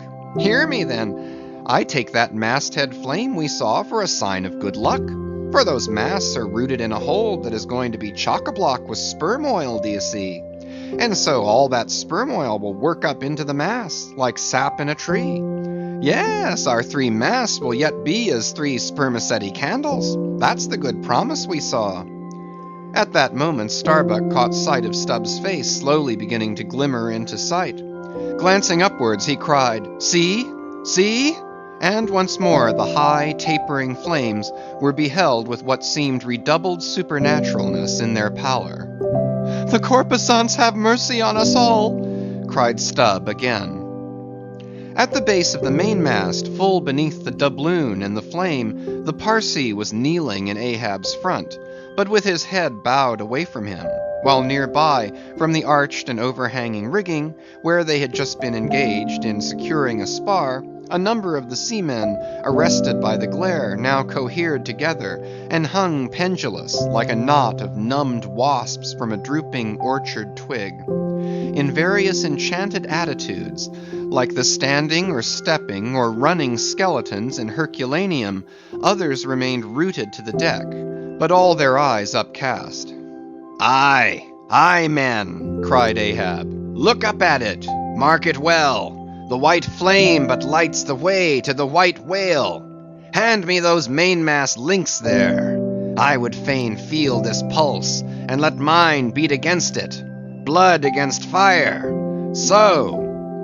Then, turning, the last link held fast in his left hand, he put his foot upon the Parsee, and with fixed upward eye and high-flung right arm, he stood erect before the lofty, tri-pointed trinity of flames. "Oh, thou clear spirit of clear fire, whom on these seas I as Persian once did worship, till in the sacramental act so burned by thee, that to this hour I bear the scar. I now know thee, thou clear spirit, and I now know that thy right worship is defiance.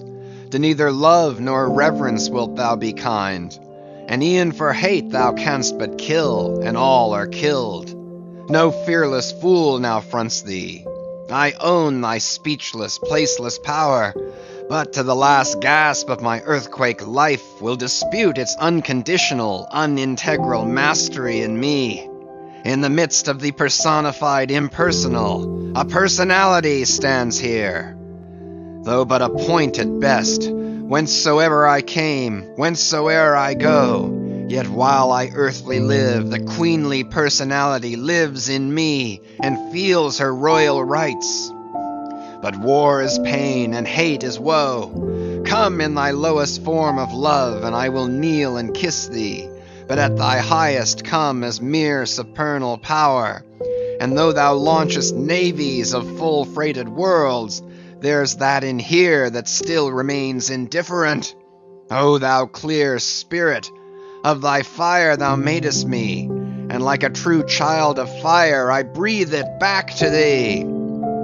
Sudden repeated flashes of lightning, the 9 flames leap lengthwise to thrice their previous height.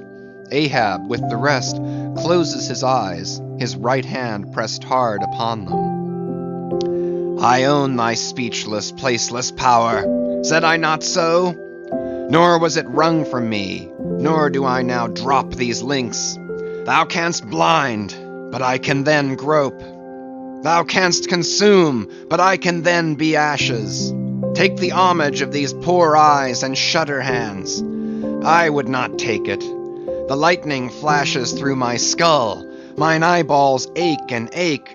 My whole beaten brain seems as beheaded and rolling on some stunning ground.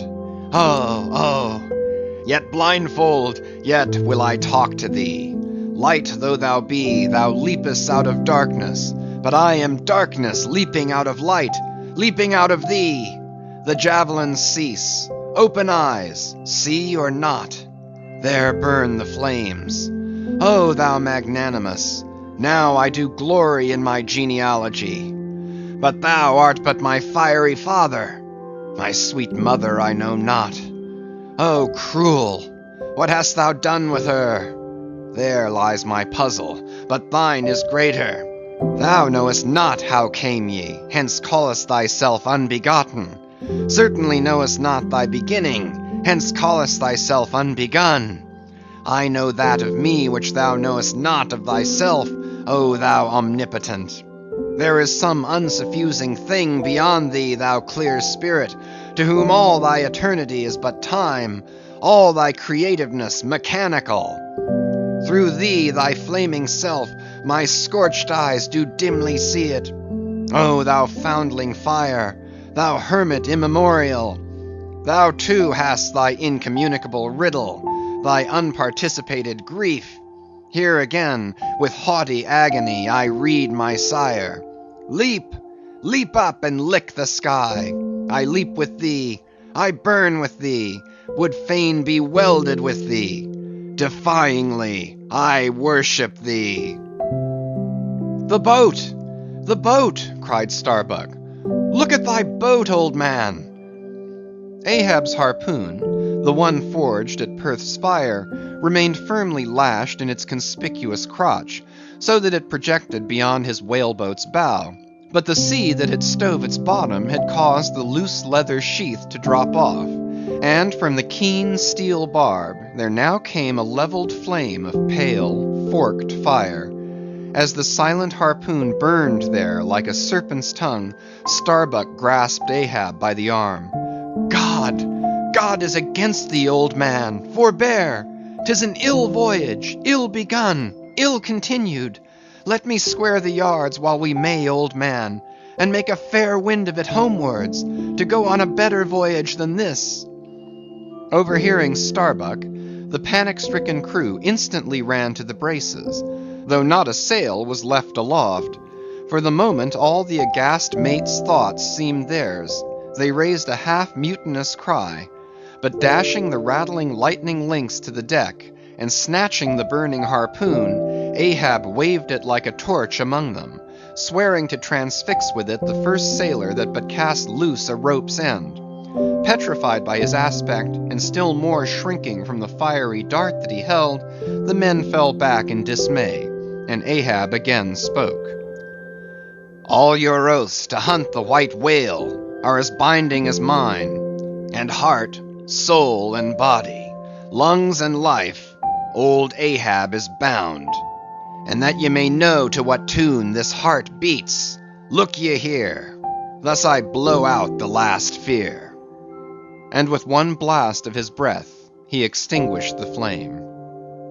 As in the hurricane that sweeps the plain, men fly the neighborhood of some lone gigantic elm, whose very height and strength but render it so much the more unsafe, because so much the more a mark for thunderbolts. So at those last words of Ahab's, many of the mariners did run from him in a terror of dismay. Chapter 120. The deck towards the end of the first night watch. Ahab standing by the helm, Starbuck approaching him. We must send down the main topsail yard, sir. The band is working loose, and the lee lift is half stranded. Shall I strike it, sir? Strike nothing. Lash it. If I had skysail poles, I'd sway them up now. Sir, in God's name. Sir? Well? The anchors are working, sir. Shall I get them inboard? Strike nothing and stir nothing, but lash everything. The wind rises, but it has not got up to my tablelands yet. Quick and see to it.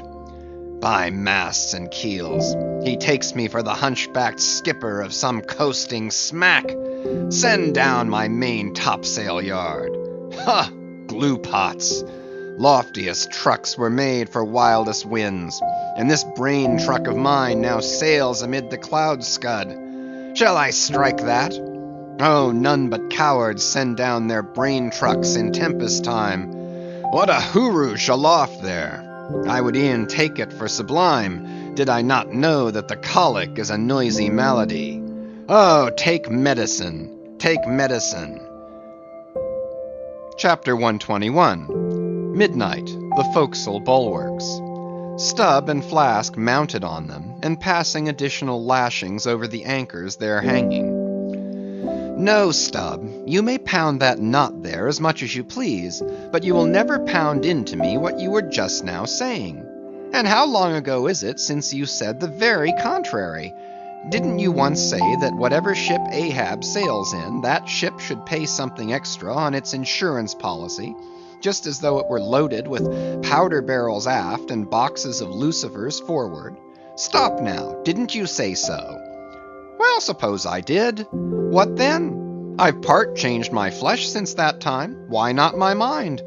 Besides, supposing we are loaded with powder barrels aft and lucifers forward, how the devil should the lucifers get afire in this drenching spray here? Why, my little man, you have pretty red hair, but you couldn't get afire now.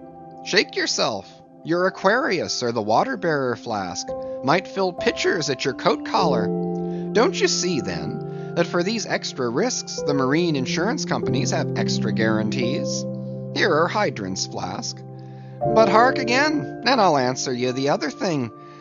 First take your leg off from the crown of the anchor here, though, so I can pass the rope. Now listen. What's the mighty difference between holding a mast lightning rod in the storm and standing close by a mast that hasn't got any lightning rod at all in a storm? Don't you see, you timberhead, that no harm can come to the holder of the rod unless the mast is first struck? What are you talking about then? Not one ship in 100 carries rods, and Ahab, I, man, and all of us, were in no more danger then, in my poor opinion, than all the crews in 10,000 ships now sailing the seas. Why, you, King Post, you, I suppose, would have every man in the world go about with a small lightning rod running up the corner of his hat, like a militia officer's skewered feather, and trailing behind like his sash. Why don't you be sensible, Flask? It's easy to be sensible. Why don't you, then? Any man with half an eye can be sensible. I don't know that, Stubb. You sometimes find it rather hard. Yes, when a fellow's soaked through, it's hard to be sensible, that's a fact. And I am about drenched with this spray. Never mind, catch the turn there and pass it. Seems to me we are lashing down these anchors now as if they were never going to be used again. Tying these two anchors here, Flask, seems like tying a man's hands behind him. And what big generous hands they are, to be sure. These are your iron fists, eh? What a hold they have, too. I wonder, Flask, whether the world is anchored anywhere. If she is, she swings with an uncommon long cable, though. There, hammer that knot down and we're done. So, next to touching land, lighting on deck is most satisfactory. I say, just wring out my jacket skirts, will you? Thank you. They laugh at long togs so, Flask, but it seems to me a long-tailed coat ought always to be worn in storms afloat. The tails tapering down that way serve to carry off the water, do you see? Same with cocked hats. The cocks form gable-end eave troughs, Flasks. No more monkey jackets and tarpaulins for me. I must mount a swallowtail and drive down a beaver, so. Hello! Whew! There goes my tarpaulin overboard. Lord, Lord, that the winds that come from heaven should be so unmannerly. This is a nasty night, lad. Chapter 122. Midnight aloft. Thunder and lightning. The main topsail yard. Tashtego passing new lashings around it. Stop that thunder. Plenty too much thunder up here. What's the use of thunder? We don't want thunder, we want rum. Give us a glass of rum. Chapter 123. The Musket. During the most violent shocks of the typhoon, The man at the Pequod's jawbone tiller had several times been reelingly hurled to the deck by its spasmodic motions, even though preventer tackles had been attached to it, for they were slack because some play to the tiller was indispensable. In a severe gale like this, while the ship is but a tossed shuttlecock to the blast, it is by no means uncommon to see the needles in the compasses at intervals go round and round. It was thus with the Pequods. At almost every shock the helmsman had not failed to notice the whirling velocity with which they revolved upon the cards. It is a sight that hardly anyone can behold without some sort of unwonted emotion. Some hours after midnight the Typhoon abated so much that through the strenuous exertions of Starbuck and Stubb, one engaged forward and the other aft, the shivered remnants of the jib and fore and main topsails were cut adrift from the spars, and went eddying away to leeward like the feathers of an albatross, which sometimes are cast to the winds when that storm-tossed bird is on the wing. The 3 corresponding new sails were now bent and reefed, and a storm trysail was set further aft, so that the ship soon went through the water with some precision again, and the course, for the present east-southeast, which he was to steer, if practicable, was once more given to the helmsman, for during the violence of the gale he had only steered according to its vicissitudes. But as he was now bringing the ship as near her course as possible, watching the compass needle meanwhile, lo, a good sign! The wind seemed coming round astern. Aye, the foul breeze became fair. Instantly the yards were squared. To the lively song of Ho the fair wind, O ye ho cheerily men, the crew singing for joy, that so promising an event should so soon have falsified the evil portents preceding it. In compliance with the standing order of his commander, to report immediately, and at any one of the 24 hours, any decided change in the affairs of the deck, Starbuck had no sooner trimmed the yards to the breeze, however reluctantly and gloomily, than he mechanically went below to apprise Captain Ahab of the circumstance. Ere knocking at his stateroom door, he involuntarily paused before it a moment.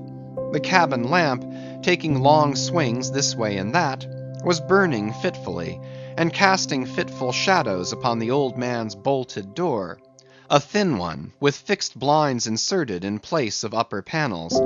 The isolated subterraneousness of the cabin made a certain humming silence to reign there, though it was hooped round by all the roar of the elements. The loaded muskets in the rack were shiningly revealed as they stood upright against the forward bulkhead.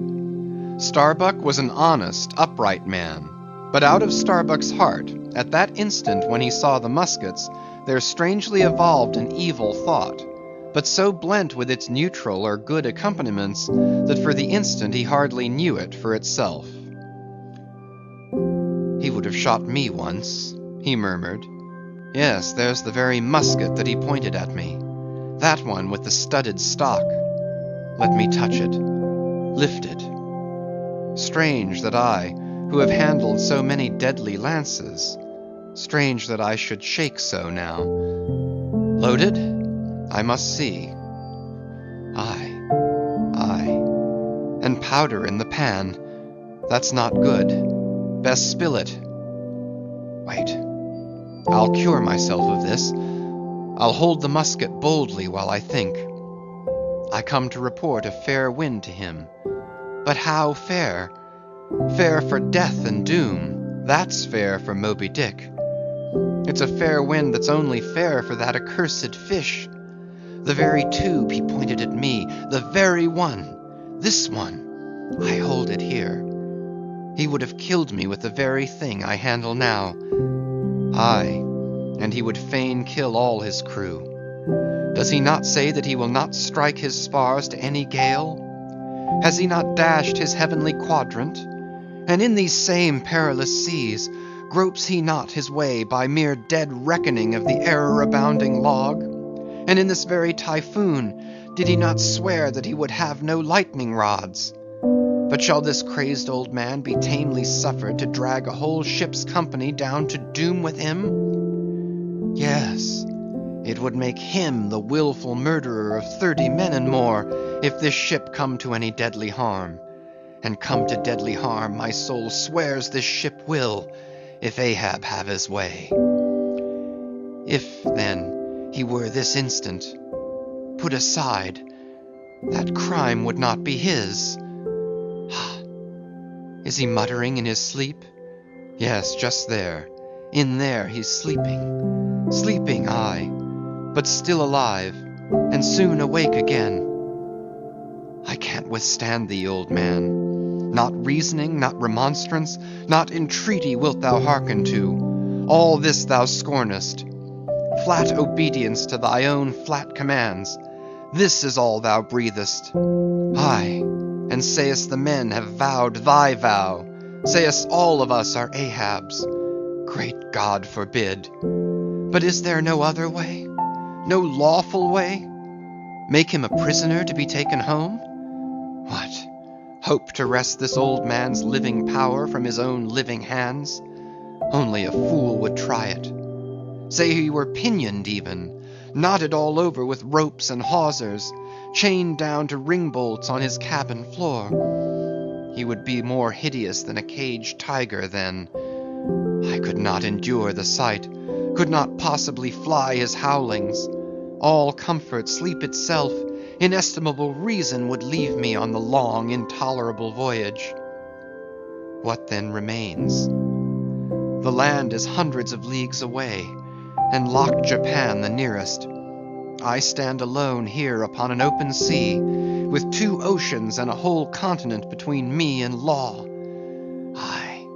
Aye, 'tis so. Is heaven a murderer, when its lightning strikes a would-be murderer in his bed, tindering sheets and skin together?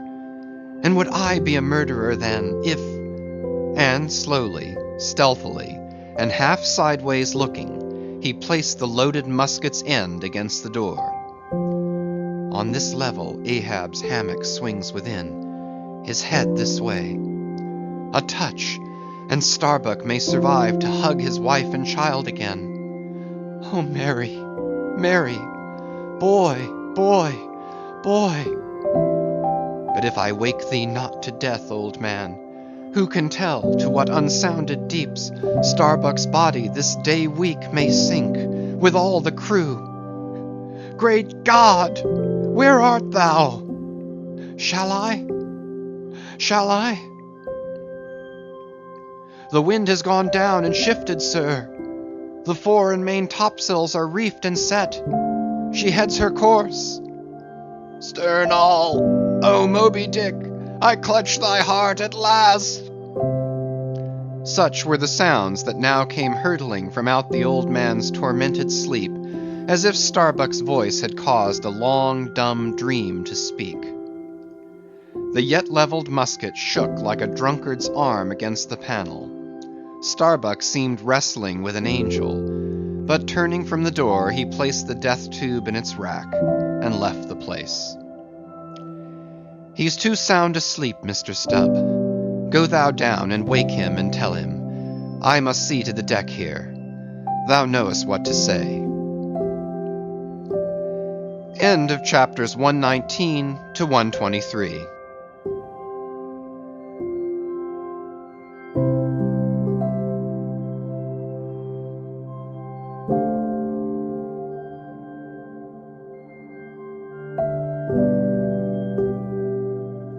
Moby Dick by Herman Melville, chapters 124 to 127. Chapter 124.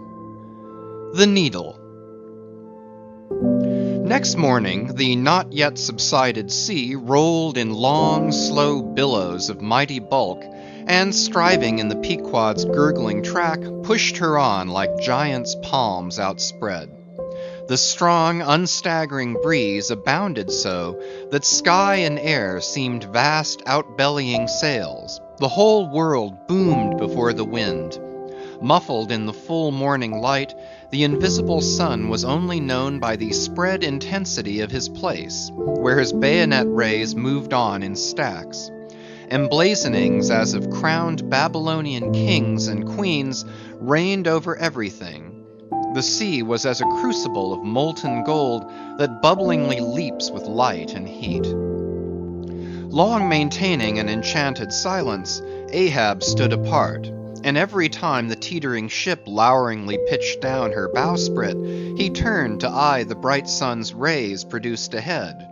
And when she profoundly settled by the stern, he turned behind and saw the sun's rearward place, and how the same yellow rays were blending with his undeviating wake. Ha! Ha! My ship! Thou mightest well be taken now for the sea chariot of the sun. Ho, ho, all ye nations before my prow, I bring the sun to ye. Yoke on the further billows, hello, a tandem I drive the sea. But suddenly, reined back by some counterthought, he hurried towards the helm, huskily demanding how the ship was heading. East southeast, sir, said the frightened steersman. Thou liest, smiting him with his clenched fist. Heading east at this hour in the morning, and the sun astern. Upon this every soul was confounded, for the phenomenon just then observed by Ahab had unaccountably escaped everyone else, but its very blinding palpableness must have been the cause. Thrusting his head halfway into the binnacle, Ahab caught one glimpse of the compasses. His uplifted arm slowly fell. For a moment he almost seemed to stagger. Standing behind him, Starbuck looked, and lo, the two compasses pointed east, and the Pequod was as infallibly going west. But ere the first wild alarm could get out abroad among the crew, the old man, with a rigid laugh, exclaimed, I have it. It has happened before. Mr. Starbuck, last night's thunder turned our compasses, that's all. Thou hast before now heard of such a thing, I take it. Aye, but never before has it happened to me, sir, said the pale mate gloomily. Here it must needs be said that accidents like this have in more than one case occurred to ships in violent storms. The magnetic energy, as developed in the mariner's needle, is, as all know, essentially one with the electricity beheld in heaven. Hence it is not to be much marveled at that such things should be. Instances where the lightning has actually struck the vessel, so as to smite down some of the spars and rigging, the effect upon the needle has at times been still more fatal, all its lodestone virtue being annihilated, so that the before magnetic steel was of no more use than an old wife's knitting needle. But in either case the needle never again of itself recovers the original virtue thus marred or lost, and if the binnacle compasses be affected, the same fate reaches all the others that may be in the ship, even were the lowermost one inserted into the kelson.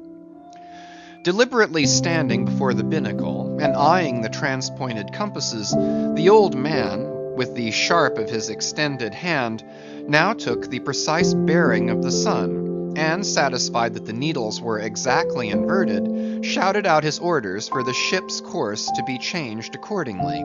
The yards were hard up, and once more the Pequod thrust her undaunted bows into the opposing wind, for the supposed fair one had only been juggling her.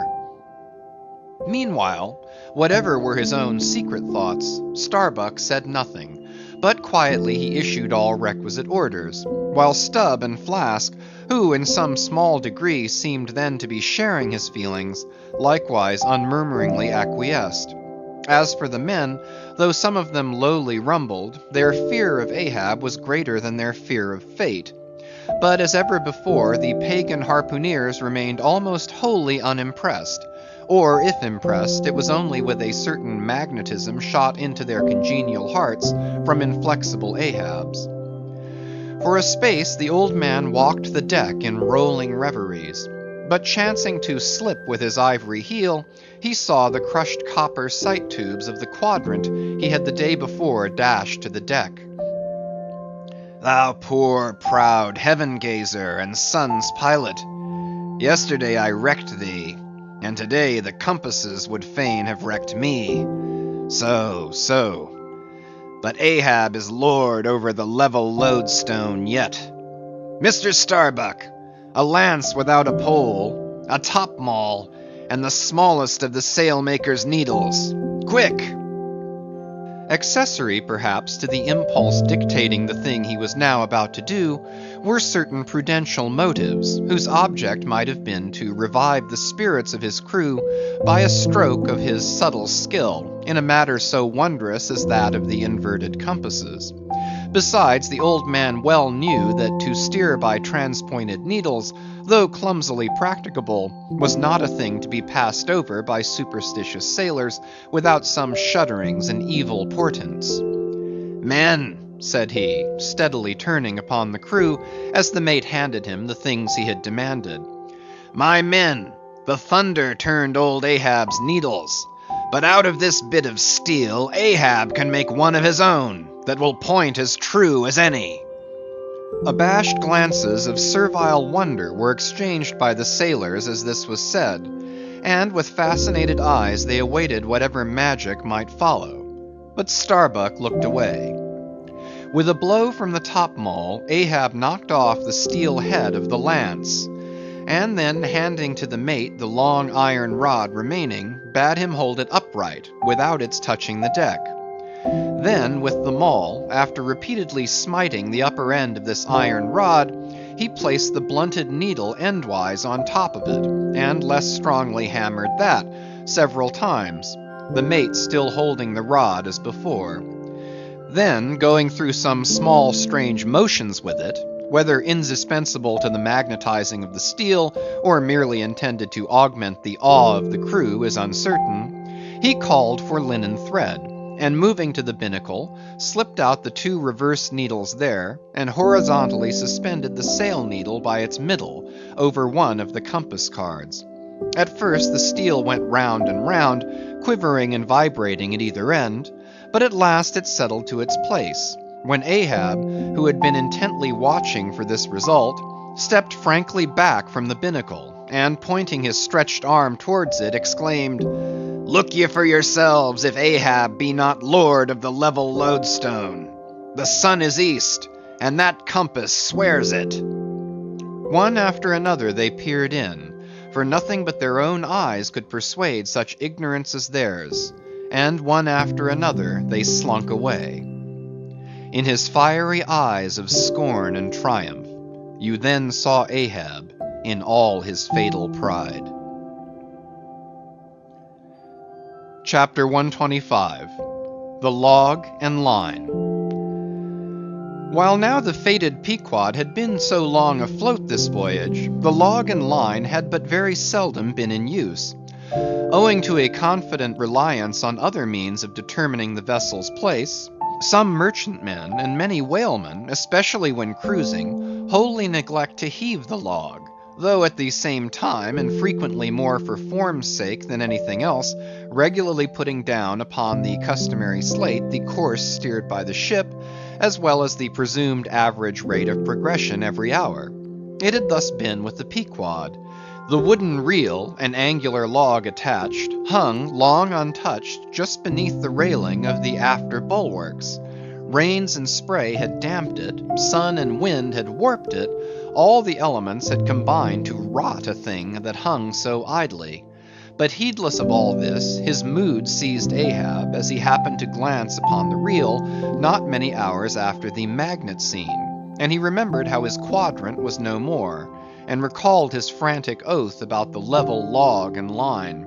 The ship was sailing plungingly, astern the billows rolled in riots. "Forward there! Heave the log!" Two seamen came, the golden-hued Tahitian and the grizzly Manxman. "Take the reel, one of ye. I'll heave." They went towards the extreme stern on the ship's lee side, where the deck, with the oblique energy of the wind, was now almost dipping into the creamy, sidelong rushing sea. The Manxman took the reel, and holding it high up by the projecting handle ends of the spindle, round which the spool of line revolved, so stood with the angular log hanging downwards, till Ahab advanced to him. Ahab stood before him, and was lightly unwinding some 30 or 40 turns to form a preliminary hand coil to toss overboard, when the old Manxman, who was intently eyeing both him and the line, made bold to speak. "Sir, I mistrust it. This line looks far gone. Long heat and wet have spoiled it." "'Twill hold, old gentleman. Long heat and wet, have they spoiled thee? Thou seemst to hold. Or truer, perhaps, life holds thee, not thou it." "I hold the spool, sir. But just as my captain says, with these grey hairs of mine, 'tis not worth while disputing, specially with a superior who'll ne'er confess." "What's that?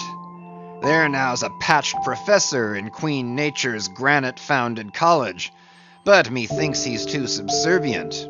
Where wert thou born?" "In the little rocky Isle of Man, sir." "Excellent. Thou'st hit the world by that." "I know not, sir, but I was born there." "In the Isle of Man, hey? Well, the other way, it's good. Here's a man from man. A man born in once independent man, and now unmanned of man, which is sucked in by what? Up with the reel. The dead, blind wall butts all inquiring heads at last. Up with it, so." The log was heaved. The loose coils rapidly straightened out in a long, dragging line astern, and then, instantly, the reel began to whirl. In turns, jerkingly raised and lowered by the rolling billows, the towing resistance of the log caused the old reelman to stagger strangely. "Hold hard!" Snap! The overstrained line sagged down in one long festoon. The tugging log was gone. I crush the quadrant. The thunder turns the needles, and now the mad sea parts the log line. But Ahab can mend all. Haul in there, Tahitian. Reel up, Manxman. And look ye, let the carpenter make another log, and mend thou the line. See to it. There he goes now. To him nothing's happened, but to me the skewer seems loosening out of the middle of the world. Haul in, Tahitian. These lines run whole and whirling out, come in broken and dragging slow. Ha, Pip! Come to help, eh, Pip? Pip? Whom call ye Pip? Pip jumped from the whaleboat. Pip's missing. Let's see now if you haven't fished him up here, fisherman. It drags hard. I guess he's holding on. Jerk him, Tahiti. Jerk him off. We haul in no cowards here. Ho! There's his arm just breaking water. A hatchet! A hatchet! Cut it off! We haul in no cowards here. Captain Ahab, sir, here's Pip, trying to get on board again. Peace, thou crazy loon, cried the Manxman, seizing him by the arm. Away from the quarter-deck. The greater idiot ever scolds the lesser, muttered Ahab, advancing. Hands off from that holiness. Where sayest thou Pip was, boy? Astern there, sir, astern. Low, low. And who art thou, boy? I see not my reflection in the vacant pupils of thy eyes. Oh, God, that man should be a thing for immortal souls to sieve through. Who art thou, boy? Bellboy, sir. Ship's crier. Ding, dong, ding. Pip, Pip, Pip. 100 pounds of clay reward for Pip. 5 feet high. Looks cowardly. Quickest known by that. Ding, dong, ding. Who's seen Pip, the coward? There can be no hearts above the snow line. Oh, ye frozen heavens, look down here. Ye did beget this luckless child, and have abandoned him, ye creative libertines. Here, boy, Ahab's cabin shall be Pip's home henceforth, while Ahab lives. Thou touchest my innermost center, boy. Thou art tied to me by cords woven of my heartstrings. Come, let's down. What's this? Here's velvet shark skin. Intently gazing at Ahab's hand and feeling it. Ah, now, had poor Pip but felt so kind a thing as this, perhaps he had ne'er been lost. This seems to me, sir, as a man-rope, something that weak souls may hold by. Oh, sir, let old Perth now come and rivet these two hands together, the black one with the white, for I will not let this go.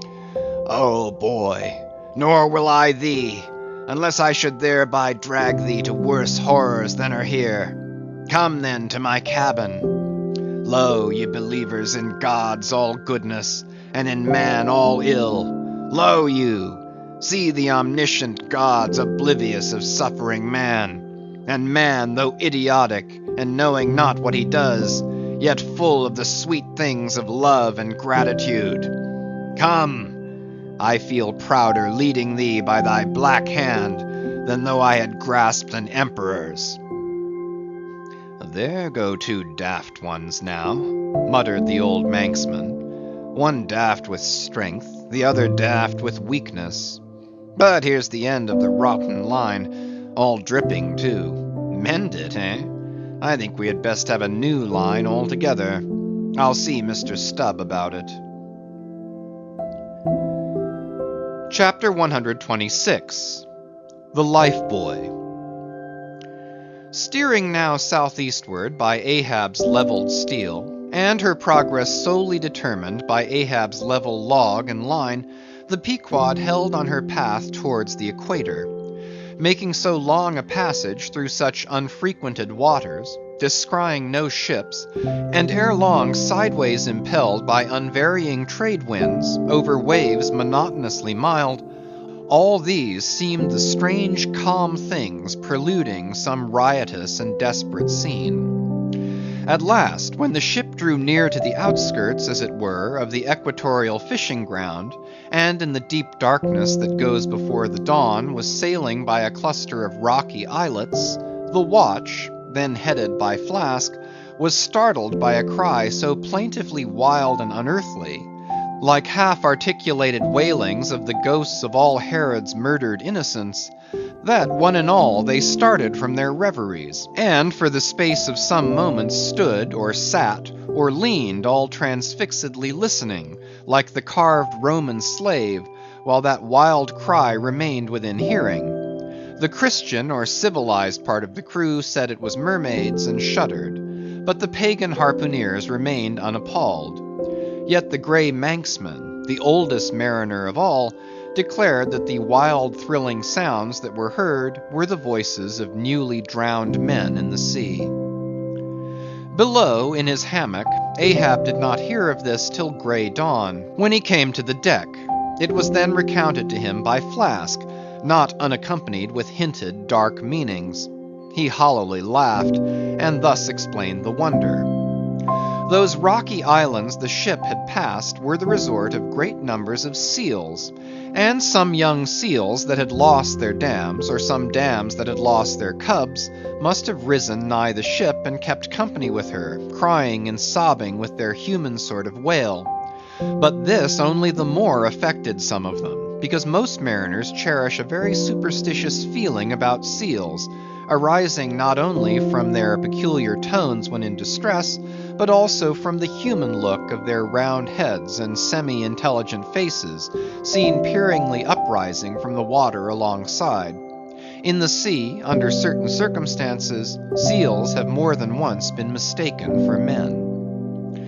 But the bodings of the crew were destined to receive a most plausible confirmation in the fate of one of their number that morning. At sunrise, this man went from his hammock to the masthead at the fore, and whether it was that he had not yet half waked from his sleep, for sailors sometimes go aloft in a transition state, whether it was thus with the man, there is now no telling, but be that as it may, he had not been long at his perch when a cry was heard, a cry and a rushing, and looking up they saw a falling phantom in the air, and looking down, a little tossed heap of white bubbles in the blue of the sea. The life buoy, a long slender cask, was dropped from the stern, where it always hung obedient to a cunning spring, but no hand rose to seize it, and the sun having long beat upon this cask, it had shrunken, so that it slowly filled, and that parched wood also filled at its every pore, and the studded iron-bound cask followed the sailor to the bottom, as if to yield him his pillow, though in sooth but a hard one. And thus, the first man of the Pequod that mounted the mast to look out for the white whale, on the white whale's own peculiar ground, that man was swallowed up in the deep. But few perhaps thought of that at the time. Indeed, in some sort they were not grieved at this event, at least as a portent, for they regarded it not as a foreshadowing of evil in the future, but as the fulfillment of an evil already presaged. They declared that now they knew the reason of those wild shrieks they had heard the night before. But again the old Manxman said nay. The lost lifebuoy was now to be replaced. Starbuck was directed to see to it.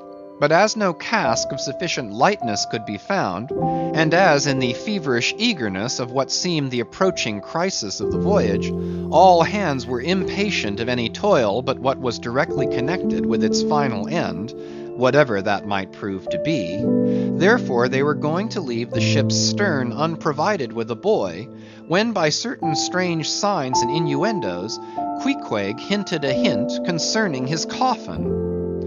"A lifebuoy of a coffin?" cried Starbuck, starting. "Rather queer, that, I should say," said Stubb. "It'll make a good enough one," said Flask. "The carpenter here can arrange it easily."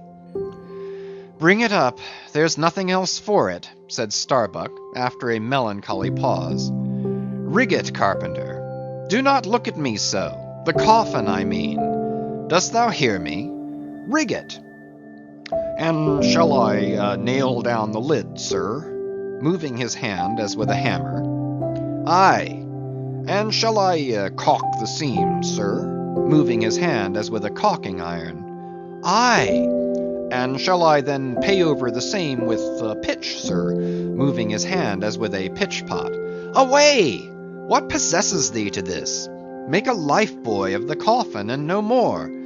Mr. Stubb, Mr. Flask, come forward with me." Off he goes in a huff. The whole he can endure, at the parts he balks. Now I don't like this. I make a leg for Captain Ahab, and he wears it like a gentleman. But I make a bandbox for Queequeg, and he won't put his head into it. Are all my pains to go for nothing with that coffin? And now I'm ordered to make a lifebuoy of it. It's like turning an old coat, going to bring the flesh on the other side now. I don't like this cobbling sort of business. I don't like it at all. It's undignified. It's not my place. Let tinkers' brats do tinkerings. We are their betters. I like to take in hand none but clean, virgin, fair and square mathematical jobs. Something that regularly begins at the beginning, and is at the middle when midway, and comes to an end at the conclusion. Not a cobbler's job that's at an end in the middle and at the beginning at the end. It's the old woman's tricks to be giving cobbling jobs. Lord, what an affection all women have for tinkers. I know an old woman of 65 who ran away with a bald-headed young tinker once. And that's the reason I never would work for lonely widow old women ashore when I kept my job shop in the vineyards. They might have taken it into their lonely old heads to run off with me. But hi-ho, there are no caps at sea but snow caps. Let me see. Nail down the lid, caulk the seams, pay over the same with pitch, batten them down tight, and hang it with the snap spring over the ship's stern. Were ever such things done before with a coffin? Some superstitious old carpenters now would be tied up in the rigging ere they would do the job. But I'm made of knotty aroostook hemlock. I don't budge. Cruppered with a coffin, sailing about with a graveyard tray. But never mind. We workers in woods make bridal bedsteads and card tables, as well as coffins and hearses. We work by the month, or by the job, or by the profit. Not for us to ask the why and wherefore of our work, unless it be too confounded cobbling. Then we stash it if we can. Hem. I'll do the job now, tenderly. I'll have me, let's see, how many in the ship's company, all told, but I've forgotten. Anyway, I'll have me 30 separate Turk's-headed lifelines, each 3 feet long, hanging all around the coffin. Then, if the hull go down, there'll be 30 lively fellows all fighting for one coffin, a sight not seen very often beneath the sun. Come, hammer, caulking iron, pitch pot, and marling spike. Let's to it. Chapter 127. The Deck. The coffin laid upon 2 line tubs between the vice bench and the open hatchway, the carpenter caulking its seams, the string of twisted oakum slowly unwinding from a large roll of it placed in the bosom of his frock. Ahab comes slowly from the cabin gangway and hears Pip following him. Back, lad. I will be with you again presently. He goes. Not this hand complies with my humor more genially than that boy. Middle aisle of a church. What's here? Life buoy, sir. Mr. Starbuck's orders. Oh, look, sir, beware the hatchway. Thank ye, man. Thy coffin lies handy to the vault. Sir? The hatchway. Oh, so it does, sir. So it does. Art thou not the leg maker? Look, did not this stump come from thy shop? I believe it did, sir. Does the ferrule stand, sir? Well enough. But art thou not also the undertaker? Aye, sir. I patched up this thing here as a coffin for Queequeg, but they've set me now to turning it into something else. Then tell me, art thou not an errant, all-grasping, intermeddling, monopolizing, heathenish old scamp, to be one day making legs, and the next day coffins to clap them in, and yet again life-buoys out of those same coffins? Thou art as unprincipled as the gods, and as much of a jack of all trades. But I do not mean anything, sir. I do as I do. The gods again. Hark ye! Dost thou not ever sing working about a coffin? The Titans, they say, hummed snatches when chipping out the craters for volcanoes, and the grave digger in the play sings spade in hand. Dost thou never? Sing, sir? Do I sing? Oh, I'm indifferent enough, sir, for that. But the reason why the gravedigger made music must have been because there was none in his spade, sir. But the caulking mallet is full of it. Hark to it. Aye, and that's because the lid there's a sounding board. And what in all things makes the sounding board is this: there's naught beneath. And yet a coffin with a body in it rings pretty much the same, carpenter. Hast thou ever helped carry a bier, and heard the coffin knock against the churchyard gate going in? Faith, sir, Faith? What's that? Why, faith, sir, it's only a sort of exclamation like. That's all, sir. Go on. I was about to say, sir, that... Art thou a silkworm? Dost thou spin thy own shroud out of thyself? Look at thy bosom. Dispatch and get these traps out of sight. He goes aft. That was sudden now. But squalls come sudden in hot latitudes. I've heard that the Isle of Albemarle, one of the Galapagos, is cut by the equator right in the middle. It seems to me some sort of equator cuts yon old man, too, right in his middle. He's always under the line. Fiery hot, I tell you. He's looking this way. Come, Oakum, quick. Here we go again. This wooden mallet is the cork, and I'm the professor of musical glasses. Tap, tap. Ahab to himself. There's a sight. There's a sound. The gray-headed woodpecker tapping the hollow tree. Blind and dumb might well be envied now. See, that thing rests on 2 line tubs full of tow lines. A most malicious wag, that fellow. Rat, tat. So man's seconds tick. Oh, how immaterial are all materials.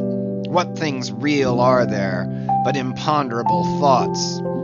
Here now's the very dreaded symbol of grim death, by a mere hap made the expressive sign of the help and hope of most endangered life. A life buoy of a coffin. Does it go further? Can it be that in some spiritual sense, the coffin is, after all, but an immortality preserver? I'll think of that. But no, so far gone am I in the dark side of earth, that its other side, the theoretic bright one, seems but uncertain twilight to me. Will ye never have done, carpenter, with that accursed sound? I go below. Let me not see that thing here when I return again. Now then, Pip, we'll talk this over. I do suck most wondrous philosophies from thee. Some unknown conduits from the unknown worlds must empty into thee. End of chapters 124 to 127.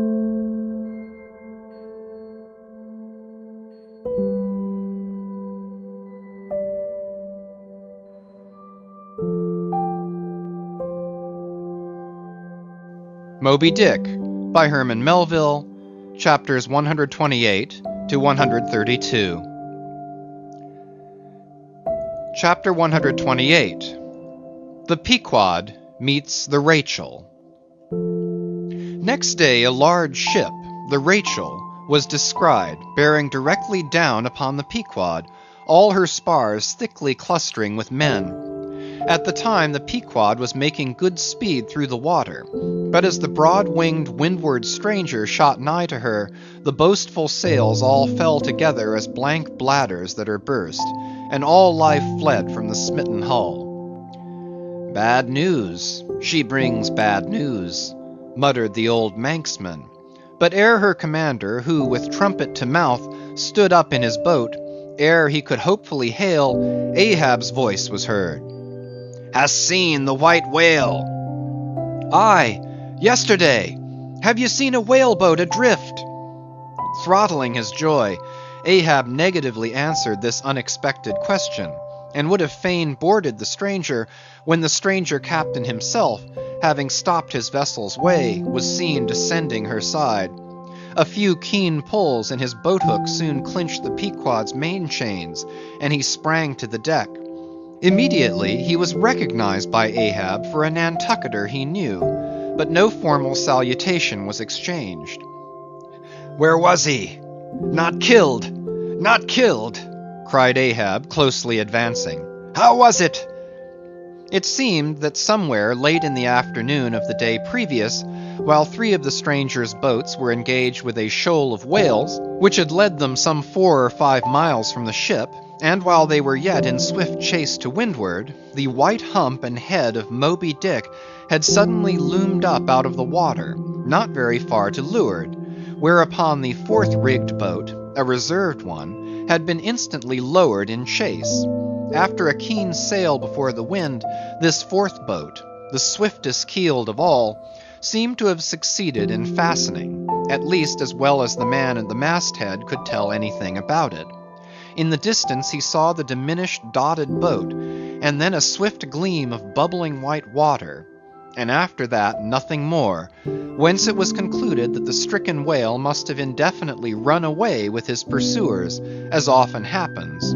There was some apprehension, but no positive alarm as yet. The recall signals were placed in the riggings, darkness came on, and forced to pick up her 3 far to windward boats, ere going in quest of the fourth one in the precisely opposite direction, the ship had not only been necessitated to leave that boat to its fate till near midnight, but for the time to increase her distance from it. But the rest of her crew being at last safe aboard, she crowded all sail, stunsail on stunsail, after the missing boat, kindling a fire in her trypots for a beacon, and every other man aloft on the lookout. But though when she had thus sailed a sufficient distance to gain the presumed place of the absent ones when last seen, though she then paused to lower her spare boats to pull all around her, and not finding anything, had again dashed on, again paused and lowered her boats, and though she had thus continued doing till daylight, yet not the least glimpse of the missing keel had been seen. The story told, the stranger captain immediately went on to reveal his object in boarding the Pequod. He desired that ship to unite with his own in the search, by sailing over the sea some 4 or 5 miles apart on parallel lines, and so sweeping a double horizon as it were. "I will wager something now," whispered Stubb to Flask, "that someone in that missing boat wore off that captain's best coat. Mayhap his watch. He's so cursed anxious to get it back. Who ever heard of 2 pious whale ships cruising after one missing whaleboat in the height of the whaling season? See, Flask, only see how pale he looks, pale in the very buttons of his eyes. Look, it wasn't the coat. It must have been my boy.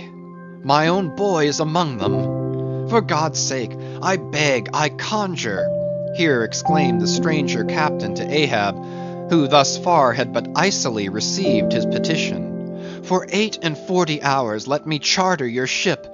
I will gladly pay for it, and roundly pay for it, if there be no other way. For 48 hours only that.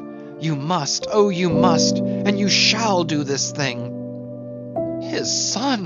cried Stubb. "Oh, it's his son he's lost. I take back the coat and the watch. What says Ahab?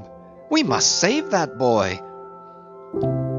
"He's drowned with the rest of 'em last night," said the old Manx sailor standing behind them. "I heard. All of you heard their spirits."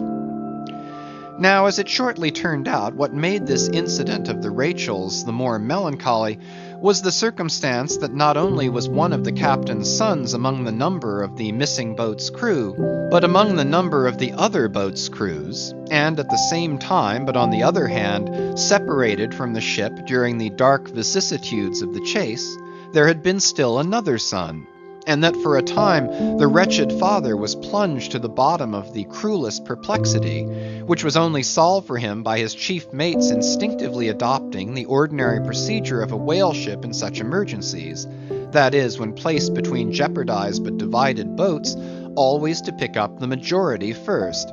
But the captain, for some unknown constitutional reason, had refrained from mentioning all this, and not till forced to it by Ahab's iciness did he allude to his one yet missing boy, a little lad but 12 years old, whose father, with the earnest but unmisgiving hardihood of a Nantucketer's paternal love, had thus early sought to initiate him in the perils and wonders of a vocation almost immemorially the destiny of all his race. Nor does it unfrequently occur that Nantucket captains will send a son of such tender age away from them for a protracted 3 or 4 years' voyage in some other ship than their own, so that their first knowledge of a whaleman's career shall be unenervated by any chance display of a father's natural but untimely partiality, or undue apprehensiveness and concern.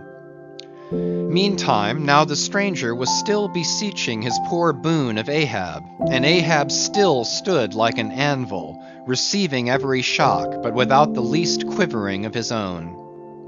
"I will not go," said the stranger, "till you say aye to me.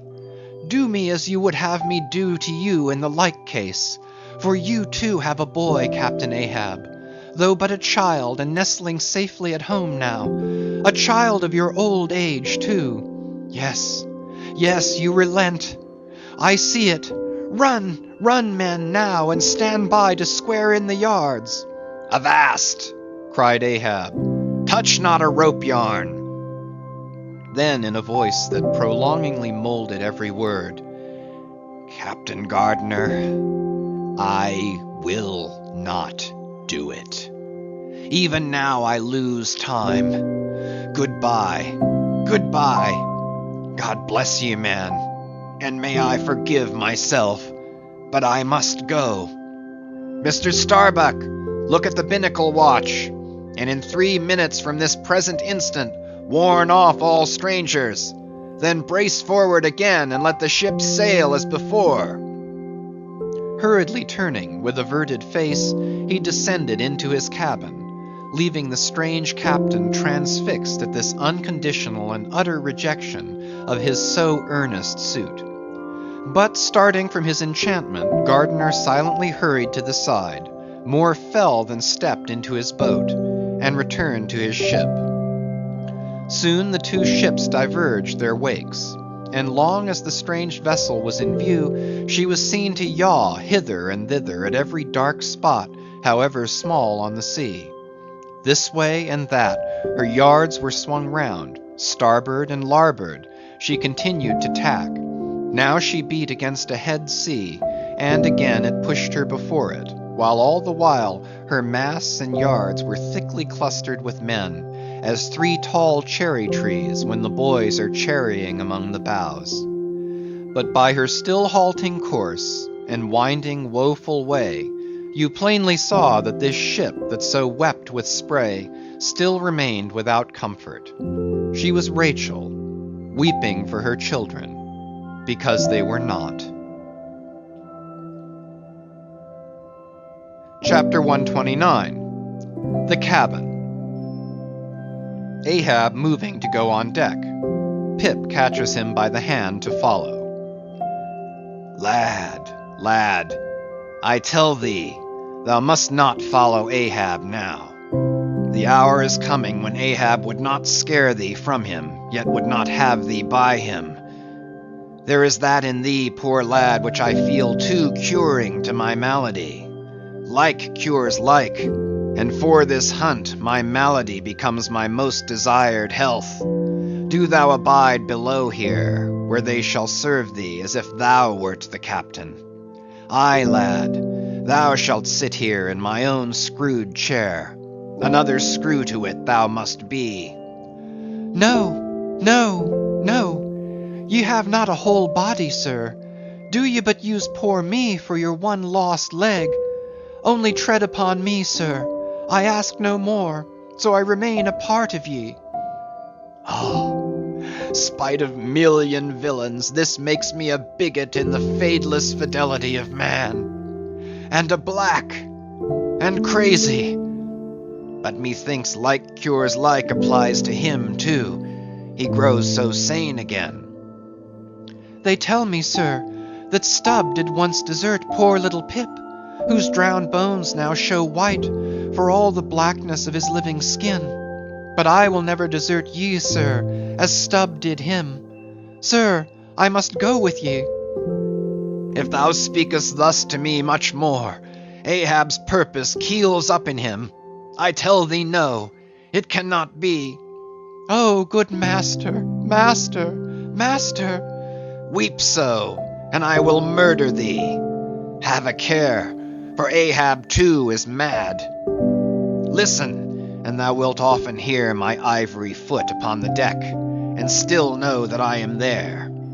And now I quit thee, thy hand met. True art thou, lad, as the circumference to its center. So God forever bless thee, and if it come to that, God forever save thee, let what will befall. Ahab goes. Pip steps one step forward.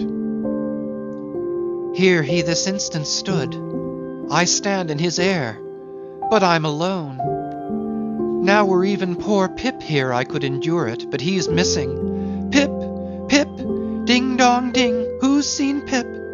He must be up here. Let's try the door. What? Neither lock, nor bolt, nor bar, and yet there's no opening it. It must be the spell.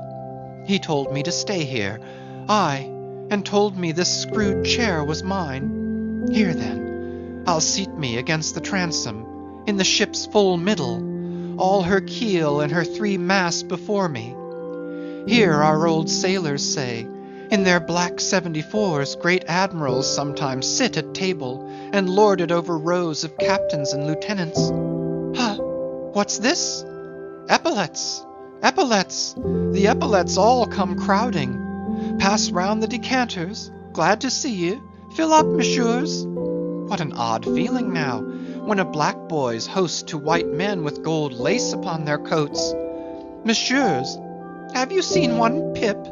A little Negro lad, 5 feet high, hangdog look, and cowardly. Jumped from a whaleboat once. Seen him? No? Well then, fill up again, captains, and let's drink shame upon all cowards. I name no names. Shame upon them.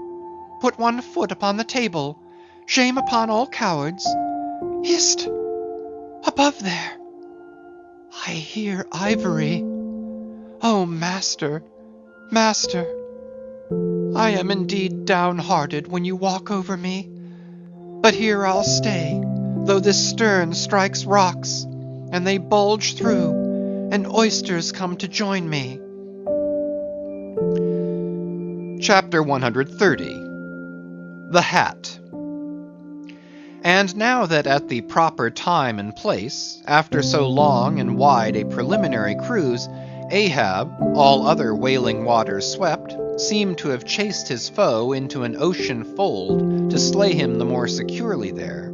Now that he found himself hard by the very latitude and longitude where his tormenting wound had been inflicted, now that a vessel had been spoken, which on the very day preceding had actually encountered Moby Dick, and now that all his successive meetings with various ships contrastingly concurred to show the demoniac indifference with which the white whale tore his hunters, whether sinning or sinned against, now it was that there lurked a something in the old man's eyes which it was hardly sufferable for feeble souls to see.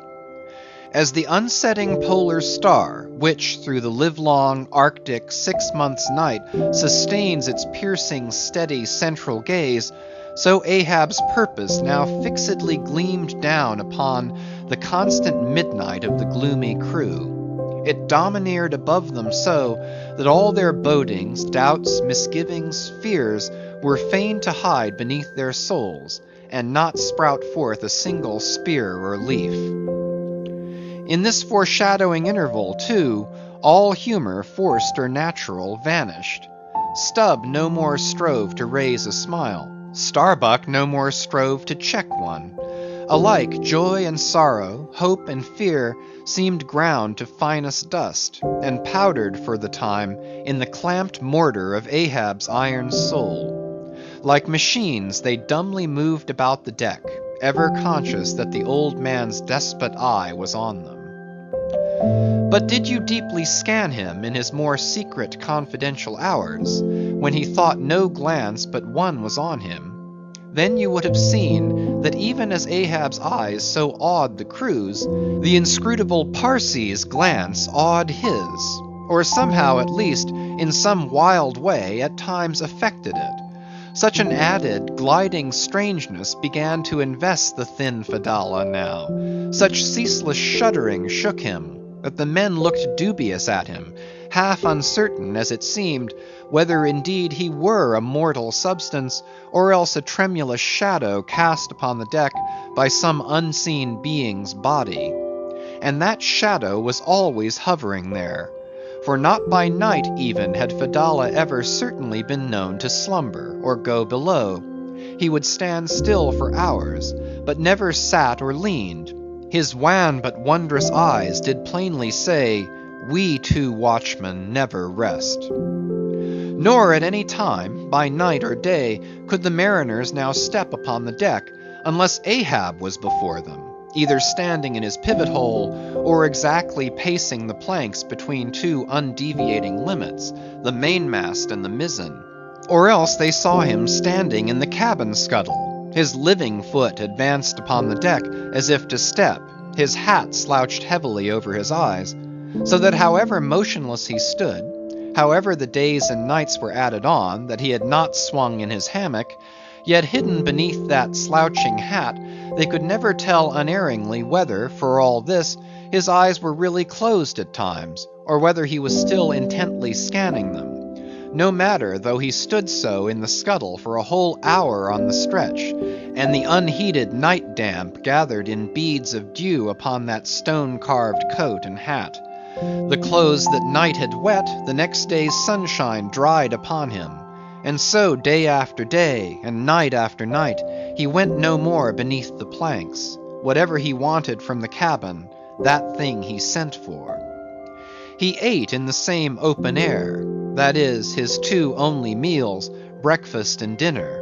Supper he never touched, nor reaped his beard, which darkly grew all gnarled, as unearthed roots of trees blown over, which still grow idly on at naked base, though perished in the upper verdure. But though his whole life was now become one watch on deck, and though the Parsee's mystic watch was without intermission as his own, yet these two never seemed to speak, one man to the other, unless at long intervals some passing, unmomentous matter made it necessary.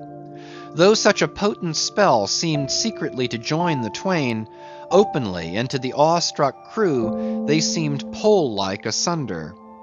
If by day they chanced to speak one word, by night dumb men were both, so far as concerned the slightest verbal interchange. At times, for longest hours, without a single hail, they stood far parted in the starlight, Ahab in his scuttle, the Parsee by the mainmast, but still fixedly gazing upon each other, as if in the Parsee Ahab saw his forethrown shadow, in Ahab the Parsee his abandoned substance. And yet somehow did Ahab, in his own proper self, as daily, hourly, and every instant commandingly revealed to his subordinates, Ahab seemed an independent lord, the Parsee but his slave. Still again both seemed yoked together, and an unseen tyrant driving them, the lean shade siding the solid rib. For be this Parsee what he may, all rib and keel was solid Ahab. At the first faintest glimmering of the dawn, his iron voice was heard from aft, "Man the mastheads!" and all through the day, till after sunset and after twilight, the same voice every hour at the striking of the helmsman's bell was heard, "What d'ye see? Sharp! Sharp!" But when 3 or 4 days had slided by after meeting the children seeking Rachel, and no spout had yet been seen, the monomaniac old man seemed distrustful of his crew's fidelity. At least of nearly all except the pagan harpooneers. He seemed to doubt even whether Stubb and Flask might not willingly overlook the sight he sought. But if these suspicions were really his, he sagaciously refrained from verbally expressing them, however his actions might seem to hint them. "I will have first sight of the whale myself," he said. "Aye, Ahab must have the doubloon." And with his own hands he rigged a nest of basketed bowlines, and sending a hand aloft with a single sheaved block to secure to the main masthead, he received the two ends of the downward reeved rope, and attaching one to his basket, prepared a pin for the other end, in order to fasten it at the rail. This done, with that end yet in his hand, and standing beside the pin, he looked round upon his crew, sweeping from one to the other, pausing his glance long upon Daggoo, Queequeg, Tashtego, but shunning Fedallah, and then, settling his firm, relying eye upon the chief mate, said, "Take the rope, sir. I give it into thy hands, Starbuck." Then, arranging his person in the basket, he gave the word for them to hoist him to his perch, Starbuck being the one who secured the rope at last, and afterwards stood near it. And thus, with one hand clinging round the royal mast, Ahab gazed abroad upon the sea for miles and miles, ahead, astern, this side and that, within the wide expanded circle commanded at so great a height. When, in working with his hands at some lofty, almost isolated place in the rigging, which chances to afford no foothold, the sailor at sea is hoisted up to that spot, and sustained there by the rope, under these circumstances, its fastened end on deck is always given in strict charge to some one man, who has the special watch of it. Because in such a wilderness of running rigging, whose various different relations aloft cannot always be infallibly discerned by what is seen of them at the deck, and when the deck ends of these ropes are being every few minutes cast down from the fastenings, it would be but a natural fatality if, unprovided with a constant watchman, the hoisted sailor should, by some carelessness of the crew, be cast adrift and fall all swooping to the sea. So Ahab's proceedings in this matter were not unusual. The only strange thing about them seemed to be that Starbuck, almost the one only man who had ever ventured to oppose him with anything in the slightest degree approaching to decision, one of those too whose faithfulness on the lookout he had seemed to doubt somewhat, it was strange that this was the very man he should select for his watchman, freely giving his whole life into such an otherwise distrusted person's hands. Now the first time Ahab was perched aloft, ere he had been there 10 minutes, one of those red-billed savage sea-hawks which so often fly incommodiously close round the manned mastheads of whalemen in these latitudes, one of those birds came wheeling and screaming round his head in a maze of untrackably swift circlings. Then it darted 1,000 feet straight up into the air, then spiralized downwards and went eddying again round his head. But with his gaze fixed upon the dim and distant horizon, Ahab seemed not to mark this wild bird, nor, indeed, would anyone else have marked it much, it being no uncommon circumstance. Only now, almost the least heedful eye seemed to see some sort of cunning meaning in almost every sight. Your hat, sir!" suddenly cried the Sicilian seaman, who, being posted at the mizzen masthead, stood directly behind Ahab, though somewhat lower than his level, and with a deep gulf of air dividing them. But already the sable wing was before the old man's eyes, the long hooked bill at his head. With a scream, the black hawk darted away with his prize. An eagle flew thrice round Tarquin's head, removing his cap to replace it, and thereupon Tanaquil, his wife, declared that Tarquin would be king of Rome. But only by the replacing of the cap was that omen accounted good. Ahab's hat was never restored. The wild hawk flew on and on with it, far in advance of the prow, and at last disappeared, while from the point of that disappearance a minute black spot was dimly discerned falling from that vast height into the sea. Chapter 131. The Pequod meets the Delight. The intense Pequod sailed on, the rolling waves and days went by, the lifebuoy coffin still lightly swung, and another ship, most miserably misnamed the Delight, was descried. As she drew nigh, all eyes were fixed upon her broad beams, called shears, which in some whaling ships cross the quarter-deck at the height of 8 or 9 feet, serving to carry the spare, unrigged, or disabled boats. Upon the stranger's shears were beheld the shattered white ribs and some few splintered planks of what had once been a whale-boat. But you now saw through this wreck, as plainly as you see through the peeled, half-unhinged, and bleaching skeleton of a horse. "Hast seen the white whale?" "Look," replied the hollow-cheeked captain from his taffrail, and with his trumpet he pointed to the wreck. "Hast killed him?" "The harpoon is not yet forged that will ever do that," answered the other, sadly glancing upon a rounded hammock on the deck, whose gathered sides some noiseless sailors were busy in sewing together. "Not forged?" And snatching Perth's levelled iron from the crotch, Ahab held it out, exclaiming, "Look ye, Nantucketer! Here in this hand I hold his death. Tempered in blood, and tempered by lightning are these barbs, and I swear to temper them triply in that hot place behind the fin, where the white whale most feels his accursed life." "Then God keep thee, old man. Seest thou that?" pointing to the hammock. "I bury but one of 5 stout men, who were alive only yesterday, but were dead ere night. Only that one I bury. The rest were buried before they died. You sail upon their tomb." Then turning to his crew, "Are you ready there? Place the plank then on the rail and lift the body. So then, O God!" advancing toward the hammock with uplifted hands. May the resurrection and the life...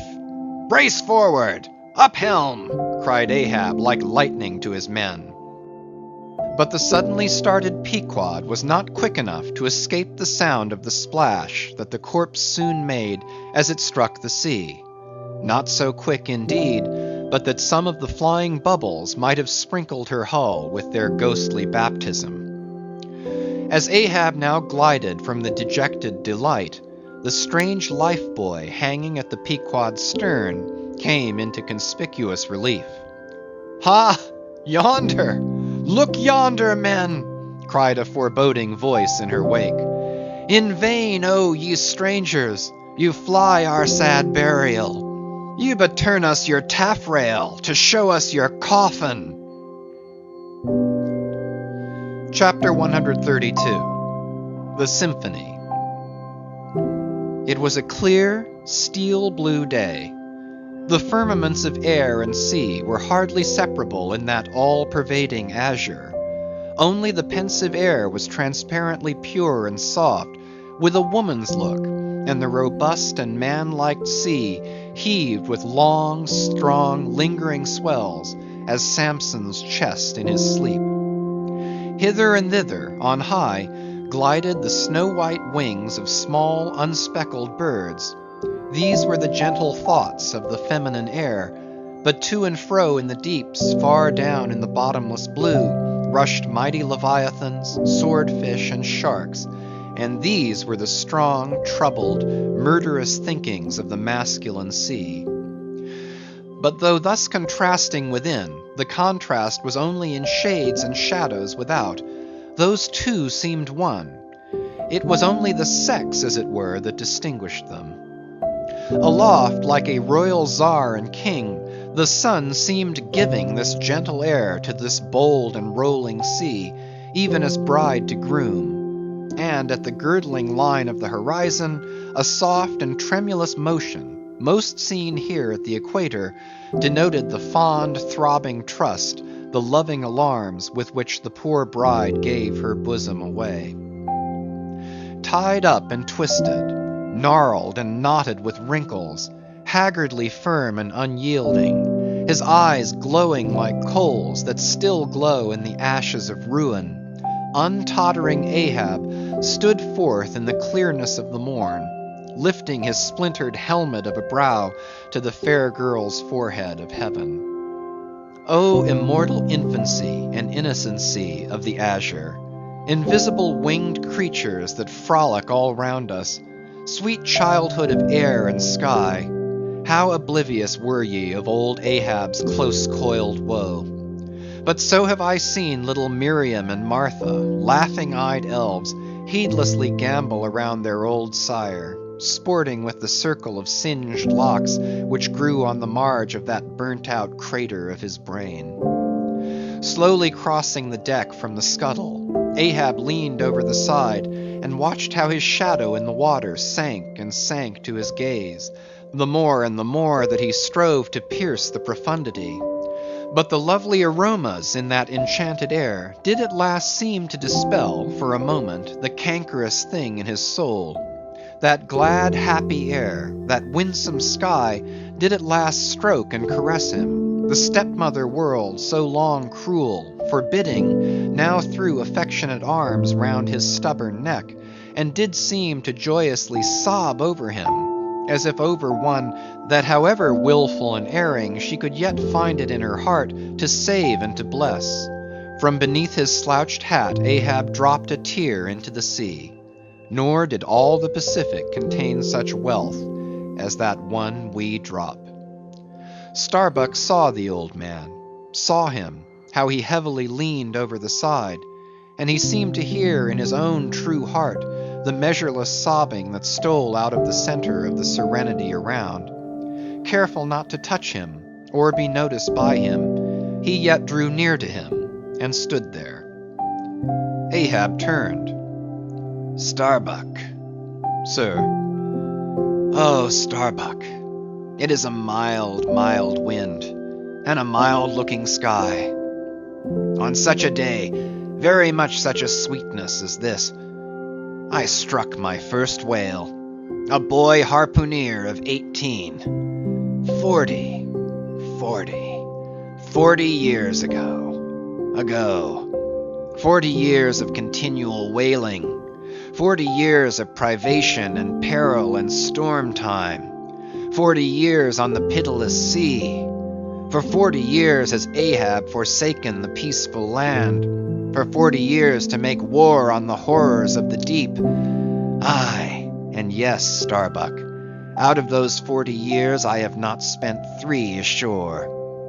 When I think of this life I have led, the desolation of solitude it has been, the masoned, walled town of a captain's exclusiveness, which admits but small entrance to any sympathy from the green country without.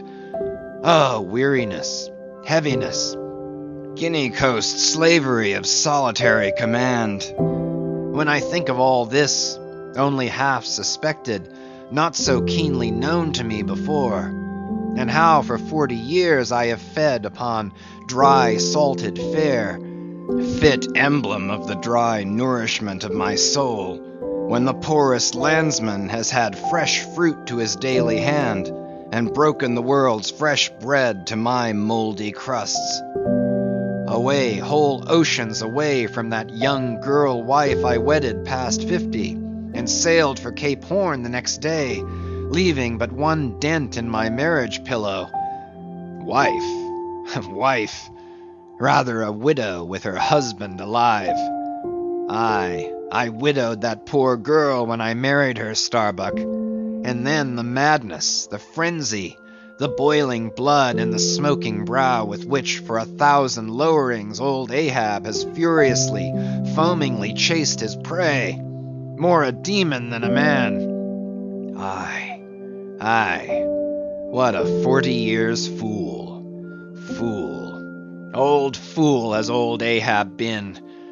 Why this strife of the chase?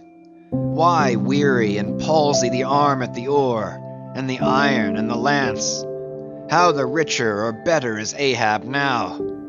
Behold, oh Starbuck, is it not hard that with this weary load I bear, one poor leg should have been snatched from under me? Here, brush this old hair aside. It blinds me that I seem to weep. Locks so grey did never grow, but from out some ashes. But do I look very old? So very old, Starbuck? I feel deadly faint, bowed and humped, as though I were Adam staggering beneath the piled centuries since paradise. God, crack my heart, stave my brain. Mockery, bitter, biting mockery of grey hairs. Have I lived enough joy to wear ye, and seem and feel thus intolerably old? Close, stand close to me, Starbuck. Let me look into a human eye. It is better than to gaze into sea or sky, better than to gaze upon God. By the green land, by the bright hearthstone, this is the magic glass, man. I see my wife and my child in thine eye. No, stay on board. Lower not when I do, when branded Ahab gives chase to Moby Dick. That hazard shall not be thine. No, not with the faraway home I see in that eye.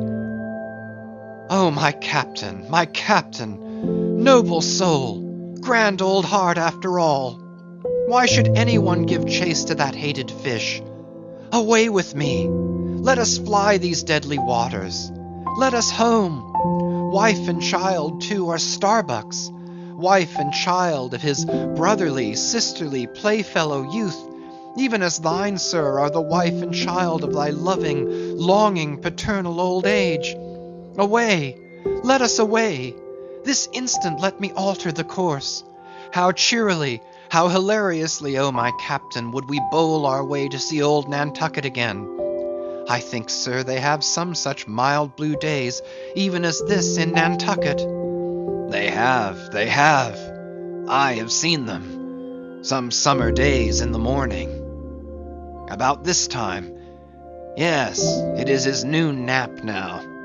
The boy vivaciously wakes, sits up in bed, and his mother tells him of me, of cannibal old me, how I am abroad upon the deep, but will yet come back to dance him again. 'Tis my Mary herself. She promised that my boy every morning should be carried to the hill to catch the first glimpse of his father's sail. Yes, yes, no more. It is done. We head for Nantucket. Come, my captain, study out the course and let us away. See, see, the boy's face from the window, the boy's hand on the hill. But Ahab's glance was averted. Like a blighted fruit tree he shook, and cast his last cindered apple to the soil.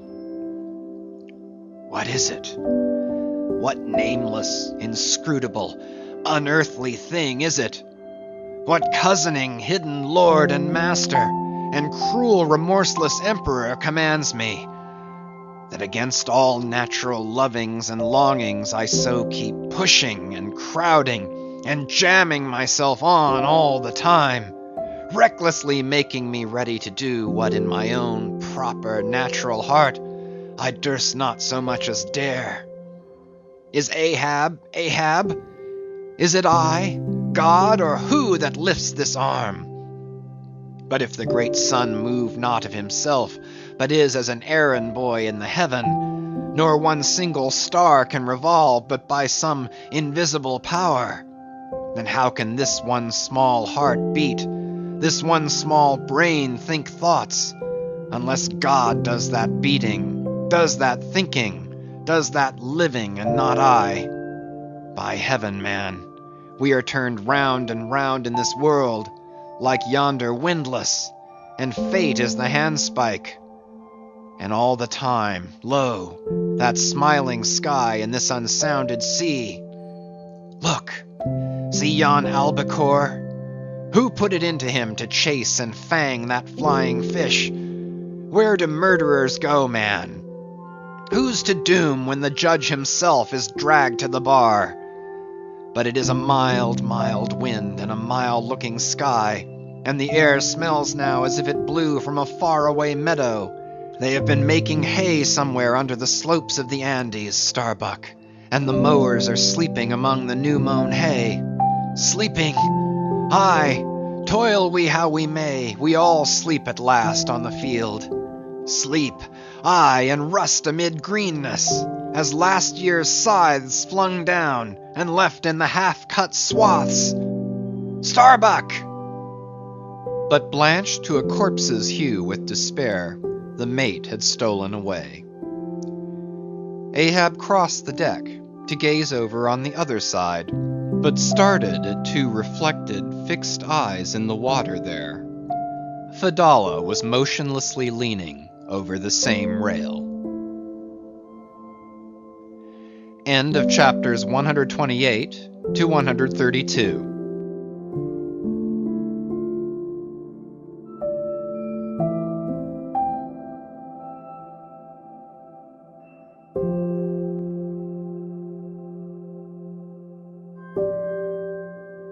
Moby Dick by Herman Melville, chapter 133. The Chase, First Day. That night in the mid-watch, when the old man, as his wont at intervals, stepped forth from the scuttle in which he leaned, and went to his pivot-hole, he suddenly thrust his face out fiercely, snuffing up the sea air as a sagacious ship's dog will in drawing nigh to some barbarous isle. He declared that a whale must be near. Soon that peculiar odor, sometimes to a great distance given forth by the living sperm whale, was palpable to all the watch. Nor was any mariner surprised when, after inspecting the compass, and then the dog vane, and then ascertaining the precise bearing of the odor as nearly as possible, Ahab rapidly ordered the ship's course to be slightly altered, and the sail to be shortened. The acute policy dictating these movements was sufficiently vindicated at daybreak by the sight of a long sleek on the sea directly and lengthwise ahead, smooth as oil, and resembling in the pleated watery wrinkles bordering it, the polished metallic-like marks of some swift tide rip at the mouth of a deep, rapid stream. Man the mastheads! Call all hands! Thundering with the butts of 3 clubbed handspikes on the forecastle deck, Daggoo roused the sleepers with such judgment claps that they seemed to exhale from the scuttle, so instantaneously did they appear with their clothes in their hands. What do you see? cried Ahab, flattening his face to the sky. Nothing! Nothing, sir! Was the sound hailing down in reply. T'gallant sails, stunsails, alow and aloft, and on both sides. All sail being set, he now cast loose the lifeline reserved for swaying him to the main royal masthead, and in a few moments they were hoisting him thither, when, while but 2/3 of the way aloft, and while peering ahead through the horizontal vacancy between the main topsail and the t'gallant sail, he raised a gull-like cry in the air. There she blows! There she blows! A hump like a snow hill! It is Moby Dick! Fired by the cry, which seemed simultaneously taken up by the 3 lookouts, the men on deck rushed to the rigging to behold the famous whale they had so long been pursuing. Ahab had now gained his final perch, some feet above the other lookouts, Tashtego standing just beneath him on the cap of the t'gallant mast, so that the Indian's head was almost on a level with Ahab's heel. From this height the whale was now seen some mile or so ahead, at every roll of the sea revealing his high sparkling hump, and regularly jetting his silent spout into the air. To the credulous mariners, it seemed the same silent spout they had so long ago beheld in the moonlit Atlantic and Indian Oceans. And did none of ye see it before? Cried Ahab, hailing the perched men all around him. I saw him almost that same instant, sir, that Captain Ahab did, and I cried out, said Tashtego. Not the same instant. Not the same. No, the doubloon is mine. Fate reserved the doubloon for me. I only. None of you could have raised the white whale first. There she blows! There she blows! There she blows!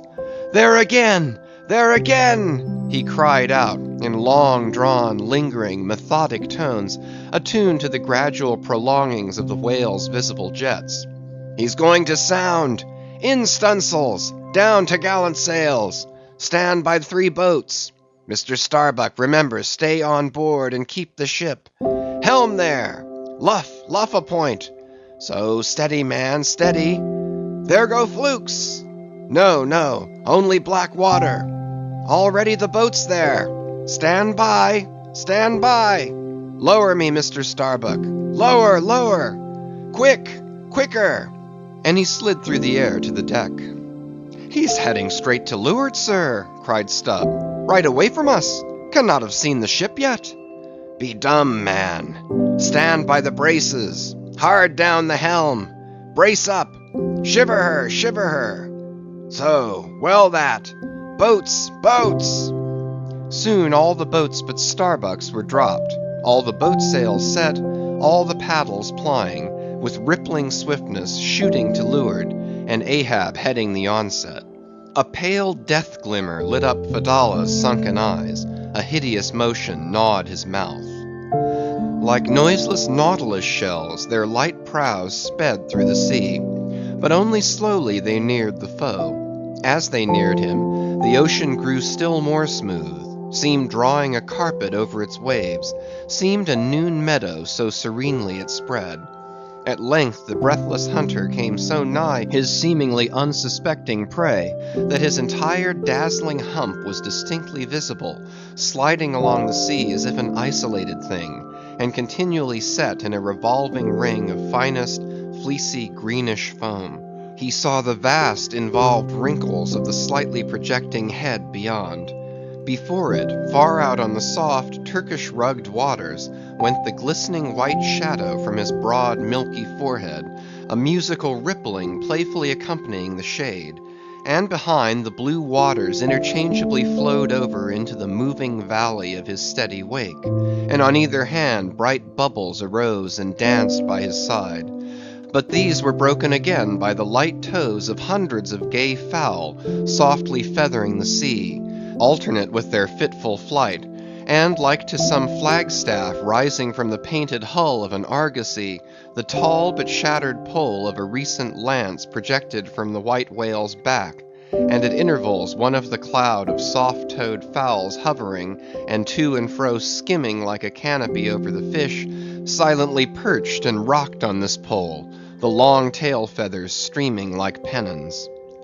A gentle joyousness, a mighty mildness of repose and swiftness invested the gliding whale.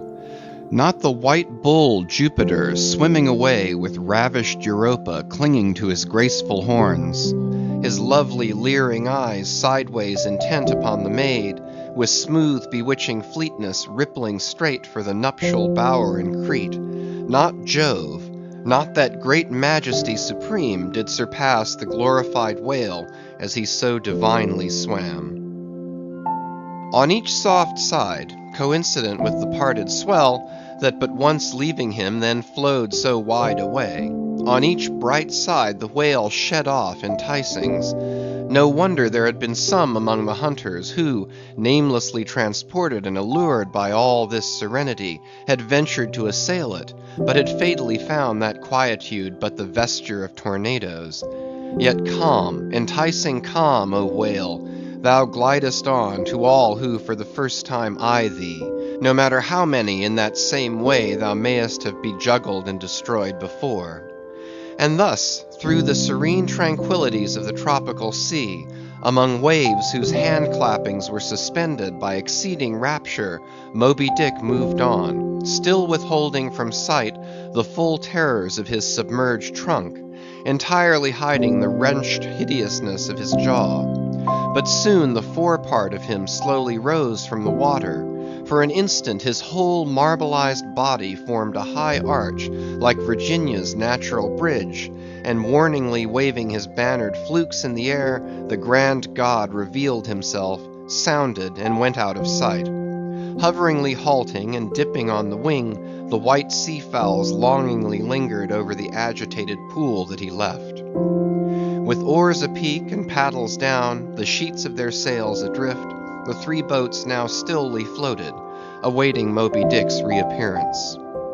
"An hour," said Ahab, standing rooted in his boat's stern, and he gazed beyond the whale's place, towards the dim blue spaces and wide wooing vacancies to leeward. It was only an instant, for again his eyes seemed whirling round in his head as he swept the watery circle. The breeze now freshened, the sea began to swell. "The birds! The birds!" cried Tashtego. In long Indian file, as when herons take wing, the white birds were now all flying towards Ahab's boat, and when within a few yards, began fluttering over the water there, wheeling round and round with joyous expectant cries. Their vision was keener than man's. Ahab could discover no sign in the sea. But suddenly, as he peered down and down into its depths, he profoundly saw a white living spot no bigger than a white weasel, with wonderful celerity uprising and magnifying as it rose, till it turned, and then there were plainly revealed two long crooked rows of white glistening teeth, floating up from the undiscoverable bottom. It was Moby Dick's open mouth and scrolled jaw, his vast shadowed bulk still half blending with the blue of the sea. The glittering mouth yawned beneath the boat like an open-doored marble tomb, and giving one sidelong sweep with his steering oar, Ahab whirled the craft aside from this tremendous apparition. Then, calling upon Fedallah to change places with him, went forward to the bows, and seizing Perth's harpoon, commanded his crew to grasp their oars and stand by to stern. Now, by reason of this timely spinning round the boat upon its axis, its bow by anticipation was made to face the whale's head while yet under water. But as if perceiving this stratagem, Moby Dick, with that malicious intelligence ascribed to him, sidelingly transplanted himself, as it were, in an instant, shooting his pleated head lengthwise beneath the boat.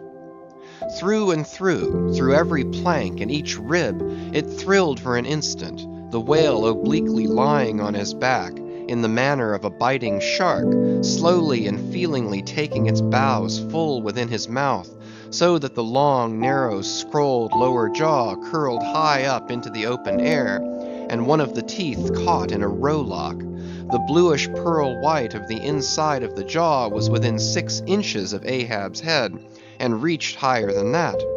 In this attitude the white whale now shook the slight cedar as a mildly cruel cat her mouse.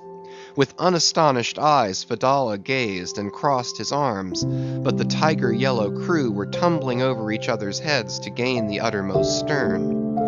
And now, while both elastic gunwales were springing in and out, while the whale dallied with the doomed craft in this devilish way, and from his body being submerged beneath the boat he could not be darted at from the bows, for the bows were almost inside of him, as it were, and while the other boats involuntarily paused as before a quick crisis impossible to withstand, then it was that monomaniac Ahab, furious with this tantalizing vicinity of his foe, which placed him all alive and helpless in the very jaws he hated, frenzied with all this, he seized the long bone with his naked hands, and wildly strove to wrench it from its grip. As now he thus vainly strove, the jaw slipped from him, the frail gunwales bent in, collapsed, and snapped, as both jaws, like an enormous shears, sliding further aft, bit the craft completely in twain, and locked themselves fast again in the sea, midway between the two floating wrecks.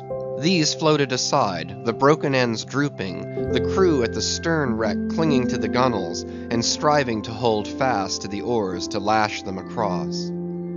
At that preluding moment, ere the boat was yet snapped, Ahab, the first to perceive the whale's intent by the crafty upraising of his head, a movement that loosed his hold for the time, at that moment his hand made one final effort to push the boat out of the bight, but only slipping further into the whale's mouth, and tilting over sideways as it slipped, the boat had shaken off his hold on the jaw, spilled him out of it, as he leaned to the push, and so he fell flat-faced upon the sea. Ripplingly withdrawing from his prey, Moby Dick now lay at a little distance, vertically thrusting his oblong white head up and down in the billows, and at the same time slowly revolving his whole spindled body, so that when his vast wrinkled forehead rose, some 20 or more feet out of the water, the now rising swells, with all their confluent waves, dazzlingly broke against it, vindictively tossing their shivered spray still higher in the air. So, in a gale, the but half-baffled channel billows only recoil from the base of the Eddystone, triumphantly to overleap its summit with their scud. Footnote: this motion is peculiar to the sperm whale. It receives its designation, pitch-poling, from its being likened to that preliminary up and down poise of the whale lance in the exercise called pitch-poling previously described. By this motion the whale must best and most comprehensively view whatever objects may be encircling him. End of footnote. But soon resuming his horizontal attitude, Moby Dick swam swiftly round and round the wrecked crew, sideways churning the water in his vengeful wake, as if lashing himself up to still another and more deadly assault. The sight of the splintered boat seemed to madden him, as the blood of grapes and mulberries cast before Antiochus's elephants in the book of Maccabees. Meanwhile Ahab, half smothered in the foam of the whale's insolent tail, and too much of a cripple to swim, though he could still keep afloat even in the heart of such a whirlpool as that, helpless Ahab's head was seen, like a tossed bubble which the least chance shock might burst. From the boat's fragmentary stern, Fedallah incuriously and mildly eyed him. The clinging crew at the other drifting end could not succor him. More than enough was it for them to look to themselves. For so revolvingly appalling was the white whale's aspect, and so planetarily swift the ever-contracting circles he made, that he seemed horizontally swooping upon them. And though the other boats, unharmed, still hovered hard by, still they dared not pull into the eddy to strike, lest that should be the signal for the instant destruction of the jeopardized castaways, Ahab and all, nor, in that case, could they themselves hope to escape. With straining eyes, then, they remained on the outer edge of the direful zone, whose center had now become the old man's head. Meantime, from the beginning, all this had been descried from the ship's mastheads, and, squaring her yards, she had borne down upon the scene, and was now so nigh that Ahab in the water hailed her. "Sail on the—" But that moment a breaking sea dashed on him from Moby Dick, and whelmed him for the time. But struggling out of it again, and chancing to rise on the towering crest, he shouted, "Sail on the whale! Drive him off!" The Pequod's prows were pointed, and breaking up the charmed circle, she effectually parted the white whale from his victim. As he sullenly swam off, the boats flew to the rescue. Dragged into Stubb's boat with bloodshot, blinded eyes, the white brine caking in his wrinkles, the long tension of Ahab's bodily strength did crack, and helplessly he yielded to his body's doom, for a time lying all crushed in the bottom of Stubb's boat, like one trodden underfoot of herds of elephants. Far inland, nameless wails came from him, as desolate sounds from out ravines. But this intensity of his physical prostration did but so much the more abbreviate it.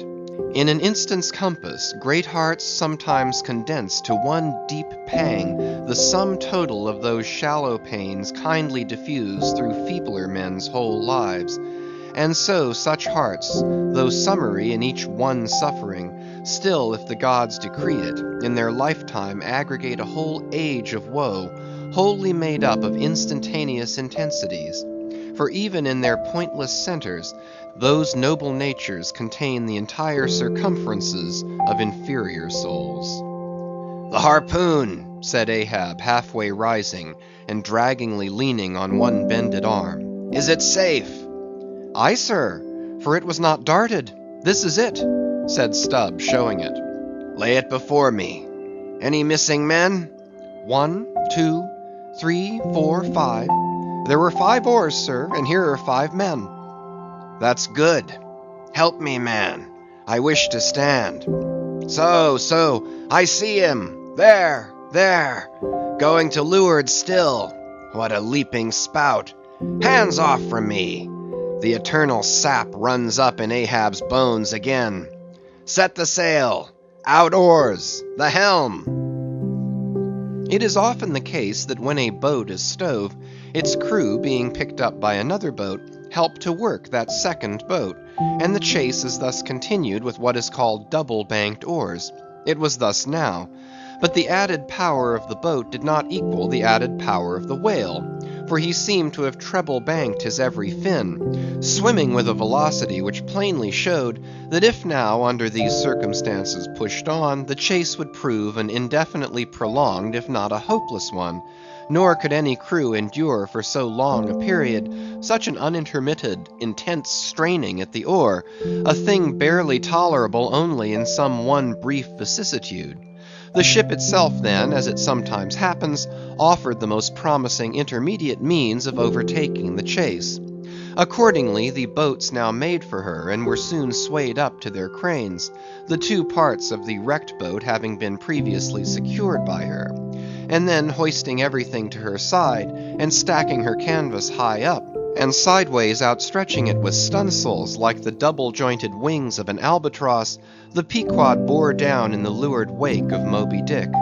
At the well-known methodic intervals, the whale's glittering spout was regularly announced from the manned mastheads, and when he would be reported as just gone down, Ahab would take the time, and then pacing the deck, binnacle watch in hand, so soon as the last second of the allotted hour expired, his voice was heard. "Whose is the doubloon now? Do you see him?" And if the reply was, "No, sir," straightway he commanded them to lift him to his perch. In this way the day wore on, Ahab now aloft and motionless, anon unrestingly pacing the planks.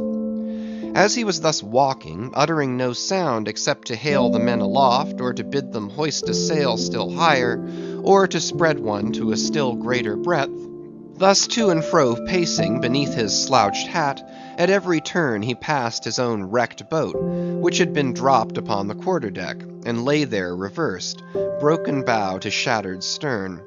At last he paused before it, and as in an already overclouded sky fresh troops of clouds will sometimes sail across, so over the old man's face there now stole some such added gloom as this. Stubb saw him pause, and perhaps intending, not vainly though, to evince his own unabated fortitude, and thus keep up a valiant place in his captain's mind, he advanced, and eyeing the wreck, exclaimed, "The thistle the ass refused. It pricked his mouth too keenly, sir. Ha ha! What soulless thing is this that laughs before a wreck? Man, man, did I not know thee brave as fearless fire, and as mechanical, I could swear thou wert a poltroon. Groan nor laugh should be heard before a wreck." "Aye, aye, sir," said Starbuck, drawing near. "'Tis a solemn sight, an omen and an ill one." "Omen, omen, the dictionary! If the gods think to speak outright to man, they will honorably speak outright, not shake their heads and give an old wives' darkling hint. Begone! Ye two are the opposite poles of one thing. Starbuck is Stubb reversed, and Stubb is Starbuck. And ye two are all mankind. And Ahab stands alone among the millions of the peopled earth, nor gods nor men his neighbors. Cold, cold, I shiver. How now, aloft there! Do ye see him? Sing out for every spout, though he spout 10 times a second." The day was nearly done, only the hem of his golden robe was rustling. Soon it was almost dark, but the lookout men still remained unset. "Can't see the spout now, sir. Too dark," cried a voice from the air. "How heading when last seen?" "As before, sir. Straight to leeward." "Good. He will travel slower now 'tis night. Down royals and to gallant stunsails, Mr. Starbuck. We must not run over him before morning. He's making a passage now, and may heave to a while. Helm there! Keep her full before the wind. Aloft, come down. Mr. Stubb, send a fresh hand to the foremast head, and see it manned till morning." Then advancing toward the doubloon in the mainmast, "Men, this gold is mine, for I earned it, but I shall let it abide here till the white whale is dead, and then whosoever of ye first raises him, upon the day he shall be killed, this gold is that man's.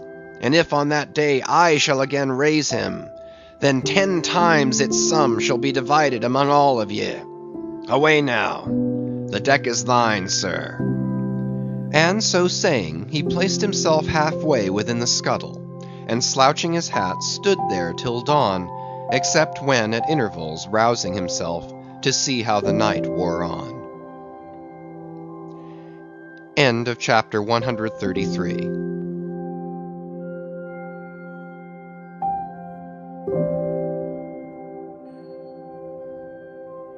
Moby Dick, by Herman Melville, chapter 134.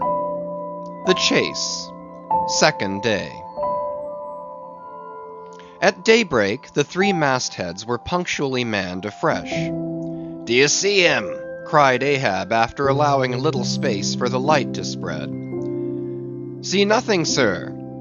"Turn up all hands and make sail. He travels faster than I thought for. The t'gallant sails.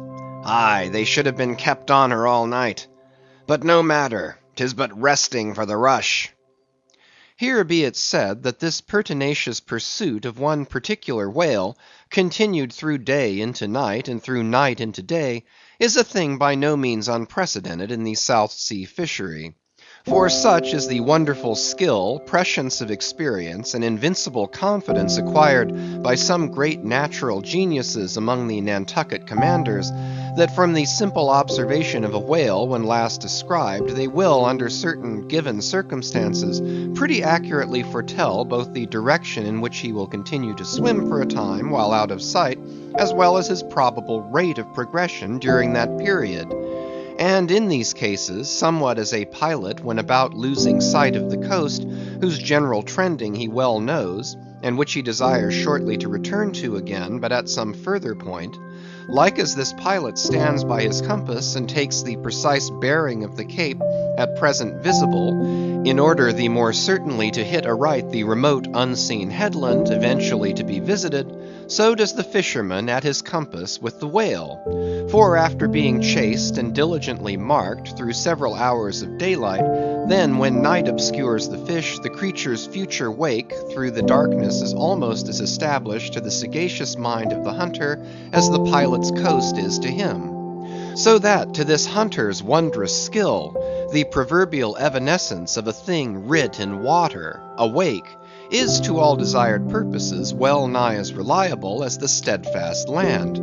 And as the mighty iron leviathan of the modern railway is so familiarly known in its every pace, that with watches in their hands men time his rate as doctors that of a baby's pulse, and lightly say of it, the up train or the down train will reach such and such a spot at such and such an hour, even so almost there are occasions when these Nantucketers time that other leviathan of the deep according to the observed humor of his speed, and say to themselves, so many hours hence, this whale will have gone 200 miles, will have about reached this or that degree of latitude or longitude. But to render this acuteness at all successful in the end, the wind and the sea must be the whaleman's allies.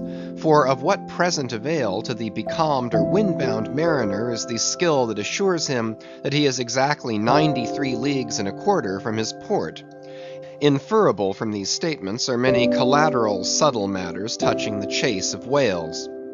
The ship tore on, leaving such a furrow in the sea as when a cannon ball missent becomes a ploughshare and turns up the level field. "By salt and hemp," cried Stubb, "but this swift motion of the deck creeps up one's legs and tingles at the heart. This ship and I are two brave fellows, ha ha! Someone take me up and launch me spinewise on the sea, for by live oaks my spine's a keel. Ha ha! We go the gait that leaves no dust behind. There she blows! She blows! She blows right ahead!" was now the masthead cry. "Aye, aye," cried Stubb, "I knew it. You can't escape. Blow on and split your spout, O whale. The mad fiend himself is after ye. Blow your trump, blister your lungs. Ahab will dam off your blood as a miller shuts his water gate upon the stream." And Stubb did but speak out for well nigh all the crew. The frenzies of the chase had by this time worked them bubblingly up, like old wine worked anew. Whatever pale fears and forebodings some of them might have felt before, these were not only now kept out of sight through the growing awe of Ahab, but they were broken up and on all sides routed, as timid prairie hares that scatter before the bounding bison. The hand of fate had snatched all their souls, and by the stirring perils of the previous day, the rack of the past night's suspense, the fixed, unfearing, blind, reckless way in which their wild craft went plunging toward its flying mark, by all these things their hearts were bowled along. The wind that made great bellies of their sails, and rushed the vessel on by arms invisible as irresistible, this seemed the symbol of that unseen agency which so enslaved them to the race. They were one man, not 30, for as the one ship that held them all, though it was put together of all contrasting things, oak and maple and pine wood, iron and pitch and hemp, yet all these ran into each other into the one concrete hull which shot on its way, both balanced and directed by the long central keel. Even so all the individualities of the crew, this man's valor, that man's fear, guilt and guiltiness, all varieties were welded into oneness, and were all directed to that fatal goal which Ahab, their one lord and keel, did point to. The rigging lived. The mastheads, like the tops of tall palms, were outspreadingly tufted with arms and legs. Clinging to a spar with one hand, some reached forth the other with impatient wavings. Others, shading their eyes from the vivid sunlight, sat far out on the rocking yards, all the spars in full bearing of mortals ready and ripe for their fate. Ah, how they still strove through that infinite blueness to seek out the thing that might destroy them. "Why sing ye not out for him, if ye see him?" cried Ahab, when, after the lapse of some minutes since the first cry, no more had been heard. "Sway me up, men! Ye have been deceived. Not Moby Dick casts one odd jet that way, and then disappears." It was even so. In their headlong eagerness, the men had mistaken some other thing for the whale spout, as the event itself soon proved. For hardly had Ahab reached his perch, hardly was the rope belayed to its pin on the deck, when he struck the keynote to an orchestra that made the air vibrate as with the combined discharges of rifles. The triumphant halloo of 30 buckskin lungs was heard, as, much nearer to the ship than the place of the imaginary jet, Moby Dick bodily burst into view. For not by any calm or indolent spoutings, not by the peaceable gush of that mystic fountain in his head, did the white whale now reveal his vicinity, but by the far more wondrous phenomenon of breaching.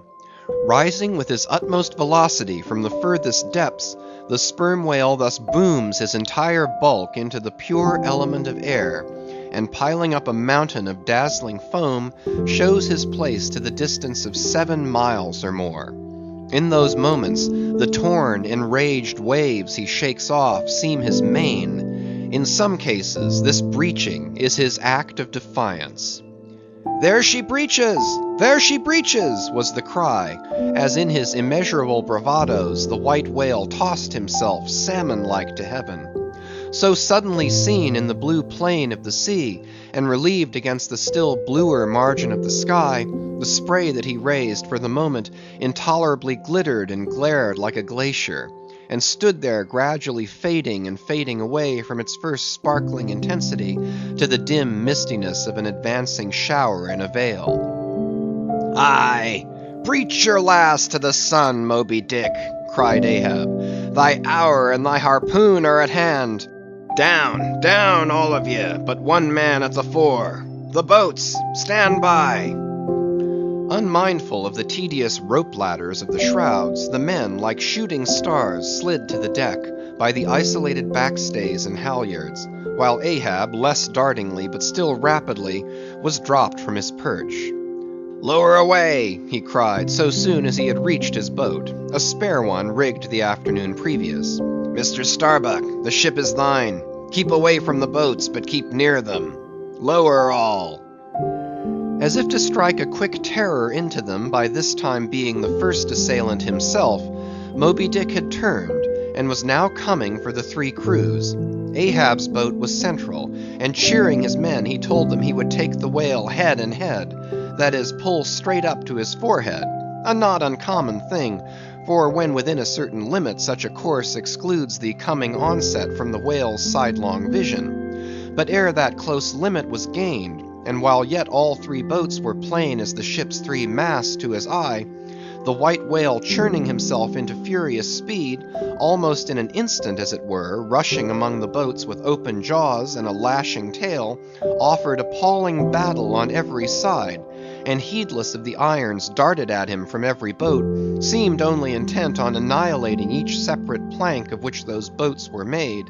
But skillfully maneuvered, incessantly wheeling like trained chargers in the field, the boats for a while eluded him, though at times but by a plank's breadth, while all the time Ahab's unearthly slogan tore every other cry but his to shreds. But at last, in his untraceable evolutions, the white whale so crossed and recrossed, and in 1,000 ways entangled the slack of the 3 lines now fast to him, that they foreshortened, and of themselves warped the devoted boats toward the planted irons in him, though now for a moment the whale drew aside a little, as if to rally for a more tremendous charge. Seizing that opportunity, Ahab first paid out more line, and then was rapidly hauling and jerking in upon it again, hoping that way to disencumber it of some snarls, when lo, a sight more savage than the embattled teeth of sharks. Caught and twisted, corkscrewed in the mazes of the line, loose harpoons and lances, with all their bristling barbs and points, came flashing and dripping up to the chocks in the bows of Ahab's boat. Only one thing could be done. Seizing the boat knife, he critically reached within, through, and then without the rays of steel, dragged in the line beyond, passed it inboard to the bowsman, and then, twice sundering the rope near the chocks, dropped the intercepted faggot of steel into the sea, and was all fast again. That instant, the white whale made a sudden rush among the remaining tangles of the other lines, by so doing irresistibly dragged the more involved boats of Stubb and Flask toward his flukes, dashed them together like two rolling husks on a surf-beaten beach, and then diving down into the sea, disappeared in a boiling maelstrom in which, for a space, the odorous cedar chips of the wrecks danced round and round, like the grated nutmeg in a swiftly stirred bowl of punch.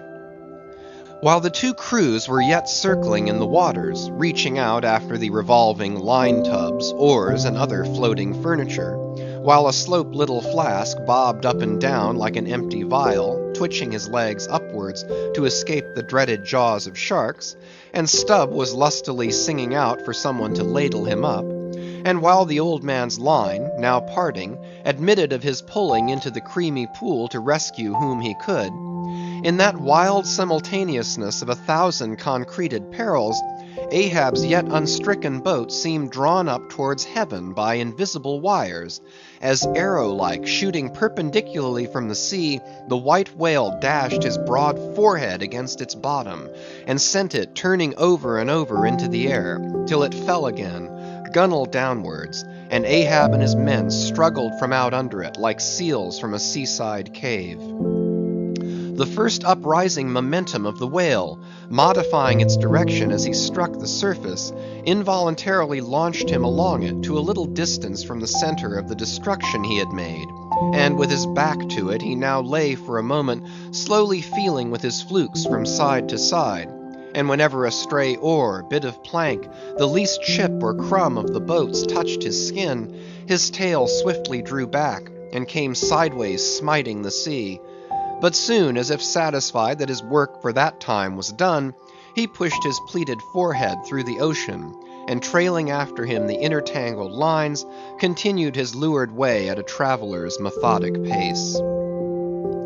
As before, the attentive ship having descried the whole fight, again came bearing down to the rescue, and dropping a boat, picked up the floating mariners, tubs, oars, and whatever else could be caught at, and safely landed them on her decks.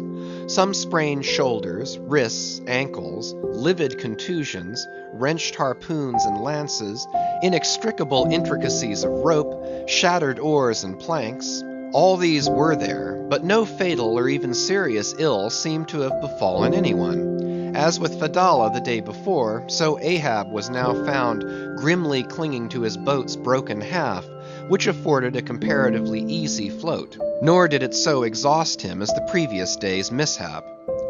But when he was helped to the deck, all eyes were fastened upon him, as instead of standing by himself, he still half hung upon the shoulder of Starbuck, who had thus far been the foremost to assist him. His ivory leg had been snapped off, leaving but one short, sharp splinter.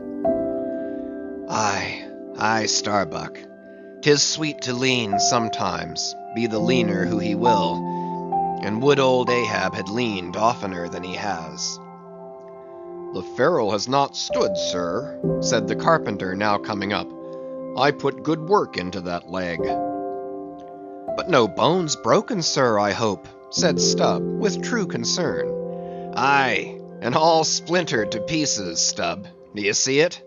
But even with a broken bone, old Ahab is untouched, and I account no living bone of mine one jot more me than this dead one that's lost. Nor white whale, nor man, nor fiend can so much as graze old Ahab in his own proper and inaccessible being. Can any lead touch yonder floor, any mast scrape yonder roof? Aloft there, which way? Dead to leeward, sir. Up helm then. Pile on the sail again, shipkeepers. Down the rest of the spare boats and rig them. Mr. Starbuck, away and muster the boat's crews. Let me first help thee towards the bulwarks, sir. Oh, how this splinter gores me now. Accursed fate, that the unconquerable captain in the soul should have such a craven mate. Sir, my body, man, not thee. Give me something for a cane. There, that shivered lance will do. Muster the men. Surely I have not seen him yet. By heaven, it cannot be. Missing? Quick, call them all. The old man's hinted thought was true. Upon mustering the company, the Parsee was not there. The Parsee, cried Stubb. He must have been caught in the black vomit wrench thee. Run, all of ye, above, alow, cabin, forecastle. Find him. Not gone. Not gone. But quickly they returned to him with the tidings that the Parsee was nowhere to be found. Aye, sir, said Stubb. Caught among the tangles of your line. I thought I saw him dragging under. My line! My line! Gone! Gone! What means that little word? What death knell rings in it, that old Ahab shakes as if he were the belfry? The harpoon, too. Toss over the litter there. Do ye see it? The forged iron men, the white whales. No, no, no. Blistered fool. This hand did dart it. 'Tis in the fish. Aloft there. Keep him nailed. Quick. All hands to the rigging of the boats. Collect the oars. Harpooneers, the irons, the irons. Hoist the royals higher. A pull on all the sheets. Helm there, steady, steady for your life. I'll 10 times girdle the unmeasured globe. Yea, and drive straight through it. But I'll slay him yet. Great God! But for one single instant show thyself, cried Starbuck. Never, never wilt thou capture him, old man. In Jesus' name, no more of this. That's worse than devil's madness.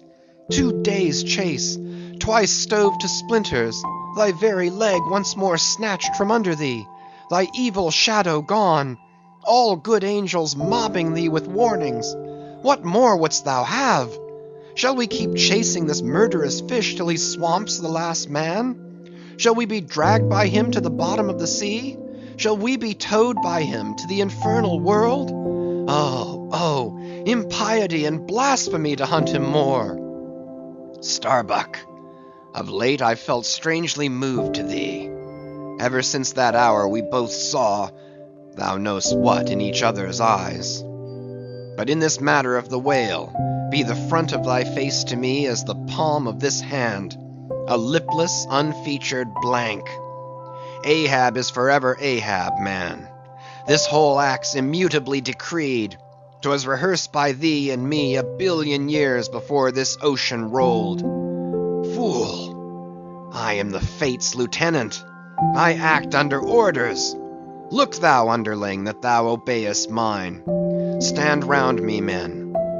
You see an old man cut down to the stump, leaning on a shivered lance, propped up on a lonely foot. 'Tis Ahab, his body's part. But Ahab's soul's a centipede that moves upon 100 legs. I feel strained, half stranded, as ropes that tow dismasted frigates in a gale. And I may look so. But ere I break, you'll hear me crack. And till you hear that, know that Ahab's hawser tows his purpose yet. Believe ye, men, in the things called omens? Then laugh aloud and cry encore. For ere they drown, drowning things will twice rise to the surface, then rise again to sink forevermore. So with Moby Dick. 2 days he's floated. Tomorrow will be the 3rd. Aye, men, he'll rise once more, but only to spout his last. Do ye feel brave, men? Brave! As fearless fire, cried Stubb. And as mechanical. muttered Ahab. Then, as the men went forward, he muttered on, the things called omens. And yesterday I talked the same to Starbuck there concerning my broken boat. Oh, how valiantly I seek to drive out of others' hearts what's clinched so fast in mine. The Parsee, gone, gone. And he was to go before, but still was to be seen again ere I could perish. How's that? There's a riddle now might baffle all the lawyers backed by the ghosts of the whole line of judges. Like a hawk's beak it pecks my brain. I'll solve it though. When dusk descended, the whale was still in sight to leeward. So once more the sail was shortened, and everything passed nearly as on the previous night, only the sound of hammers and the hum of the grindstone was heard till nearly daylight, as the men toiled by lanterns in the complete and careful rigging of the spare boats, and sharpening their fresh weapons for the morrow. Meantime, of the broken keel of Ahab's wrecked craft, the carpenter made him another leg, while still as on the night before, slouched Ahab stood fixed within his scuttle, his hid heliotrope glance anticipatingly gone backward on its dial, sat due eastward for the earliest sun. End of chapter 134.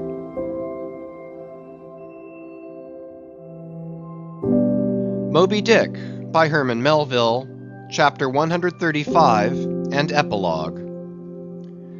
Chapter 135. The Chase, third day. The morning of the third day dawned fair and fresh, and once more the solitary nightman of the foremast-head was relieved by crowds of the daylight lookouts, who dotted every mast and almost every spar. "D'ye see him?" cried Ahab, but the whale was not yet in sight. "In his infallible wake, though, but follow that wake, that's all.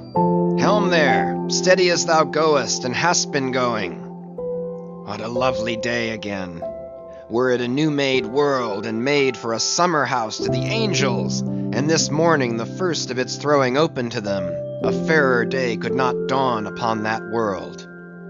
Here's food for thought, had Ahab time to think. But Ahab never thinks. He only feels. That's tingling enough for mortal man. To think's audacity. God only has that right and privilege.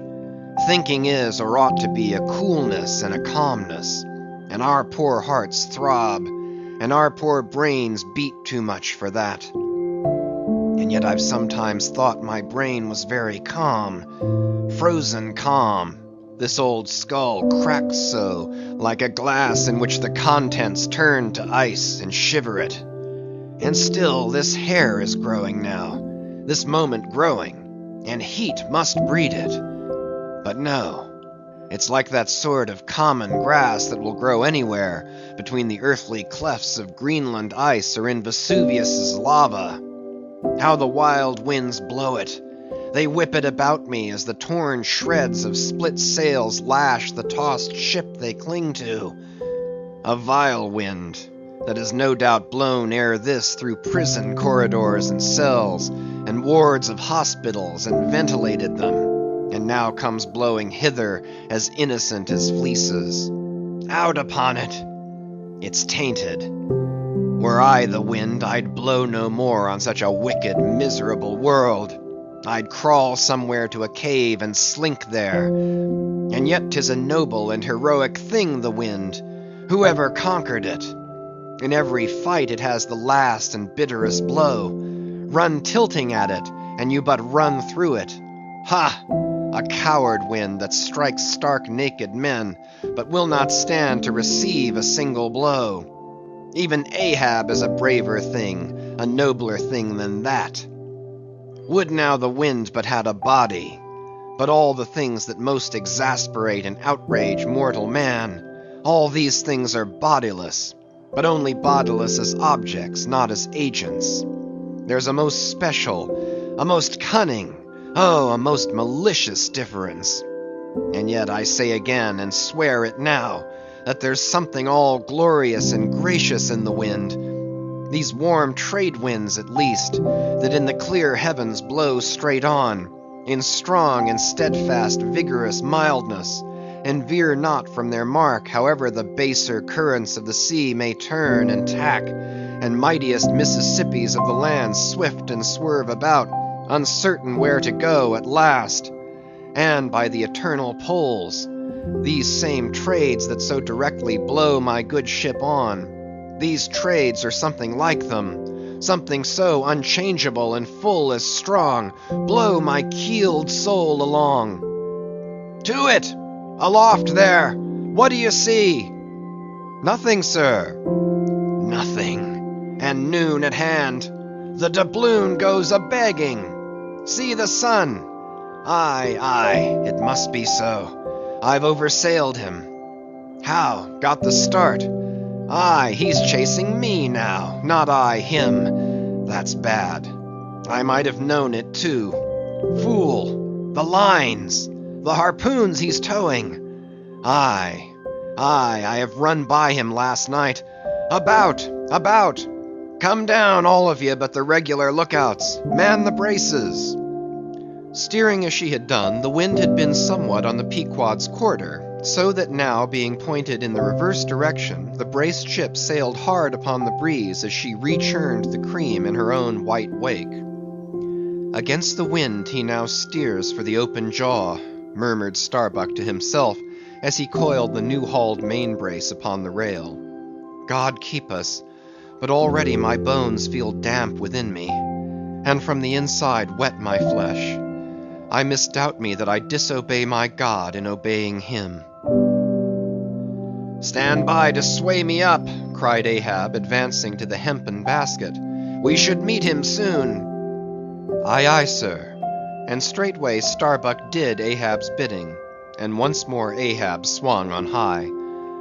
A whole hour now passed, gold beaten out to ages. Time itself now held long breaths with keen surprise, but at last, some 3 points off the weather bow, Ahab descried the spout again, and instantly from the 3 mastheads 3 shrieks went up, as if the tongues of fire had voiced it. Forehead to forehead I meet thee this third time, Moby Dick. On deck there, brace sharper up. Crowd her into the wind's eye. He's too far off to lower yet, Mr. Starbuck. The sails shake. Stand over that helmsman with a top-maul. So, he travels fast, and I must down. But let me have one more good look round aloft here at the sea. There's time for that. An old, old sight, and yet somehow so young. Aye, and not changed a wink since I first saw it, a boy from the sandhills of Nantucket. The same to Noah as to me. There's a soft shower to leeward. Such lovely leewardings. They must lead somewhere, to something else than common land, more palmy than the palms. Leeward, the white whale goes that way. Look to windward then, the better if the bitterer quarter. But goodbye, goodbye, old masthead. What's this? Green? Aye, tiny mosses in these warped cracks. No such green weather stains on Ahab's head.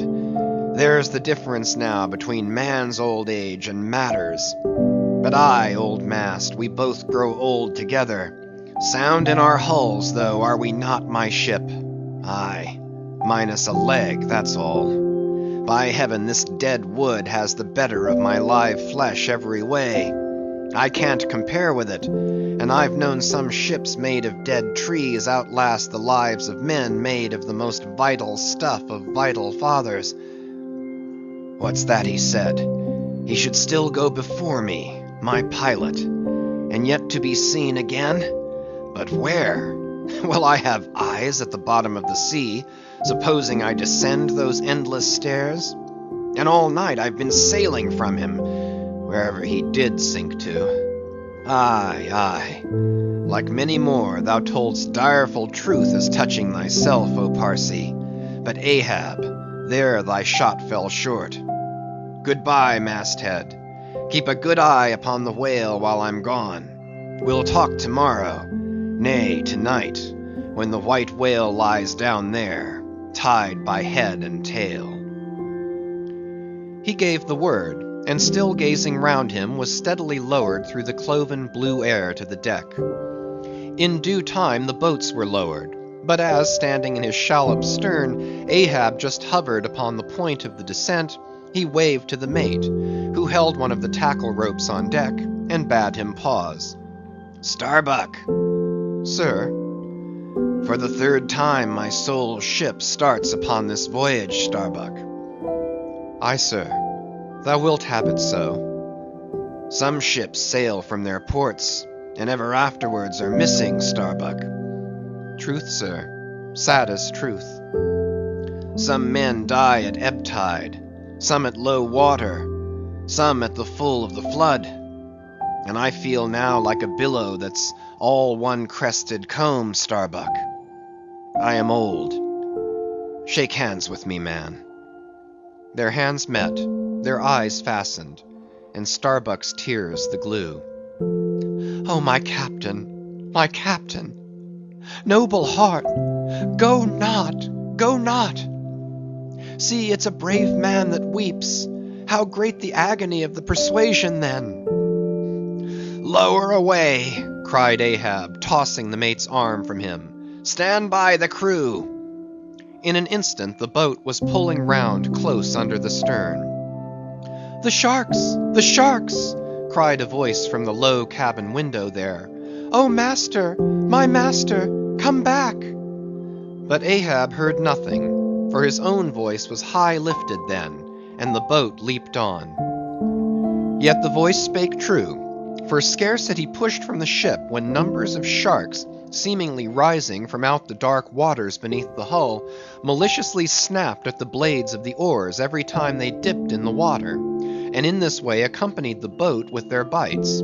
It is a thing not uncommonly happening to the whale boats in those swarming seas, the sharks at times apparently following them in the same prescient way that vultures hover over the banners of marching regiments in the east. But these were the first sharks that had been observed by the Pequod since the white whale had first been descried, and whether it was that Ahab's crew were all such tiger-yellow barbarians, and therefore their flesh more musky to the senses of the sharks, a matter sometimes well known to affect them, however it was, they seemed to follow that one boat without molesting the others.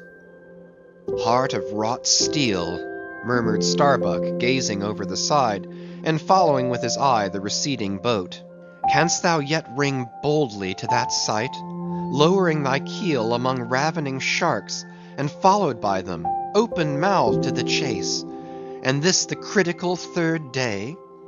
For when 3 days flow together in one continuous intense pursuit, be sure the first is the morning, the second the noon, and the third the evening, and the end of that thing, be that end what it may. Oh, my God! What is this that shoots through me, and leaves me so deadly calm, yet expectant, fixed at the top of a shudder? Future things swim before me, as in empty outlines and skeletons. All the past is somehow grown dim. Mary, girl, thou fadest in pale glories behind me. Boy, I seem to see but thy eyes grown wondrous blue. Strangest problems of life seem clearing, but clouds sweep between. Is my journey's end coming? My legs feel faint, like his who has footed it all day. Feel thy heart. Beats it yet? Stir thyself, Starbuck. Stave it off. Move, move. Speak aloud. Masthead there! See you my boy's hand on the hill? Crazed. Aloft there! Keep thy keenest eye on the boats. Mark well the whale. Ho, again, drive off that hawk. See, he pecks, he tears the vane. Pointing to the red flag flying at the main truck. Ha! He soars away with it. Where's the old man now? Seest thou that sight, O Ahab? Shudder! Shudder! The boats had not gone very far, when by a signal from the mastheads, a downward pointed arm, Ahab knew that the whale had sounded. but intending to be near him at the next rising, he held on his way a little sideways from the vessel, the becharmed crew maintaining the profoundest silence as the head-beat waves hammered and hammered against the opposing bow. Drive, drive in your nails, O ye waves! To their uttermost heads drive them in! Ye but strike a thing without a lid, and no coffin and no hearse can be mine, and hemp only can kill me! Ha! Ha! Suddenly the waters around them slowly swelled in broad circles, then quickly upheaved, as if sideways sliding from a submerged berg of ice, swiftly rising to the surface. A low rumbling sound was heard, a subterraneous hum, and then all held their breaths, as bedraggled with trailing ropes and harpoons and lances, a vast form shot lengthwise but obliquely from the sea. Shrouded in a thin, drooping veil of mist, it hovered for a moment in the rainbowed air, and then fell swamping back into the deep. Crushed 30 feet upwards, the waters flashed for an instant like heaps of fountains, then brokenly sank in a shower of flakes, leaving the circling surface creamed like new milk round the marble trunk of the whale. "Give way!" cried Ahab to the oarsmen, and the boats darted forward to the attack. But maddened by yesterday's fresh irons that corroded in him, Moby Dick seemed combinedly possessed by all the angels that fell from heaven. The wide tiers of welded tendons overspreading his broad white forehead, beneath the transparent skin, looked knitted together, as head-on he came churning his tail among the boats, and once more flailed them apart, spilling out the irons and lances from the two mates' boats, and dashing in one side of the upper part of their bows, but leaving Ahab's almost without a scar. While Daggoo and Queequeg were stopping the strained planks, and as the whale swimming out from them turned and showed one entire flank as he shot by them again, at that moment a quick cry went up. Lashed round and round to the fish's back, pinioned in the turns upon turns in which, during the past night, the whale had reeled the involutions of the lines around him, the half-torn body of the Parsee was seen, his sable raiment frayed to shreds, his distended eyes turned full upon old Ahab. The harpoon dropped from his hand. Befooled, befooled, drawing in a long, lean breath. Aye, Parsee, I see thee again. Aye, and thou goest before. And this then is the hearse that thou didst promise. But I hold thee to the last letter of thy word. Where is the second hearse? Away, mates, to the ship. Those boats are useless now. Repair them if ye can in time, and return to me. If not, Ahab is enough to die. Down, men! The first thing but offers to jump from this boat I stand in, that thing I harpoon. Ye are not other men, but my arms and legs, and so obey me. Where's the whale?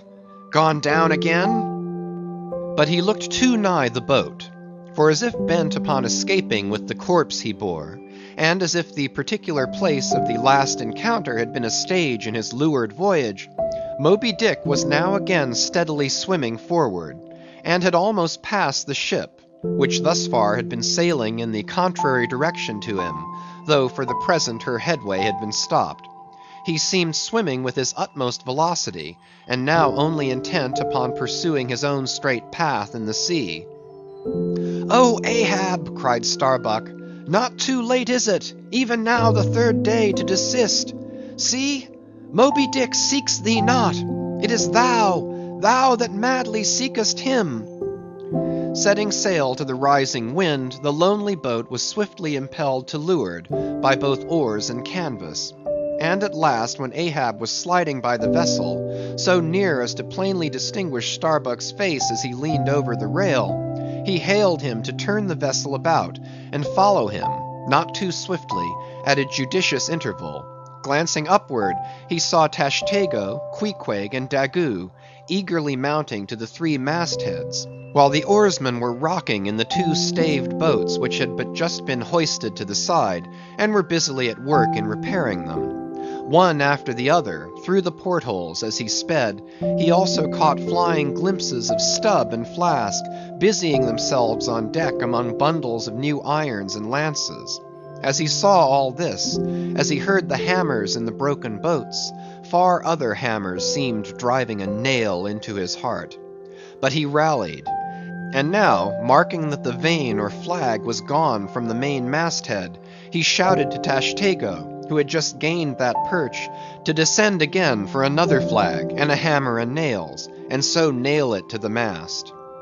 Whether fagged by the 3 days' running chase, and the resistance to his swimming in the knotted hamper he bore, or whether it was some latent deceitfulness and malice in him, whichever was true, the white whale's way now began to abate, as it seemed, from the boat so rapidly nearing him once more, though indeed the whale's last start had not been so long a one as before.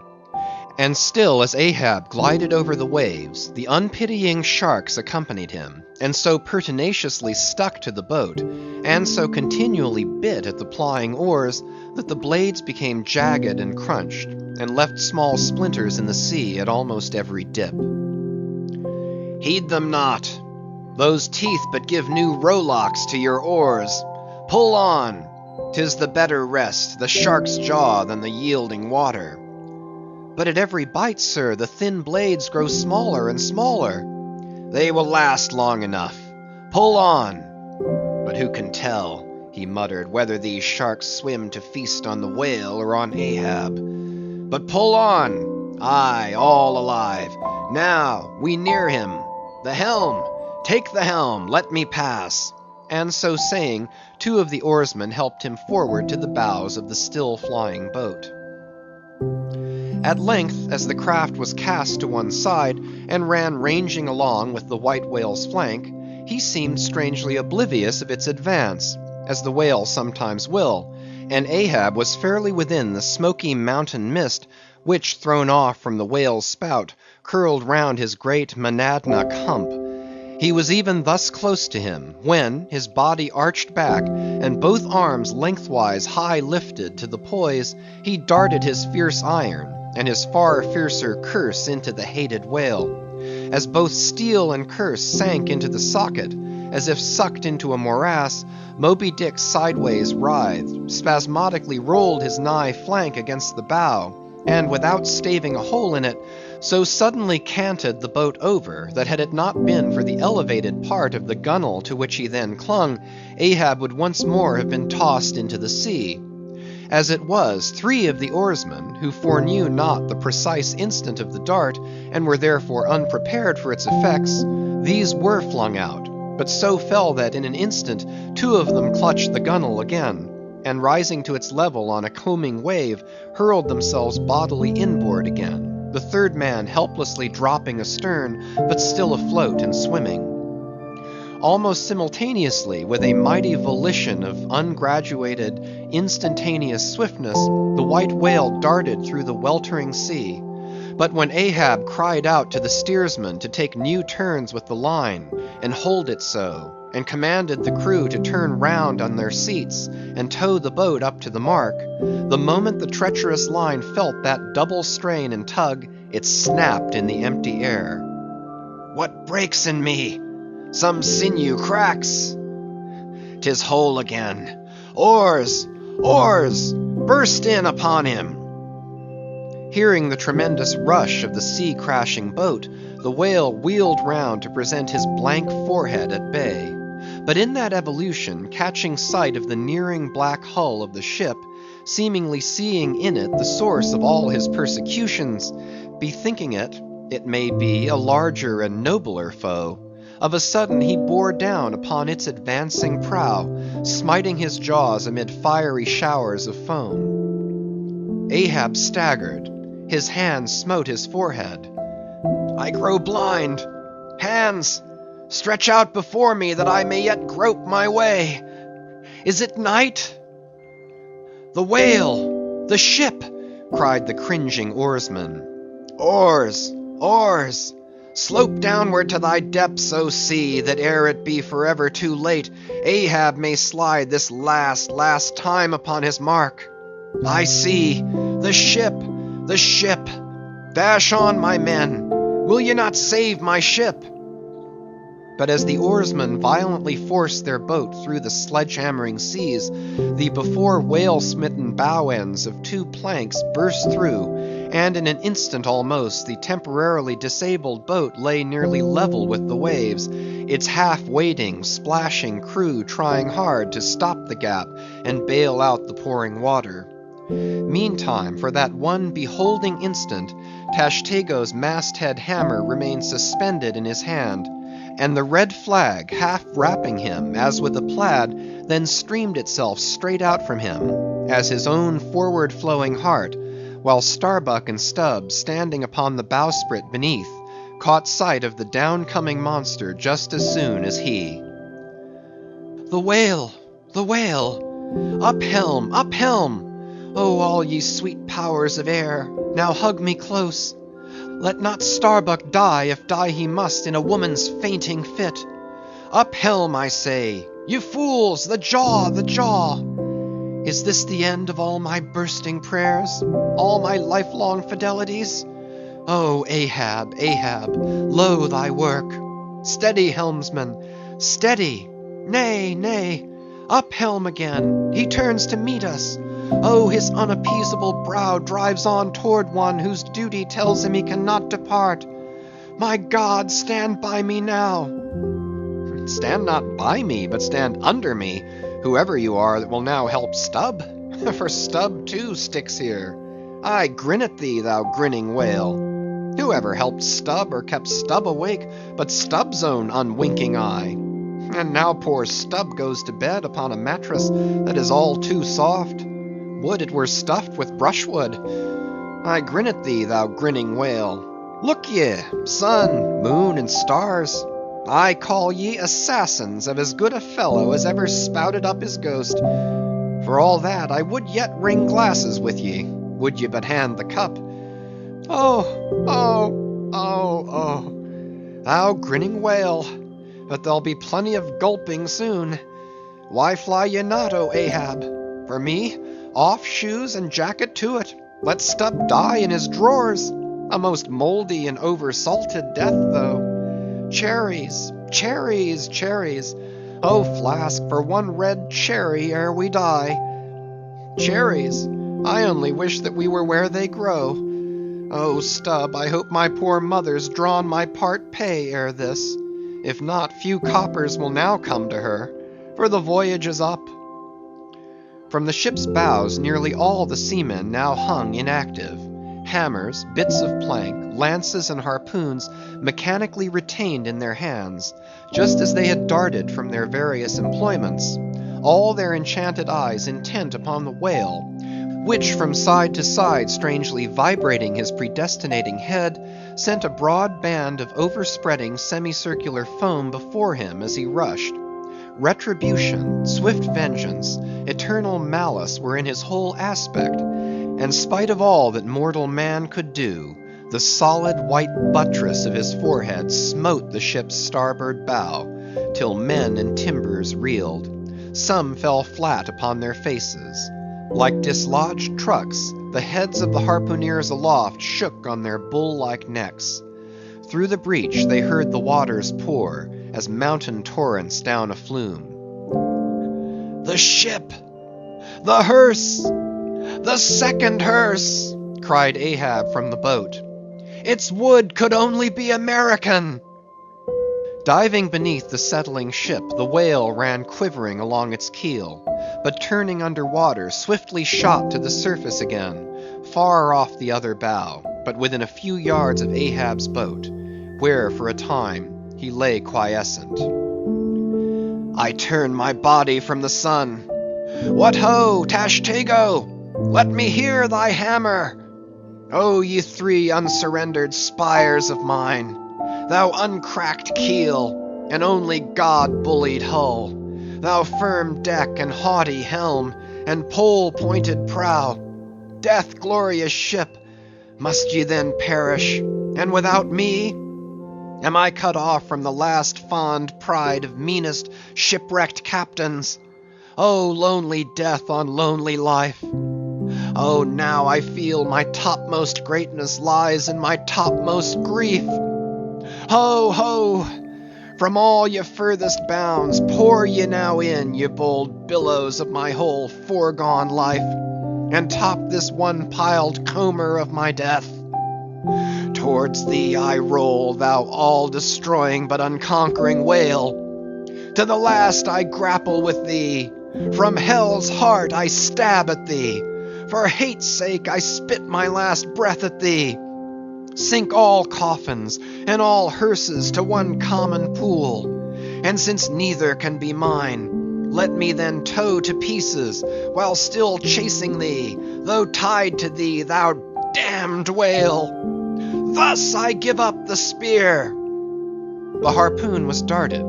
The stricken whale flew forward. With igniting velocity, the line ran through the grooves, ran foul. Ahab stooped to clear it. He did clear it, but the flying turn caught him round the neck, and voicelessly as Turkish mutes bowstring their victim, he was shot out of the boat, ere the crew knew he was gone.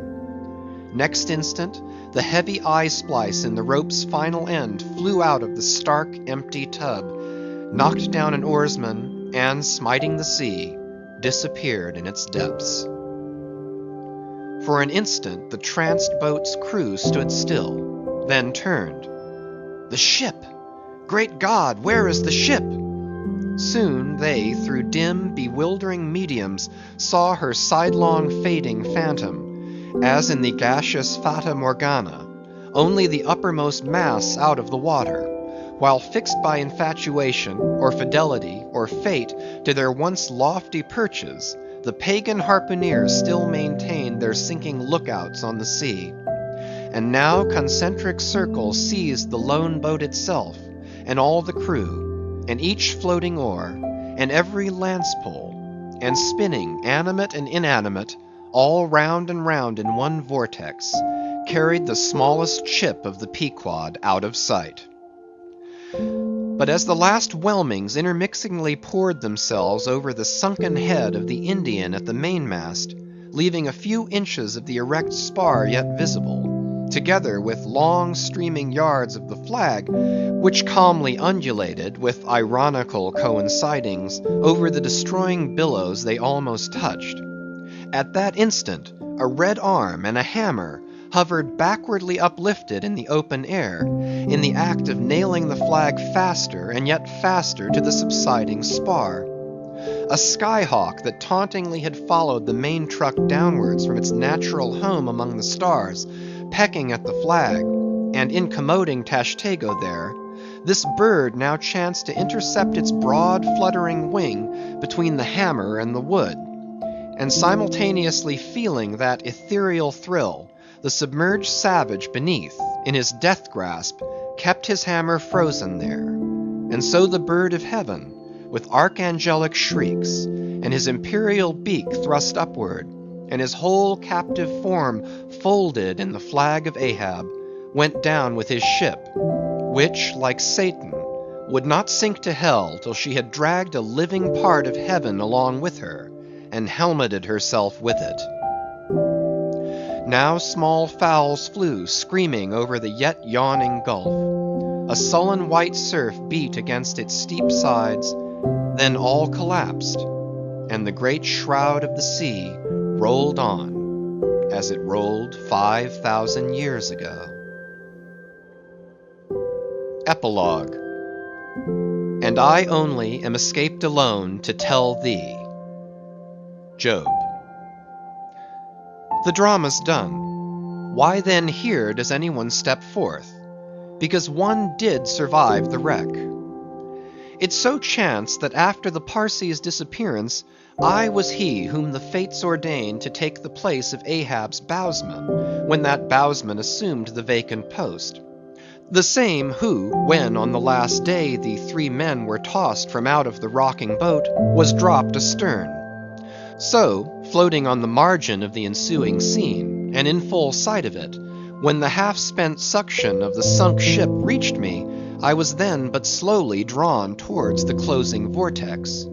When I reached it, it had subsided to a creamy pool. Round and round then, and ever contracting towards the button-like black bubble at the axis of that slowly wheeling circle, like another Ixion did I revolve; till gaining that vital centre, the black bubble upward burst; and now, liberated by reason of its cunning spring, and owing to its great buoyancy rising with great force, the coffin life-buoy shot lengthwise from the sea, fell over, and floated by my side. Buoyed up by that coffin, for almost one whole day and night I floated on a soft and dirge-like main. The unharming sharks, they glided by as if with padlocks on their mouths; the savage sea hawks sailed with sheathed beaks. On the second day, a sail drew near, nearer, and picked me up at last. It was the devious cruising Rachel, that in her retracing search after her missing children, only found another orphan. The end. End of chapter 135, an epilogue. An end of Moby Dick.